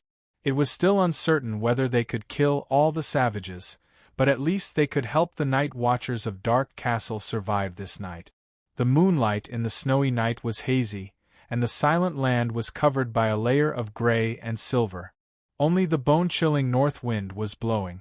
The enemy used the moonlight to launch a surprise attack on Dark Castle in the middle of the night. The horn sounded, and the war instantly became white-hot. The savages rushed into Dark Castle like a tide, burning the hall and the stable. They crossed the rampart and chased after the Night Watchers and civilians in the yard. Some savages even climbed up the wooden stairs. Jon retreated from the rampart to the first level of the wooden stairs, and then from the first level to the second level. At this time, he leaned against the railing of the wooden stairs on the 4th level. The wound on his left leg that was shot by Jergrit was tearing apart. He was sweating profusely and gasping for breath. The arrow in his hand was aimed at the barrel of oil at the bottom of the wooden stairs. Fire, ice, blood, cries, and screams before death squeaked suddenly. The sound of a beast piercing through the night sky came from above. A heavy, scorching atmosphere spread in Dark Castle. Not only Jon felt the pressure, but the savages and Night Watchers who were fighting below could not help but slow down and look up at the sky. Whoosh! The sharp sound of something piercing through the air sounded in the sky. When it landed below the top of the wall, everyone could finally see what it was. A javelin. a wooden javelin that was 3 or 4 meters long. Whoosh! The javelin stabbed into the mud in the center of the yard that was stained with blood. Under the confused gaze of the savages and night watchers, the flag wrapped around the tip of the javelin slowly opened up. A gust of wind blew through the wall and made the flag fly high. A red dragon with a black background, a 3-headed dragon, this. Jon Snow was stunned for a moment. He pulled back the arrow on his bow and suddenly shouted, "Targaryen? The flag of the true dragon." Almost at the same time, the other night watchers also recognized the symbol of the royal family that had ruled this continent for 300 years. Dragon, Megalosaurus. Someone shouted at the sky. Jon looked up. On the top of the wooden ladder, the old scholar who had always been calm was waving his hands wildly. "It's a dragon. That's right, that's a dragon's roar. Megalosaurus, a Targaryen is coming." The old man's eyes were filled with tears. As if responding to his call, a huge black shadow fell from the sky. Squeak boom! A white dragon! A white dragon that was bigger than any creature Jon had ever seen swooped down at high speed. It drew an arc over the savages' heads and breathed out a bright red dragon flame that was 15 meters long. He could see the savages' faces twisted in fear. He could even feel their fear. He was also trembling. A strange mixture of excitement and fear filled his heart. The white dragon did not burn any savages to death. After it flew past the yard, it landed at the outermost edge of Dark Castle. Step by step, it walked towards the courtyard that was surrounded by simple walls. Its heavy footsteps seemed to fall on everyone's hearts. "Put down your weapons, surrender, and you will not die." A crisp female voice rang out. "A dragon knight. Who is she?" Jon Snow looked around, but other than the sparks that splashed out from the dragon's nose, he could not see anything. When the Megalosaurus approached the walls made of wooden barrels and sacks, one of the savages shouted, "It's a woman, kill!" Jon recognized it. It was the leader of the Thurn clan, Stee. He was also the leader of the assault team. The bald Stee raised his sword and rushed towards the Megalosaurus. The white dragon seemed to be stunned. It did not react at all until Stee was 5 meters away from it. Bang! A black shadow came from behind like lightning. Like a tomato that had been hit by a baseball, CD flew into the air and his body was split in half. In fact, other than his head and legs, everything else had turned into a splattered mush that landed on the faces, hair, and tattered leather armor of the savages who had rushed toward the giant dragon. Fear gripped the savages' minds. And this was not the end. Squeak! The white dragon roared into the sky. A dark red fireball gradually expanded from the size of an orange to the size of a dustpan. Then, slash! The huge fireball instantly transformed into a palm-wide, 40-meter-long bright red arc of light. Like a huge machete, it suddenly slashed forward. Boom! Wood chips, snow, bloody mud, broken limbs, and bright red sparks exploded on both sides of the 40-meter-long straight line. Gulp! Jon swallowed hard, sweating profusely. Suddenly, he was even more terrified of the female dragon knight than he was of the barbarians. Those who surrender will be spared. Those who resist will be killed. The woman's cold voice rang out again. He thought her voice was sweet before, but now it had become inexplicably cruel. The 40-meter-long machete looked powerful, but in fact, it only burned 4 or 5 unlucky savages. It did not kill anyone. The dragon flame only changed its form, but its power and nature did not change.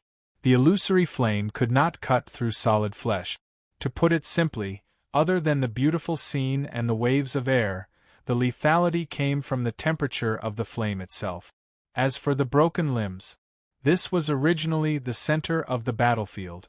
Severed limbs and heads were everywhere on the ground. But Jon did not know, and neither did the savages. Squeak! When Blackie appeared and slid over the savages' heads, the savages finally broke down. They were the first to throw down their weapons, followed by the second, third. The savages surrendered. Danny sat on Little White's back without moving. White Knight helped Peristan down from Blackie's back. The old professor had flown for close to 20 hours. His face was pale and his legs were trembling. He was about to faint from exhaustion. Flying from the Three-Forked River to the Great Wall was close to 3,500 kilometers. They stopped 3 times for an hour each time to eat, drink, and relax before continuing to fly. Danny could feel that after 2,000 kilometers, Little White started to feel tired. Blackie, on the other hand, kept flying at a constant speed. It did not feel tired at all. When it was flying, it was also operating the 9-colored vortex to absorb magic particles from the void. Magic allowed Blackie to last longer. Which Targaryen is it?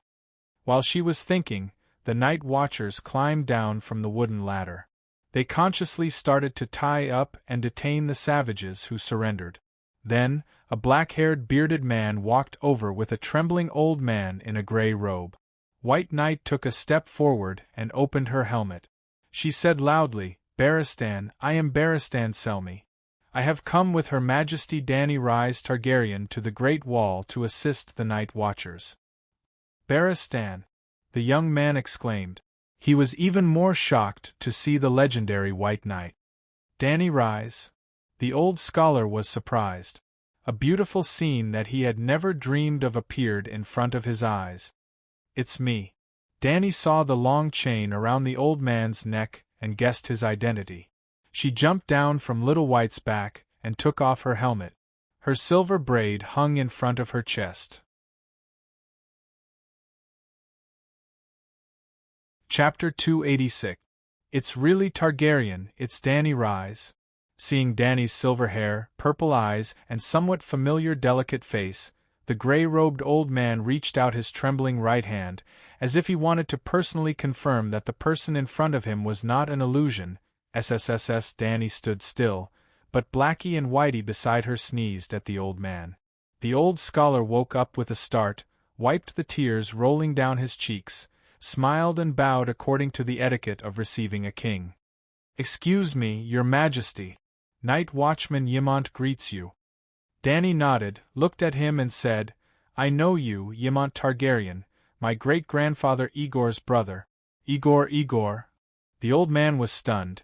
His eyes showed a look of reminiscence, and muttered, "You call him Igor? Yes, he is Igor, my younger brother. I've been to the City of Knowledge, and read the history of the Targaryens," Danny said. Danny Rhys's great-grandfather's real name should be Aegon Targaryen, the 5th-generation Aegon, but he had the nickname Igor. His family and friends called him Igor instead of Aegon. Well, in the common language of the Celestial Empire, Igor Egg was Iron Egg, Egghead, and so on. As for the relationship between Igor and Ymont, well, it could be seen from the love between Arazuko and Itachi. In order for his younger brother to inherit the throne, Ymont chose to exile himself, put on black clothes and came to the Great Wall to be a night watchman. After the death of the eldest brother, according to the order, Ymont should have inherited the throne. The Great Council even secretly gave the crown to Ymont, but Ymont rejected the nobles with the reason that he was a scholar. In order not to affect his younger brother's rule, he took the initiative to stay away from the King's Landing, put on black clothes, and used the double oath of a scholar and a night watchman to cut off the possibility of some nobles using his name to rebel against Igor. Similarly, in order to not let his brother go north to the Great Wall alone, Ymont cleared out the open prison, made countless prisoners swear with Ymont, and sent the royal fleet, carrying thousands of people, to the Great Wall. Brotherly love. Who are you? Danny looked at the bearded man who was supporting Ymont. Your Majesty, hello." The bearded man awkwardly knelt on one knee, and bowed to Danny and said, "My name is Jon Snow, the clerk of Commander-in-Chief Mormont." Needless to say, standing up straight and looking down at the male lead made Danny secretly happy. "But, the bastard of Eddard Stark?" she asked. "Your Majesty knows about me too?" Jon looked up in surprise. Danny crossed her arms, tilted her head and looked at Jon's weather-beaten face, messy beard, and experienced eyes. She asked curiously, I remember that you are about the same age as me. Why do you look so old? Old? John was confused. Ha ha. Peristan, who was trembling at the side, couldn't help but laugh. She thinks you are too old, but it's no wonder. You are only 16, not 17. Why do you look like you are in your 30s? This scholar, oh, doctor? Yimont looked at the chain hanging from Perestan's chest and the bronze ring on his right index finger, and asked curiously, Which doctor are you? Hello, Scholar Yimont, I am Peristan, Doctor of History. Oh, I know you. I didn't expect you to come here. Yimont looked at Danny, then at the old doctor, and smiled with relief. It seemed that the little girl who had been wandering outside respected the traditions of the Westeros, and specially went to the City of Knowledge to find a scholar to assist her. The City of Knowledge was also very sincere, and directly arranged a well-respected old doctor for her. Yimont's expression became serious again, and he glanced at the embarrassed John, and said seriously, Your Majesty, Dr. Peristan, please don't laugh at John. This is the Great Wall. He was once young and tender, but the Night Watchers are not the young nobles of the South. They face the wind and snow to guard the borders of the Seven Kingdoms, and all of them are weather-beaten men. Hee. Danny smiled and nodded and said to John, I am sorry, Jon Snow. I am not laughing at your appearance, it is just that I heard about you when I just entered the Westeros, and I also saw some of your files in the City of Knowledge, so I am a little curious about you. I am very famous? John's bearded face scrunched up into an awkward shape. I rode a dragon and flew west from Slaver's Bay, passing through Volantis, Lys, and Sun Halberd City. I met Dane on the way, and even circled above Starfall City for a while. And this white knight beside me has deep feelings for your rumored mother, so we have talked about you many times. Your Majesty, there is no need to be so detailed, Barristan said awkwardly. Who is my mother? John asked excitedly. Ashera Dane, the sister of Sir Arthur, the Sword of Dawn, but Sir Barristan denied this. Screech Blackie suddenly screamed. Danny tilted her head and looked in the direction of the courtyard, and said, Someone is coming. John and Yimont turned their heads at the same time, and saw a big-bellied, one-armed man walking towards them. He is the blacksmith Tanner Noy, and also the temporary commander of the Night Watchers of Dark Castle. Yimont introduced. The blacksmith Tanner looked to be in his 40s. He did not have a left arm, and his left sleeve was tied to his shoulder with a pin. His chin was full of black beard, and he was tall and muscular. He walked over without saluting, and frowned at Danny, and asked rudely, Are you Targaryen? Yimont carefully glanced at Danny, and saw that she only raised her eyebrows and did not get angry, so he whispered to the blacksmith, This is the daughter of King Aerys, Her Majesty Danny Rise. In the 2 years since King Robert's death, there have been 6 kings in the Westeros.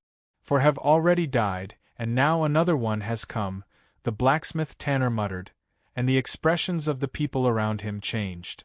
Yimont hurriedly pulled his sleeve and warned him, Her Majesty saved us.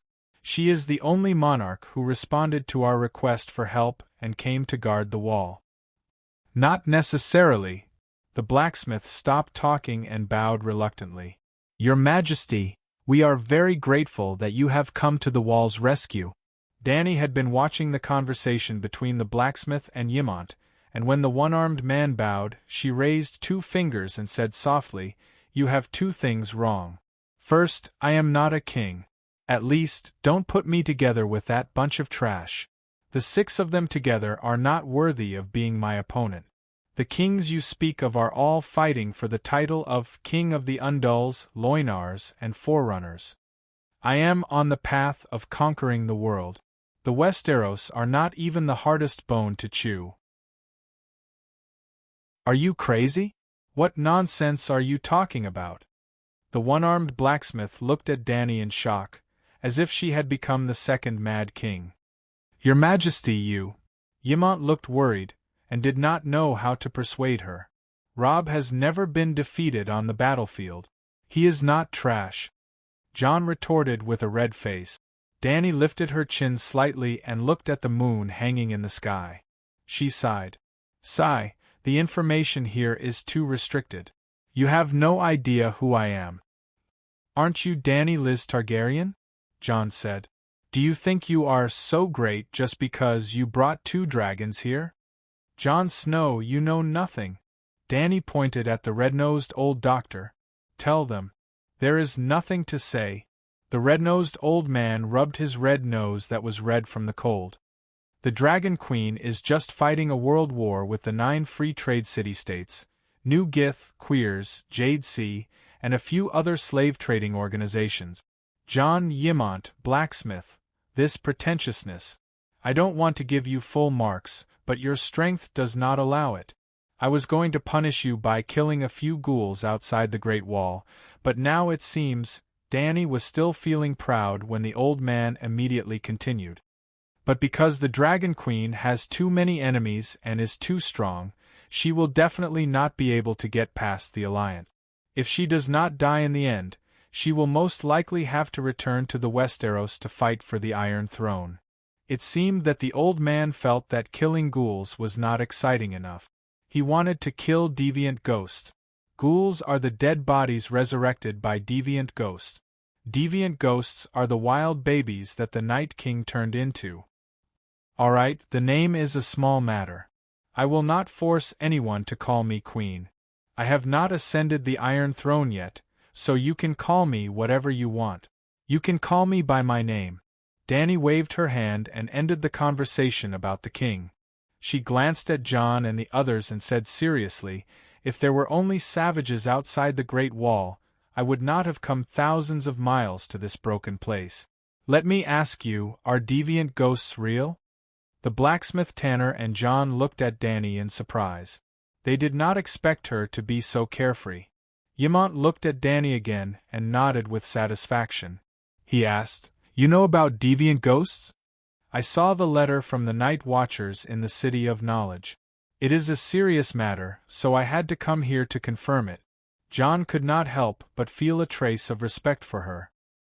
He sighed and said, "The others, the king, the great lord, and even the City of Knowledge, all think that we are lying. We sent out several groups of messenger crows, but they did not even reply. Some of them only scolded us for being full of lies." "Why do you believe it?" "Because they do not have the mysterious power, but I do." "But—" Danny snapped her fingers, and a small flame the size of a broad bean burned quietly on her finger. "Magic? Fire, witchcraft." The 3 were shocked. "Putting away the flame," Danny said, "judging from your reaction, deviant ghosts are probably real." "Absolutely." Yimont nodded and said with a worried look, "Commander Mormont took 300 people to the north frontier. They did not encounter the barbarian army at all. Even if they did, there was no need to worry. 300 fully armed elite rangers could disperse 10 times the number of barbarians. But they encountered hundreds of deviant ghosts at the Fist Peak. They could not be killed by ordinary weapons. Even if their heads were chopped off or their hearts were pierced, they could still get up and continue to fight. Even our dead brothers could be resurrected as new deviant ghosts." "You are not lying?" The red-nosed old man opened his eyes wide and asked in a trembling voice, "Alas, how could I dare to lie about such a serious matter?" Old Yimont shook his head and sighed. The old blacksmith looked at Danny with a complicated expression and said, "Your Majesty, it is cold at night. Let's go back to the castle and talk." Danny looked at the red-haired female barbarian who was struggling and screaming in front of her, and said with a smile, "No hurry. I will stay here and watch you send all the captives to the prison. Otherwise, when I leave, I am afraid that the barbarians will rebel again." It seemed that her appearance had saved a poor person who should have died in this small battle. Chapter 287. Stinky Crow, don't touch me, I'll walk on my own. Under the light of the fire, a woman with disheveled red hair stumbled to her feet. 2 black-robed night watchers went over, one violently strangling her waist from behind, the other slapping her in the face, and chaining her hands and feet from the front. The 3 of them did not stop their actions, cursing and swearing. The savage called the night watcher a crow, and the black-robed night watcher an uncivilized woman with a spear. "Yergrit!" John heard the red-haired woman's sharp curses, turned around and trotted a few steps, stopping a few steps away from the woman, and said hesitantly, "Yergrit, are you hurt? Ah, you're burned by the dragon flames. Jon Snow, if you're a man, come and tie me up yourself." Yergrit shouted. Jon was both happy that his lover did not die in the battle, and embarrassed that she had exposed their affair in public. Dany stepped forward, curiously looking at the female savage who had taken Jon's virginity. She was about 20 years old, relatively short, less than 1.6 meters tall, and skinny. She had a round face, a flat nose with light-colored pockmarks between the nostrils, and a mouth full of uneven but white teeth. Of course, the female savage's most striking feature was her head of fiery red hair. However, she seemed to have been burned by Dany's 40-meter-long flaming blade. Half of her hair was burnt, her face was black, and her tattered leather coat was scorched black. "Go deal with the others first, I have something to ask her," Dany said to the 2 black-robed men. The 2 night watchers looked at the blacksmith tanner hesitantly, and only let go of Yergrit after getting his permission. They took a step back, bowed, and turned to another savage. "You ride a dragon?" Yergrit stared at Dany, her hands clenched into fists, as if eager to try, but the sound of the chains on her wrists made her loosen her fists in frustration. Dany pulled a wooden bucket upright, sat on it, and said calmly, "Your name is Yergrit, right? Now that you're my captive, I'll ask you questions and you'll answer. Do you understand?" Yergrit opened her mouth, and finally glanced at Jon, who was in a daze. She nodded and said, "Yes, we surrendered to the woman riding the dragon, not the crows." "When did deviant ghosts first appear?" Dany asked. "Well," Yergrit thought for a while and shook her head. "I don't know. Those monsters seem to have always existed. Anyway, as far back as I can remember, I often encountered walking dead people when I left the tribe to hunt in the wild." "7 gods above, how long is that?" Barristan and the others exclaimed. "At least 10 years ago, or even earlier." Scholar Yimont frowned. "Why didn't you say so before?" Jon was also shocked. "Jon Snow, you never asked me," the red-haired savage shouted at him. "You've been living with those monsters?" Dr. Barristan asked in disbelief. "We wanted to go over the Great Wall, but the crows wouldn't let us." Later, more and more monsters appeared and became stronger. Even the largest tribe's camp was broken by them from time to time. Mance Rayder decided to go over the Great Wall and take refuge in the south before the more dangerous times came.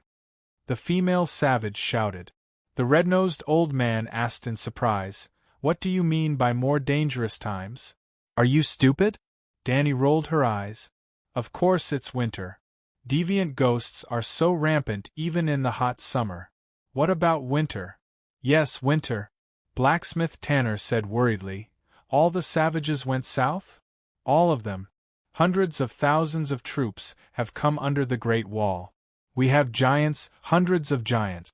Even the Megalosaurus is no match for the giant. The Megalosaurus can fly. Can the giants fly too?" Dany laughed. "The giants have bows and arrows and spears." Yergrit smiled proudly. "Strong Marg has a longbow taller than the city gate. The bow is thicker than your leg. He once stood at the foot of the mountain and shot a vulture on the top of the mountain with an arrow. Your dragon can't burn him if it flies too high. If it flies too low, it will be shot through the head, just like my arrow shot through the neck of a pheasant." "Oh, I was careless." Dany slapped her forehead and said solemnly, "I neglected the power of the giant. Fortunately, you reminded me. Otherwise, it would be dangerous tomorrow." Yergrit's proud smile froze on her face. Her blue eyes were filled with annoyance and frustration. Dany was secretly amused. She almost didn't use the trick of riding a dragon and breathing fire. When she really needed to breathe fire, she would carefully observe the enemy's situation. For example, tonight she came early. She quietly circled several times in the sky. After making sure that the savages had no crossbows and only a few arrows, Little White swooped down from the sky. And she didn't breathe fire. Instead, she stayed far away and used the dragon flame with special effects to deter the enemy. Dany was very careful even with ordinary people's crossbows. How could she not be wary of the giant's bow? "Is there any chance that Man's Red will surrender?" Dany asked again. "Free people never surrender," Ygritte said proudly. "Didn't you surrender now?" Barristan laughed. "The first time I saw a dragon, it breathed a fire knife and hit me in the face. I was very scared," the female savage said frankly. Then, she touched her left cheek, which had turned black and red from the heat, causing the female savage to grimace in pain. "But I'm not afraid anymore. Even such a strong dragon flame blade was only like this on my face. I think the giant dragon isn't that scary. Oh, I hope all my enemies think so." The dark castle was composed of a wooden main castle connected to 6 stone towers. The main building included public facilities such as dining and meeting halls, crow's nest, armory, barracks, and so on. The 6 towers were the Commander's Tower, King's Tower, Harding's Tower, Spear Tower, Guard Tower, and Silence Tower. The King's Tower was specially prepared for VIPs. Dany, Barristan, and Peristan were staying there tonight. A night watchman named Galen and 2 peasant women cleaned the master bedroom overnight, covered it with a brand new feather quilt, and lit the fireplace. The savages attacked in the middle of the night. After the battle, the remaining 130 savages were all sent to the dungeon. It was already dawn in the east. But none of the night watchmen were in the mood to sleep, including Jon. They were all curiously looking at the 2 dragons sleeping by the gate of the King's Tower. "That's the Megalosaurus. It's so big. Look, there are sparks coming out of its nostrils." Piper, who had a pair of protruding ears, clicked his tongue. "It's just a baby dragon." The short and ugly man, Todd, shook his head and proudly showed off the story he heard from the bards in the tavern. Legend has it that Balerion can swallow a mammoth in one gulp. Queen Dany Rise's dragon is still much longer. Toad, how long do you think Balerion can spit out a dragon flame machete? Piper asked dumbly. Toad scratched the back of his head. In the story, Balerion had burned Helen Castle, created the Prairie of Wrath, burned down the great cathedral of King's Landing, and burned the cities of Dorne into ruins. But he didn't seem to have spat out a machete. But he didn't want to weaken his reputation as a knowledgeable know-it-all, so he directly made up a story based on the size of the dragon, at least 2 kilometers. Wow, how many people can he kill with one strike? Sigh, this is the power of the Megalosaurus? Toad shook his head and said proudly, no matter how many savages Manslade brings this time, they are destined to be defeated by Her Majesty's 2 Megalosaurus. Jon glanced at his 2 companions and asked the blacksmith, Tanner, beside him, Master Luwin told me that the Megalosaurus of the Targaryen family have been extinct for 200 years. Yes, not long after the mad dance of the blood dragon, the dragons were completely extinct. The blacksmith nodded. But why does Dany Rise have 2 dragons? I haven't heard anything about her before, but she suddenly came to the Great Wall with 2 dragons, Jon said with a worried look. What are you worried about? The one-armed blacksmith glanced at him. Duke Stark's family is either dead or missing. Will she seek revenge on you, a bastard? Jon hesitated. I don't know. The Night Watchers shouldn't have political leanings. But maybe Sansa and Arya still have a chance to rebuild Winterfell. Now that the Targaryens are back, the one-armed blacksmith shifted his gaze from the Black Dragon to the King's Tower and said with a complicated expression, Westeros always need a king. At least there is one thing that she did better than all the other kings. She has a sense of responsibility. She gave up the pursuit of the Iron Throne and helped the Westeros solve their external problems first. If the savages and the ghosts cross the Great Wall, Winterfell, and even the entire Northern Territory, will be finished. There is no point for 100 Sansa Stark to live. Master Tanner, shouldn't you arrange 2 guards for the King's Tower? Toad grinned and moved closer to the blacksmith, flattering, I am willing to protect Her Majesty. Me too. Me too. I'm not hurt and I'm not tired. Immediately, a few night watchers gathered around excitedly. The one-armed blacksmith thought for a moment and felt that the Toad's suggestion made sense. The Dragon Queen was protected by 2 dragons and fearless Barristan, so she was safe. But arranging guards for the Queen was the Night Watcher's etiquette. John, you will be responsible for guarding the Queen's gate for the next few days. The one-armed blacksmith felt that he should create an opportunity for his little brother to get close to the Queen. His worries were not unfounded. Stark and the Targaryens had a blood feud that went back several generations. Perhaps Jon's performance made the Queen happy. Seeing how Ed Stark's family was killed, would she forgive Jon and his 2 sisters? Jon seemed to understand Master Tanner's good intentions. He patted his chest and promised, although my leg has not recovered, I will perform well and not disgrace the Night Watchers. The next morning, Dany had just walked out of the King's Tower when she saw Jon shivering by the oak door. He was holding a spear against the cold wind and snow, guarding the door for her like the most loyal soldier. Seeing him limping over to greet her, Dany even felt a little pity, but that pity was soon replaced by doubt. Big Black and Little White did not drive him away. The 2 dragons were guarding the door. Not everyone could stand close to them in the middle of the night. Did they bite you? Dany pointed at the dragons and asked. No. When I walked over, the 2 dragons looked at me and then went back to sleep. Woo-woo, just as she was about to ask again, a long and sonorous horn sounded from the city wall overhead. 1 horn means that the Night Watchers have returned. 2 horns means that the barbarians are attacking. Your Majesty, the barbarians are attacking the city, Jon said anxiously. I haven't had breakfast yet, Dany muttered and said to Barristan and the old doctor beside her, let's go up and see. Chapter 288. The north wind whistled, bringing large amounts of snowflakes into the cloak. The snowflakes then drilled into the person's neck, armpit, and crotch through the gaps of the armor. It was like a greedy viper, absorbing all of the person's heat and strength. The sky was gloomy, like a dirty quilt covering the Great Wall. Maybe the Night Watchers who blew the horn could reach the zenith?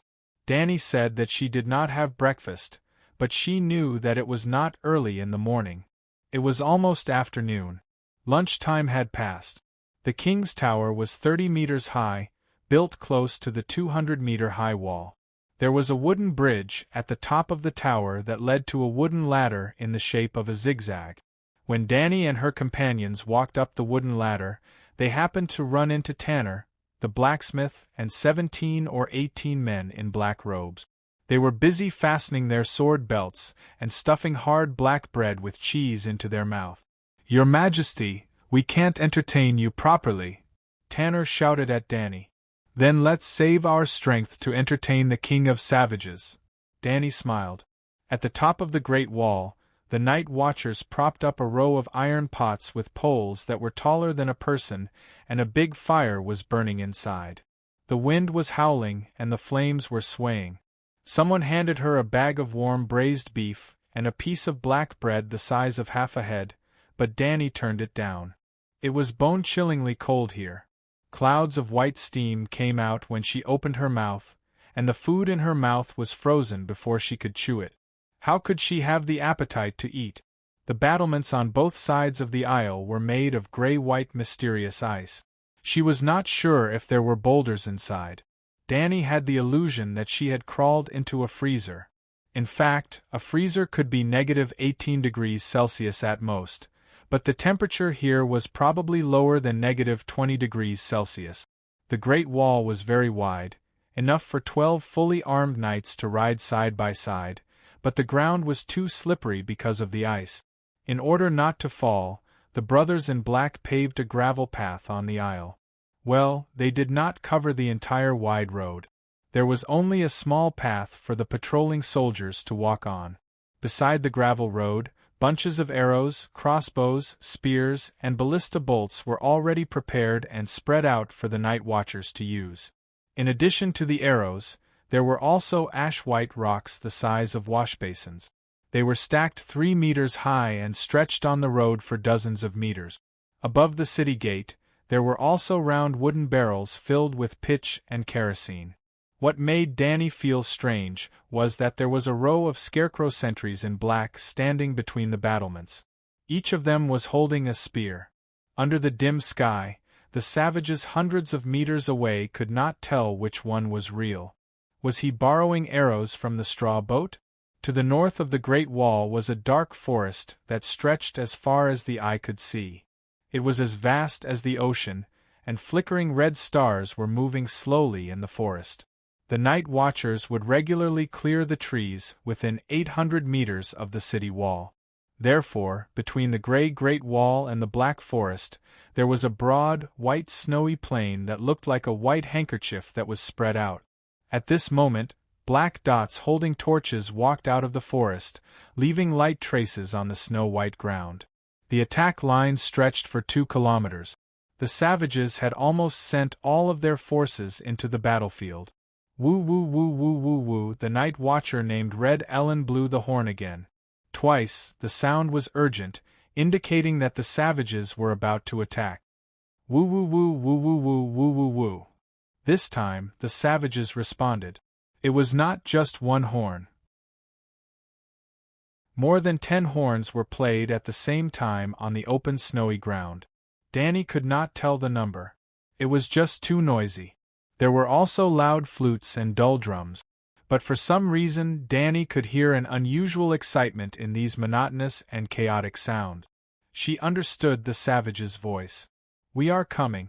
We will destroy your city wall, plunder your land, and take your daughters and wives." "The savages are so arrogant," John shouted. "You can hear it too?" Danny looked at her cheap nephew in surprise. "Catapults, prepare to throw in oil barrels. Burn."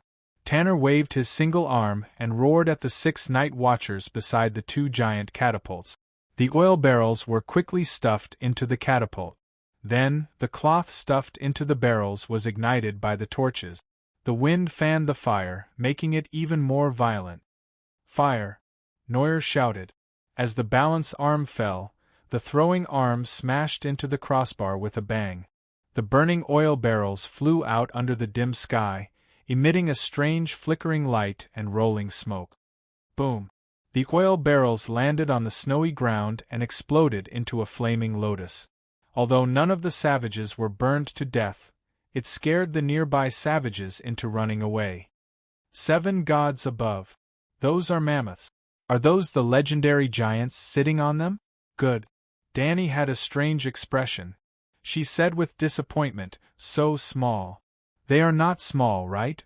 John shook his head and pointed at the long line of mammoth. He said in fear, "The shortest one is 3 meters tall. The tallest one is almost 4.5 meters tall. Ordinary people standing in front of them are like children standing in front of adults." Danny shook her head and sneered. 4.5 meters tall? How can they fight with the Megalosaurus if they are not at least 10 meters tall? Do you think they can defeat my 2 dragons? They are still young dragons. They are only 2 months away from being 2 years old. Roar. Danny was immediately slapped in the face. A giant stood up on the back of a mammoth and raised a wooden stick, a tree trunk. It roared angrily at the night watchers above the city gate. The sound was like thunder from ancient times. The snow on the battlements even trembled. The people on the battlements, including Danny herself, were also shocked. It was as if they had been hit by the true dragon roar. So powerful. Danny stopped smiling and said seriously, "It seems that I am a bit arrogant. Being twice as tall as a human does not mean that its strength is also twice as strong. I am afraid that if 10 people were to fight a giant in a tug-of-war, the giant would still win. Continue, Neuer shouted. The catapults were loaded again. Then 2 barrels of burning asphalt flew across the sky and fell into the enemy's army. Well, it was very embarrassing. It seemed that another savage was not killed. It was because the barrels flew in a parabola for a long time. Although the savages were reckless, they were not blind. How could they not see the bright flames? Stop throwing. It will be a waste if you can't hit anyone. Danny shouted at the one-armed man. We can't stop attacking. I have to boost their morale. The one-armed blacksmith lowered his voice and pointed at the night watchers who were shivering behind the battlements. What are they afraid of? Danny didn't want him to. She deliberately shouted so that everyone could hear. It is just an army of 20 to 30,000 savages and hundreds of thousands of savage tribes. I have seen this kind of battle many times. The blacksmith was stunned. He sighed and said, We only have 20 warriors left. After the battle last night, most of the villagers of Mole Village left. Wrong. You still have 2 megalosaurus. Then let the megalosaurus go out and burn them.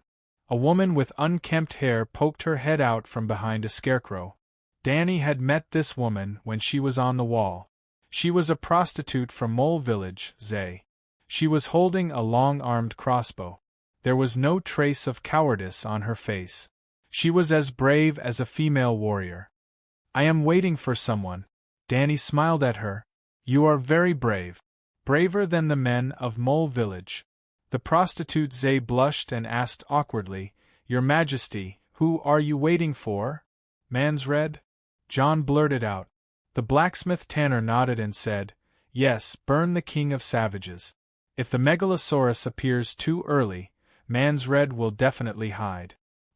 Whoosh, whoosh, whoosh, whoosh. While they were talking, a sharp whistling sound came from outside the wall. The heads of the scarecrows that were placed between the battlements suddenly exploded, as if someone had stuffed a grenade into them. Danny immediately crouched down and shouted, Be careful of the giant's arrows. It's the 7th level of hell. It has flown 200 meters, but it is still so powerful. But her warning was still a little late. The giant archers were mainly focusing their fire near the catapult. A 2-meter-long, thumb-thick wooden pole pierced through the lower abdomen of a night watcher. It was like a feather stuck to an arrow. It did not slow down the arrow at all. The arrow flew diagonally into the sky as if it was nothing. Fuck. Danny was dumbfounded. The arrow carried the night watcher with it for another 100 meters. At that time, he was still alive. His screams were louder than the horn, and the whole dark castle was shrouded in the horrifying howls of death. The monk from the dark castle, Silita, looked at the unlucky bastard who was flying into the distance with fear in his eyes. He gulped down a mouthful of wine and sang the song of the Madonna with a trembling voice.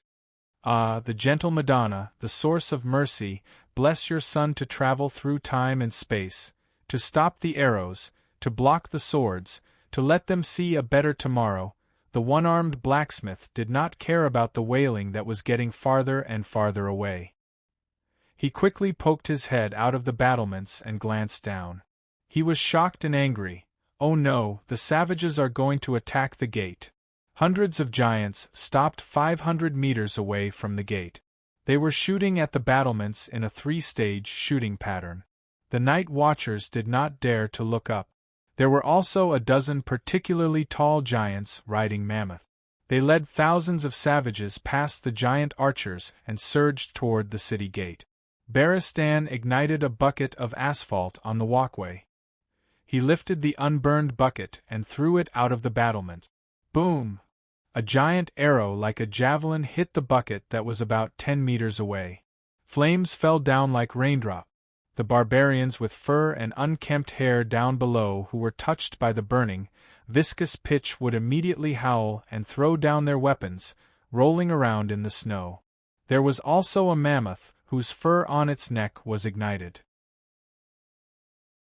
It roared and broke up the formation of the savages.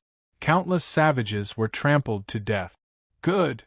The one-armed blacksmith urged the night watchers to learn from the White Knight. The two of them carried a wooden bucket, lit it up, and threw it out. There were also people who directly threw basin-sized stones down. The Great Wall is here.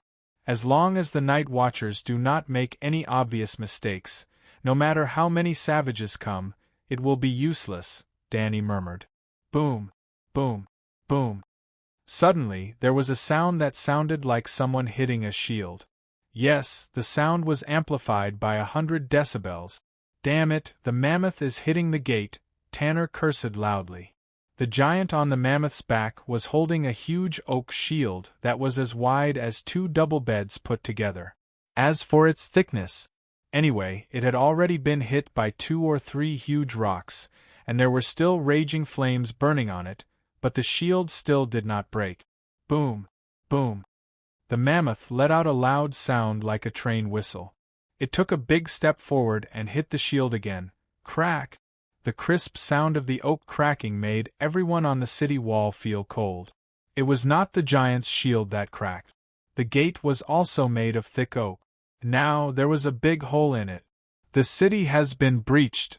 Professor Peristan, who had been hiding in the corner and warming himself by the fire, screamed like a woman. Danny was speechless. Without a doubt, she was slapped in the face again. This was a fantasy world. There were creatures called magic beasts. Like the megalosaurus, the direwolf, and the shadow lynx, giants and mammoths were top-tier legendary creatures. She should not judge the strength of these magic beasts with scientific thinking. The blacksmith Tanner was stunned. He gritted his teeth and said to Beristan, "Sir, you command the battle on the city wall.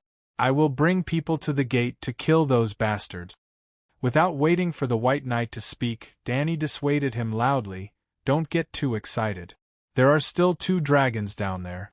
If they burn in the gate, it will be worse than being smashed to death by stones. The giants will not be able to break out." The one-armed blacksmith was stunned. He nodded and said, "Okay, this is a good idea. Burn them to death. Wait, I remember that there is a thick layer of ice at the gate. Will it collapse?" Jon Snow said. Chapter 289. The blacksmith continued to stay on the wall to direct the night watchers to throw stones, oil barrels, and spears at the gate. Danny, Beristan, Jon, and 4 or 5 night watchers took the lift down to stop the barbarians in the gate. Well, inside the Great Wall there was a wide groove. The night watchers built a steel frame in the shape of a well at the mouth of the groove and built a human-powered lift with pulley blocks. They climbed into the big iron cage at the mouth of the well. Jon pulled the rope with the bell at the end 3 times. Then they stood in the iron cage stupidly. The wind was howling, but the cage did not move at all. Just as Danny was about to ask, the iron cage shook violently and began to move horizontally. It moved shakily from the Great Wall to the hollow mouth of the well.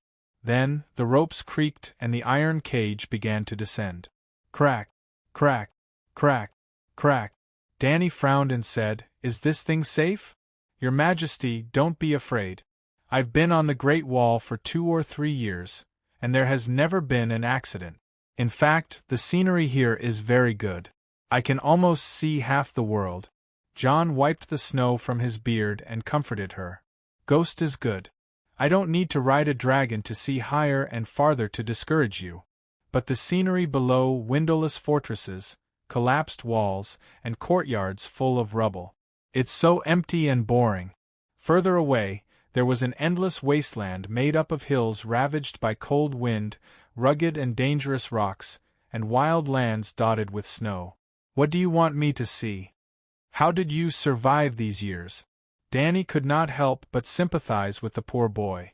Jon Snow misunderstood her and began to recount his career. "When I first came, I was a new recruit. I practiced swordsmanship with the instructor in the morning and worked in the afternoon.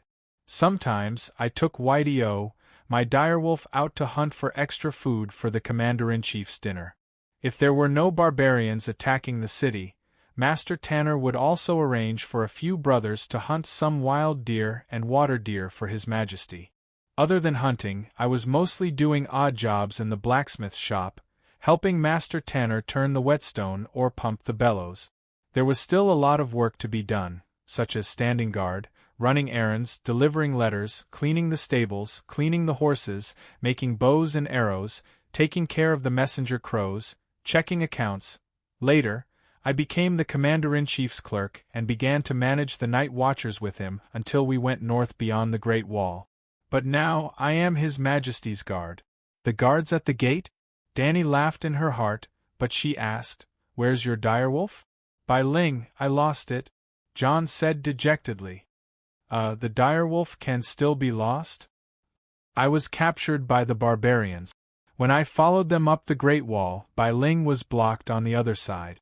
What I mean is," Danny looked at the other night watchers hesitantly, "can't you sense its location? Perception? Why can I sense it?" John was puzzled. "John, do you know who you are?" "The illegitimate son of the House of Stark. But I am now a night watcher," John said with a gloomy face. "No, those are the identities given to you by others. Do you know who you are?" "Your Majesty, what are you trying to say?" Creak boom, the iron cage stopped. Barristan and melancholy Eddie worked together to open the gate. Danny was the first to get out of the cage. An old man in black who was leaning on the winch and panting immediately came forward to salute her.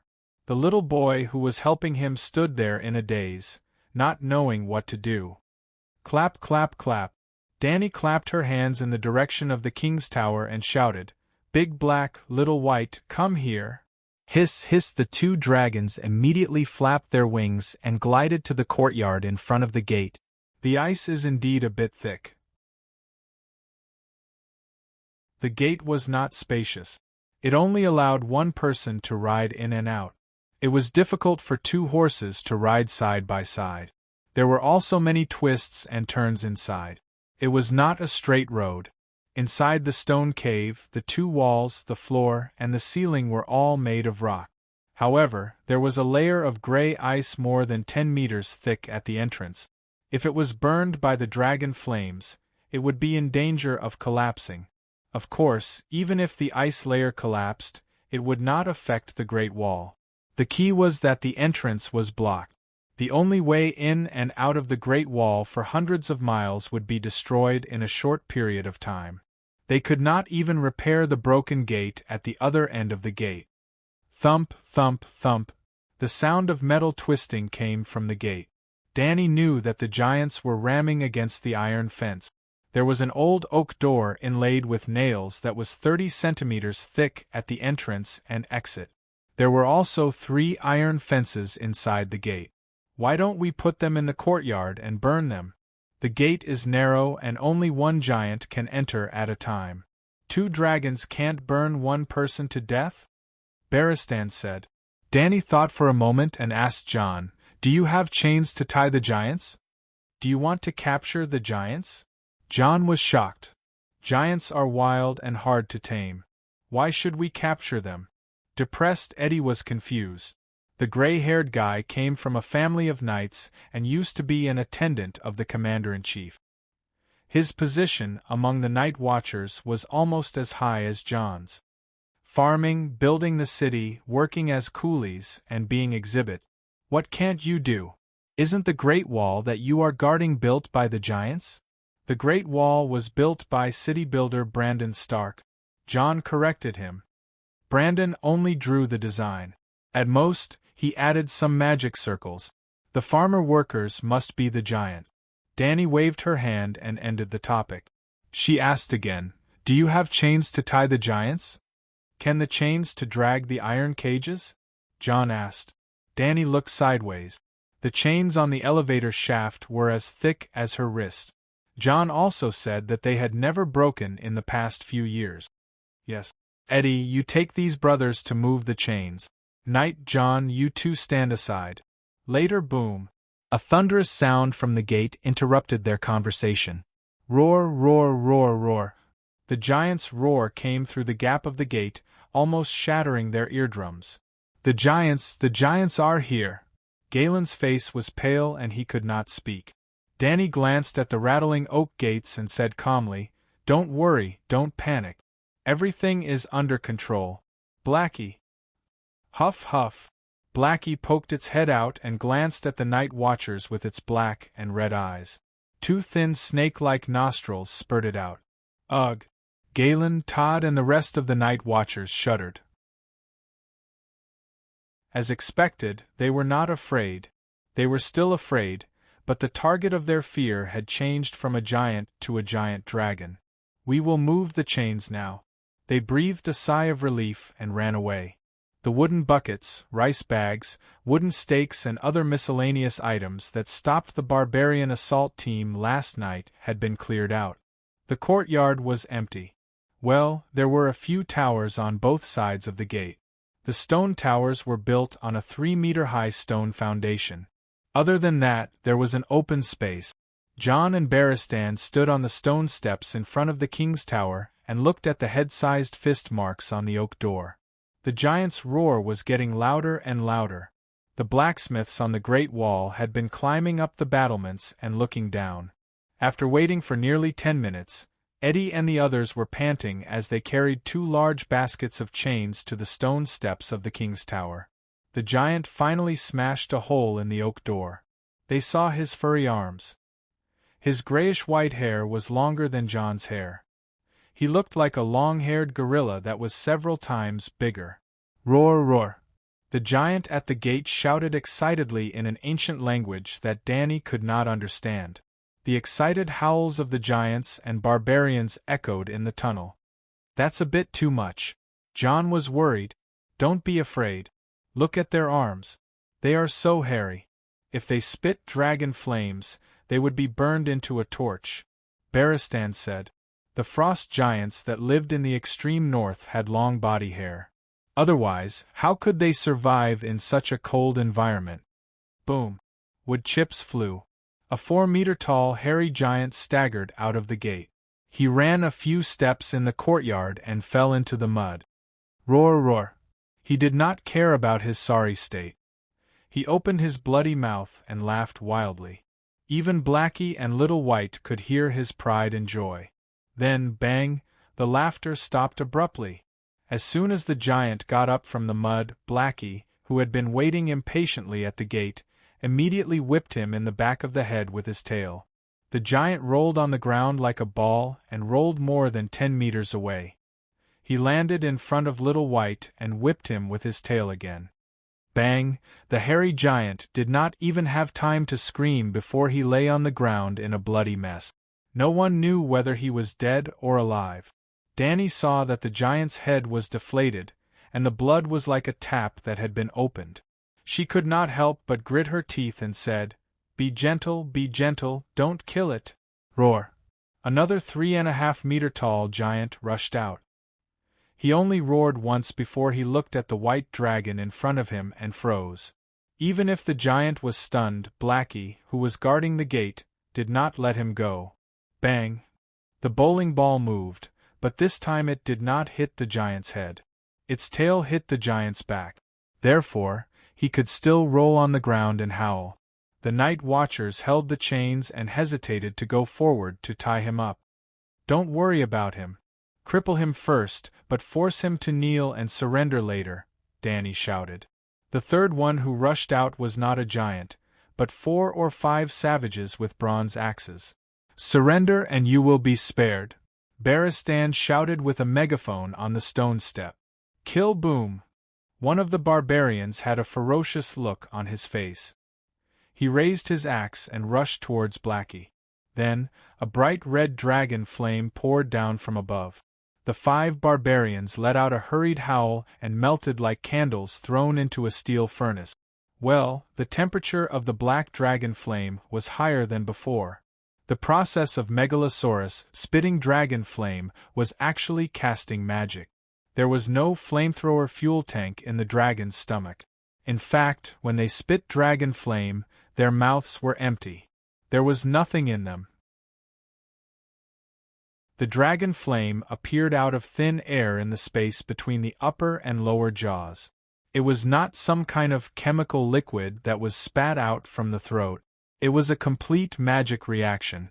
When there was a meditation vortex in Blackie's spirit ocean, the magic power changed from disordered to orderly, instinctive to perfect control. Its strength increased several times. 7 gods above, the dragon flame is so scary. Fortunately, it did not directly spray into the city gate. John and the others were stunned by such a horrible scene. Their faces were pale. Ah, what kind of monster is this? The savages at the back saw their companions in such a miserable state and quickly stopped. They shrank into the hole and struggled to howl. No, no, don't use so much force. Don't use too much force. Go back, go back. The giant behind pushed them forward quickly.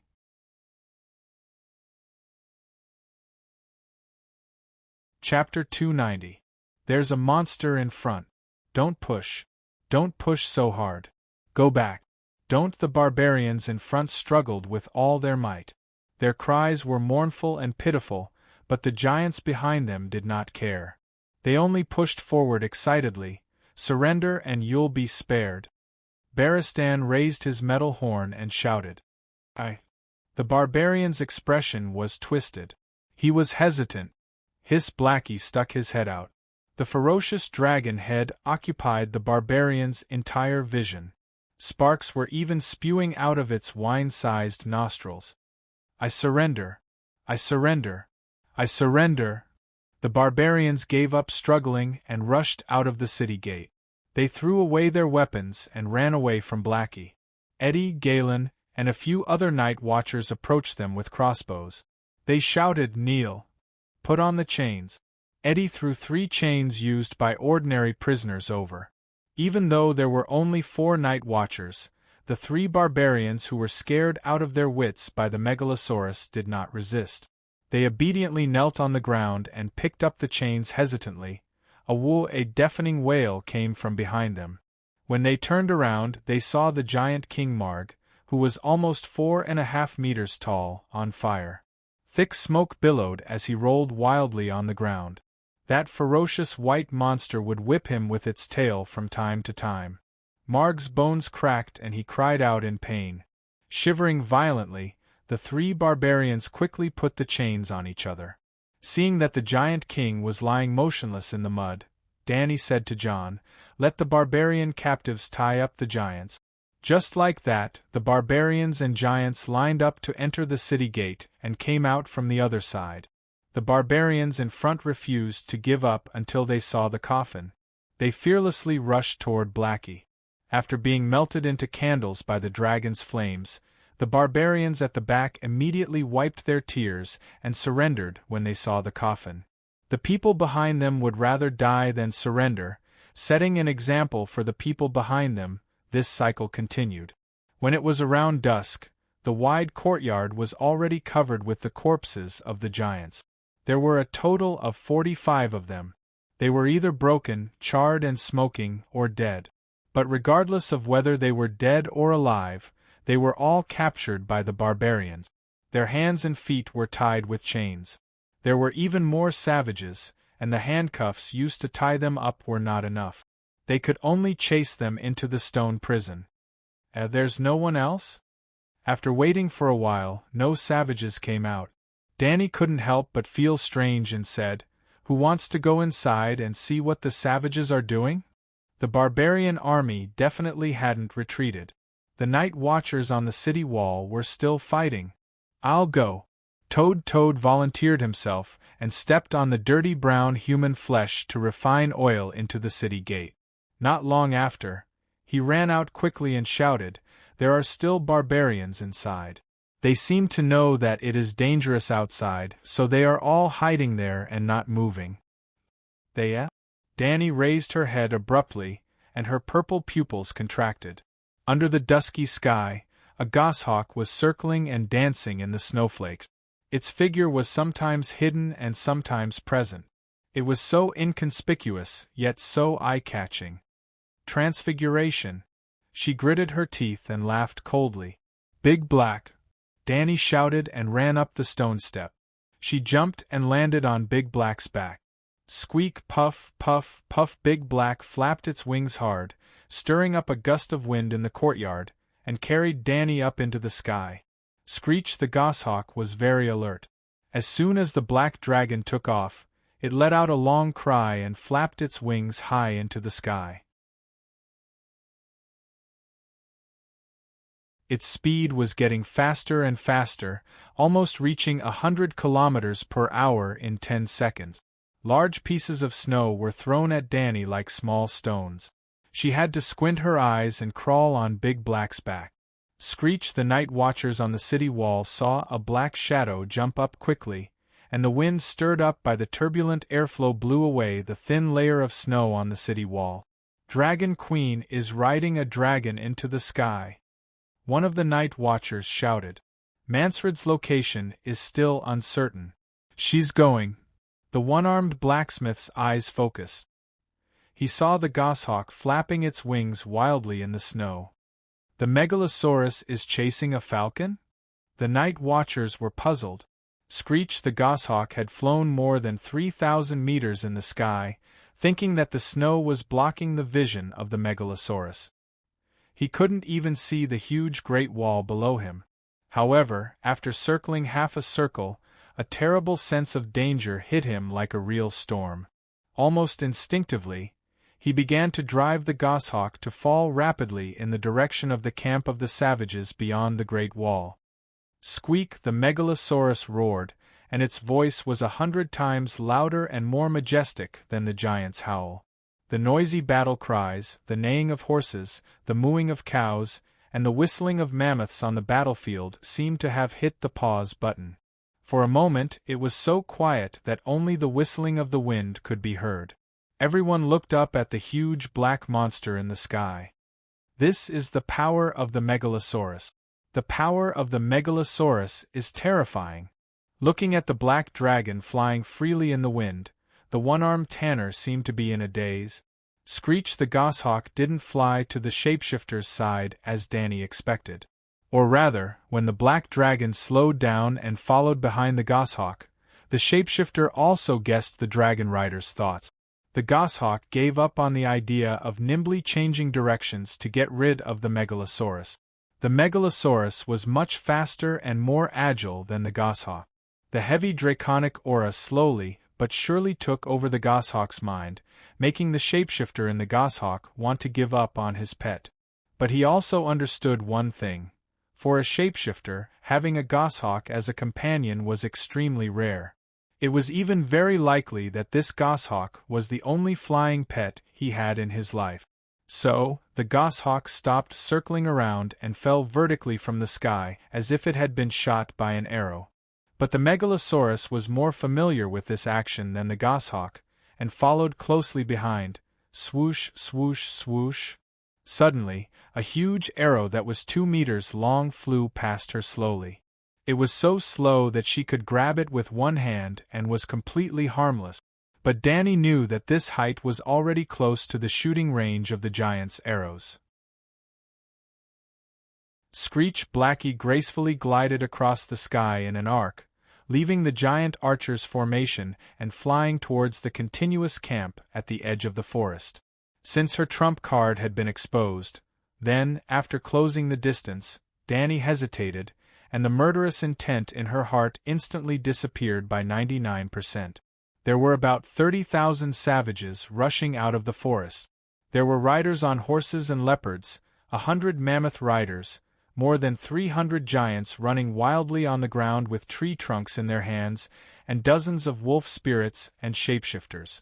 There were barbarians from the mountains, sailors from the Aral Sea, cannibal tribes from the Great Glacier, cavemen with dyed faces, chariots pulled by dogs from the frozen coast, and hard-footed people whose feet were like boiled leather. Danny did not hesitate or have the heart to kill these strange savages.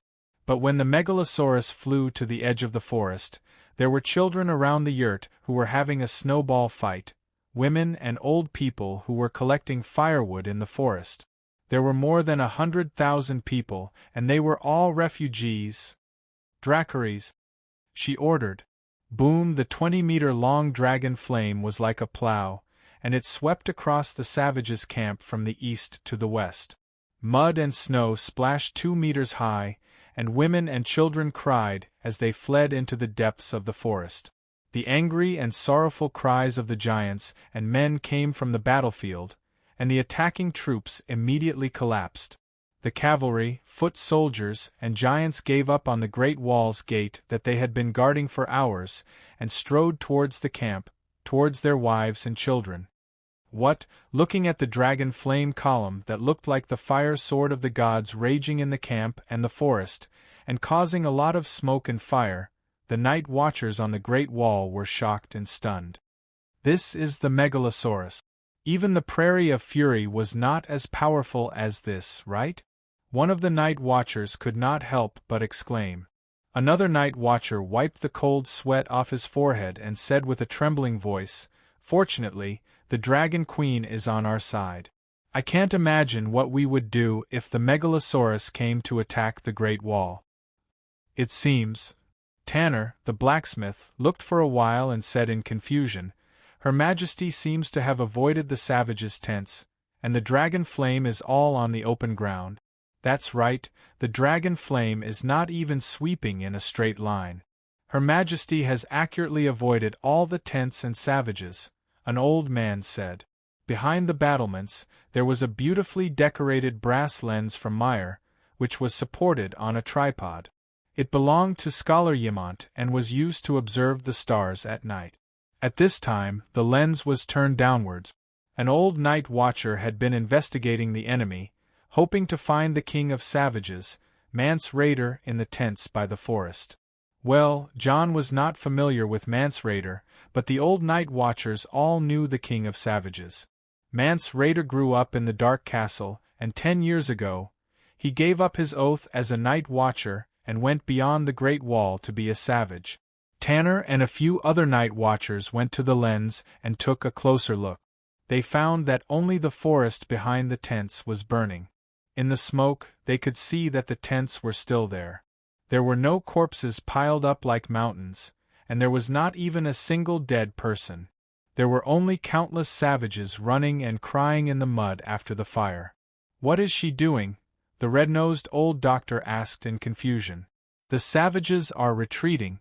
The prostitute Zay pointed at the savages running around and laughed. "No matter what His Majesty thinks, we only lost one unlucky bastard and defeated 100,000 savages. We won." As she spoke, she hugged the night watchers beside her and kissed them. The night watchers were happy to reciprocate. Well, many of them were Zay's benefactors. Every night watcher got a garlic kiss from her. Even the red-nosed old doctor was pressed against a box and kissed a few times. Night in the hall of the Dark Castle. The fireplace was blazing, and the living room was as warm as spring. The wooden table under the chandelier was filled with fragrant food. There were toasted bread, fried salt cod, grilled sausages, sauced beef, yogurt, oatmeal mixed with carrots and bits of turnip. The night watchers, the orphan children of Mole Village, the prostitute Zay, and a few farmers who came to do chores. 40 or 50 people were sitting at the 2 rows of long wooden tables. There was a wooden table placed horizontally at the head of the table. Danny was sitting in the center. On her left and right were Scholar Yimont and Sir Barristan. Together with the 3 of them were Sir Vinton Stowe and the blacksmith Tanner. Tanner was a blacksmith master and also the acting castellan. Vinton Stowe was of noble birth and had been a ranger for 80 years. He was about the same age as Yimont's master, but he was not as healthy as the old scholar. He was a little retarded. Well, John and Paristan were sitting in the public seat. Scholar Yimont was still very confused about this. He thought that Danny had mistreated her doctor. However, the red-nosed old man was very self-aware. He was embarrassed but firmly rejected Scholar Yimont's offer of his seat.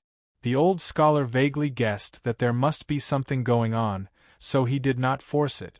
The blacksmith was a temporary commander, and Sir Stowe was the acting castellan of the Dark Castle. You're tuning in to the Phoenix Knights YouTube channel. Don't forget to subscribe and join us on this journey to catch the most captivating stories.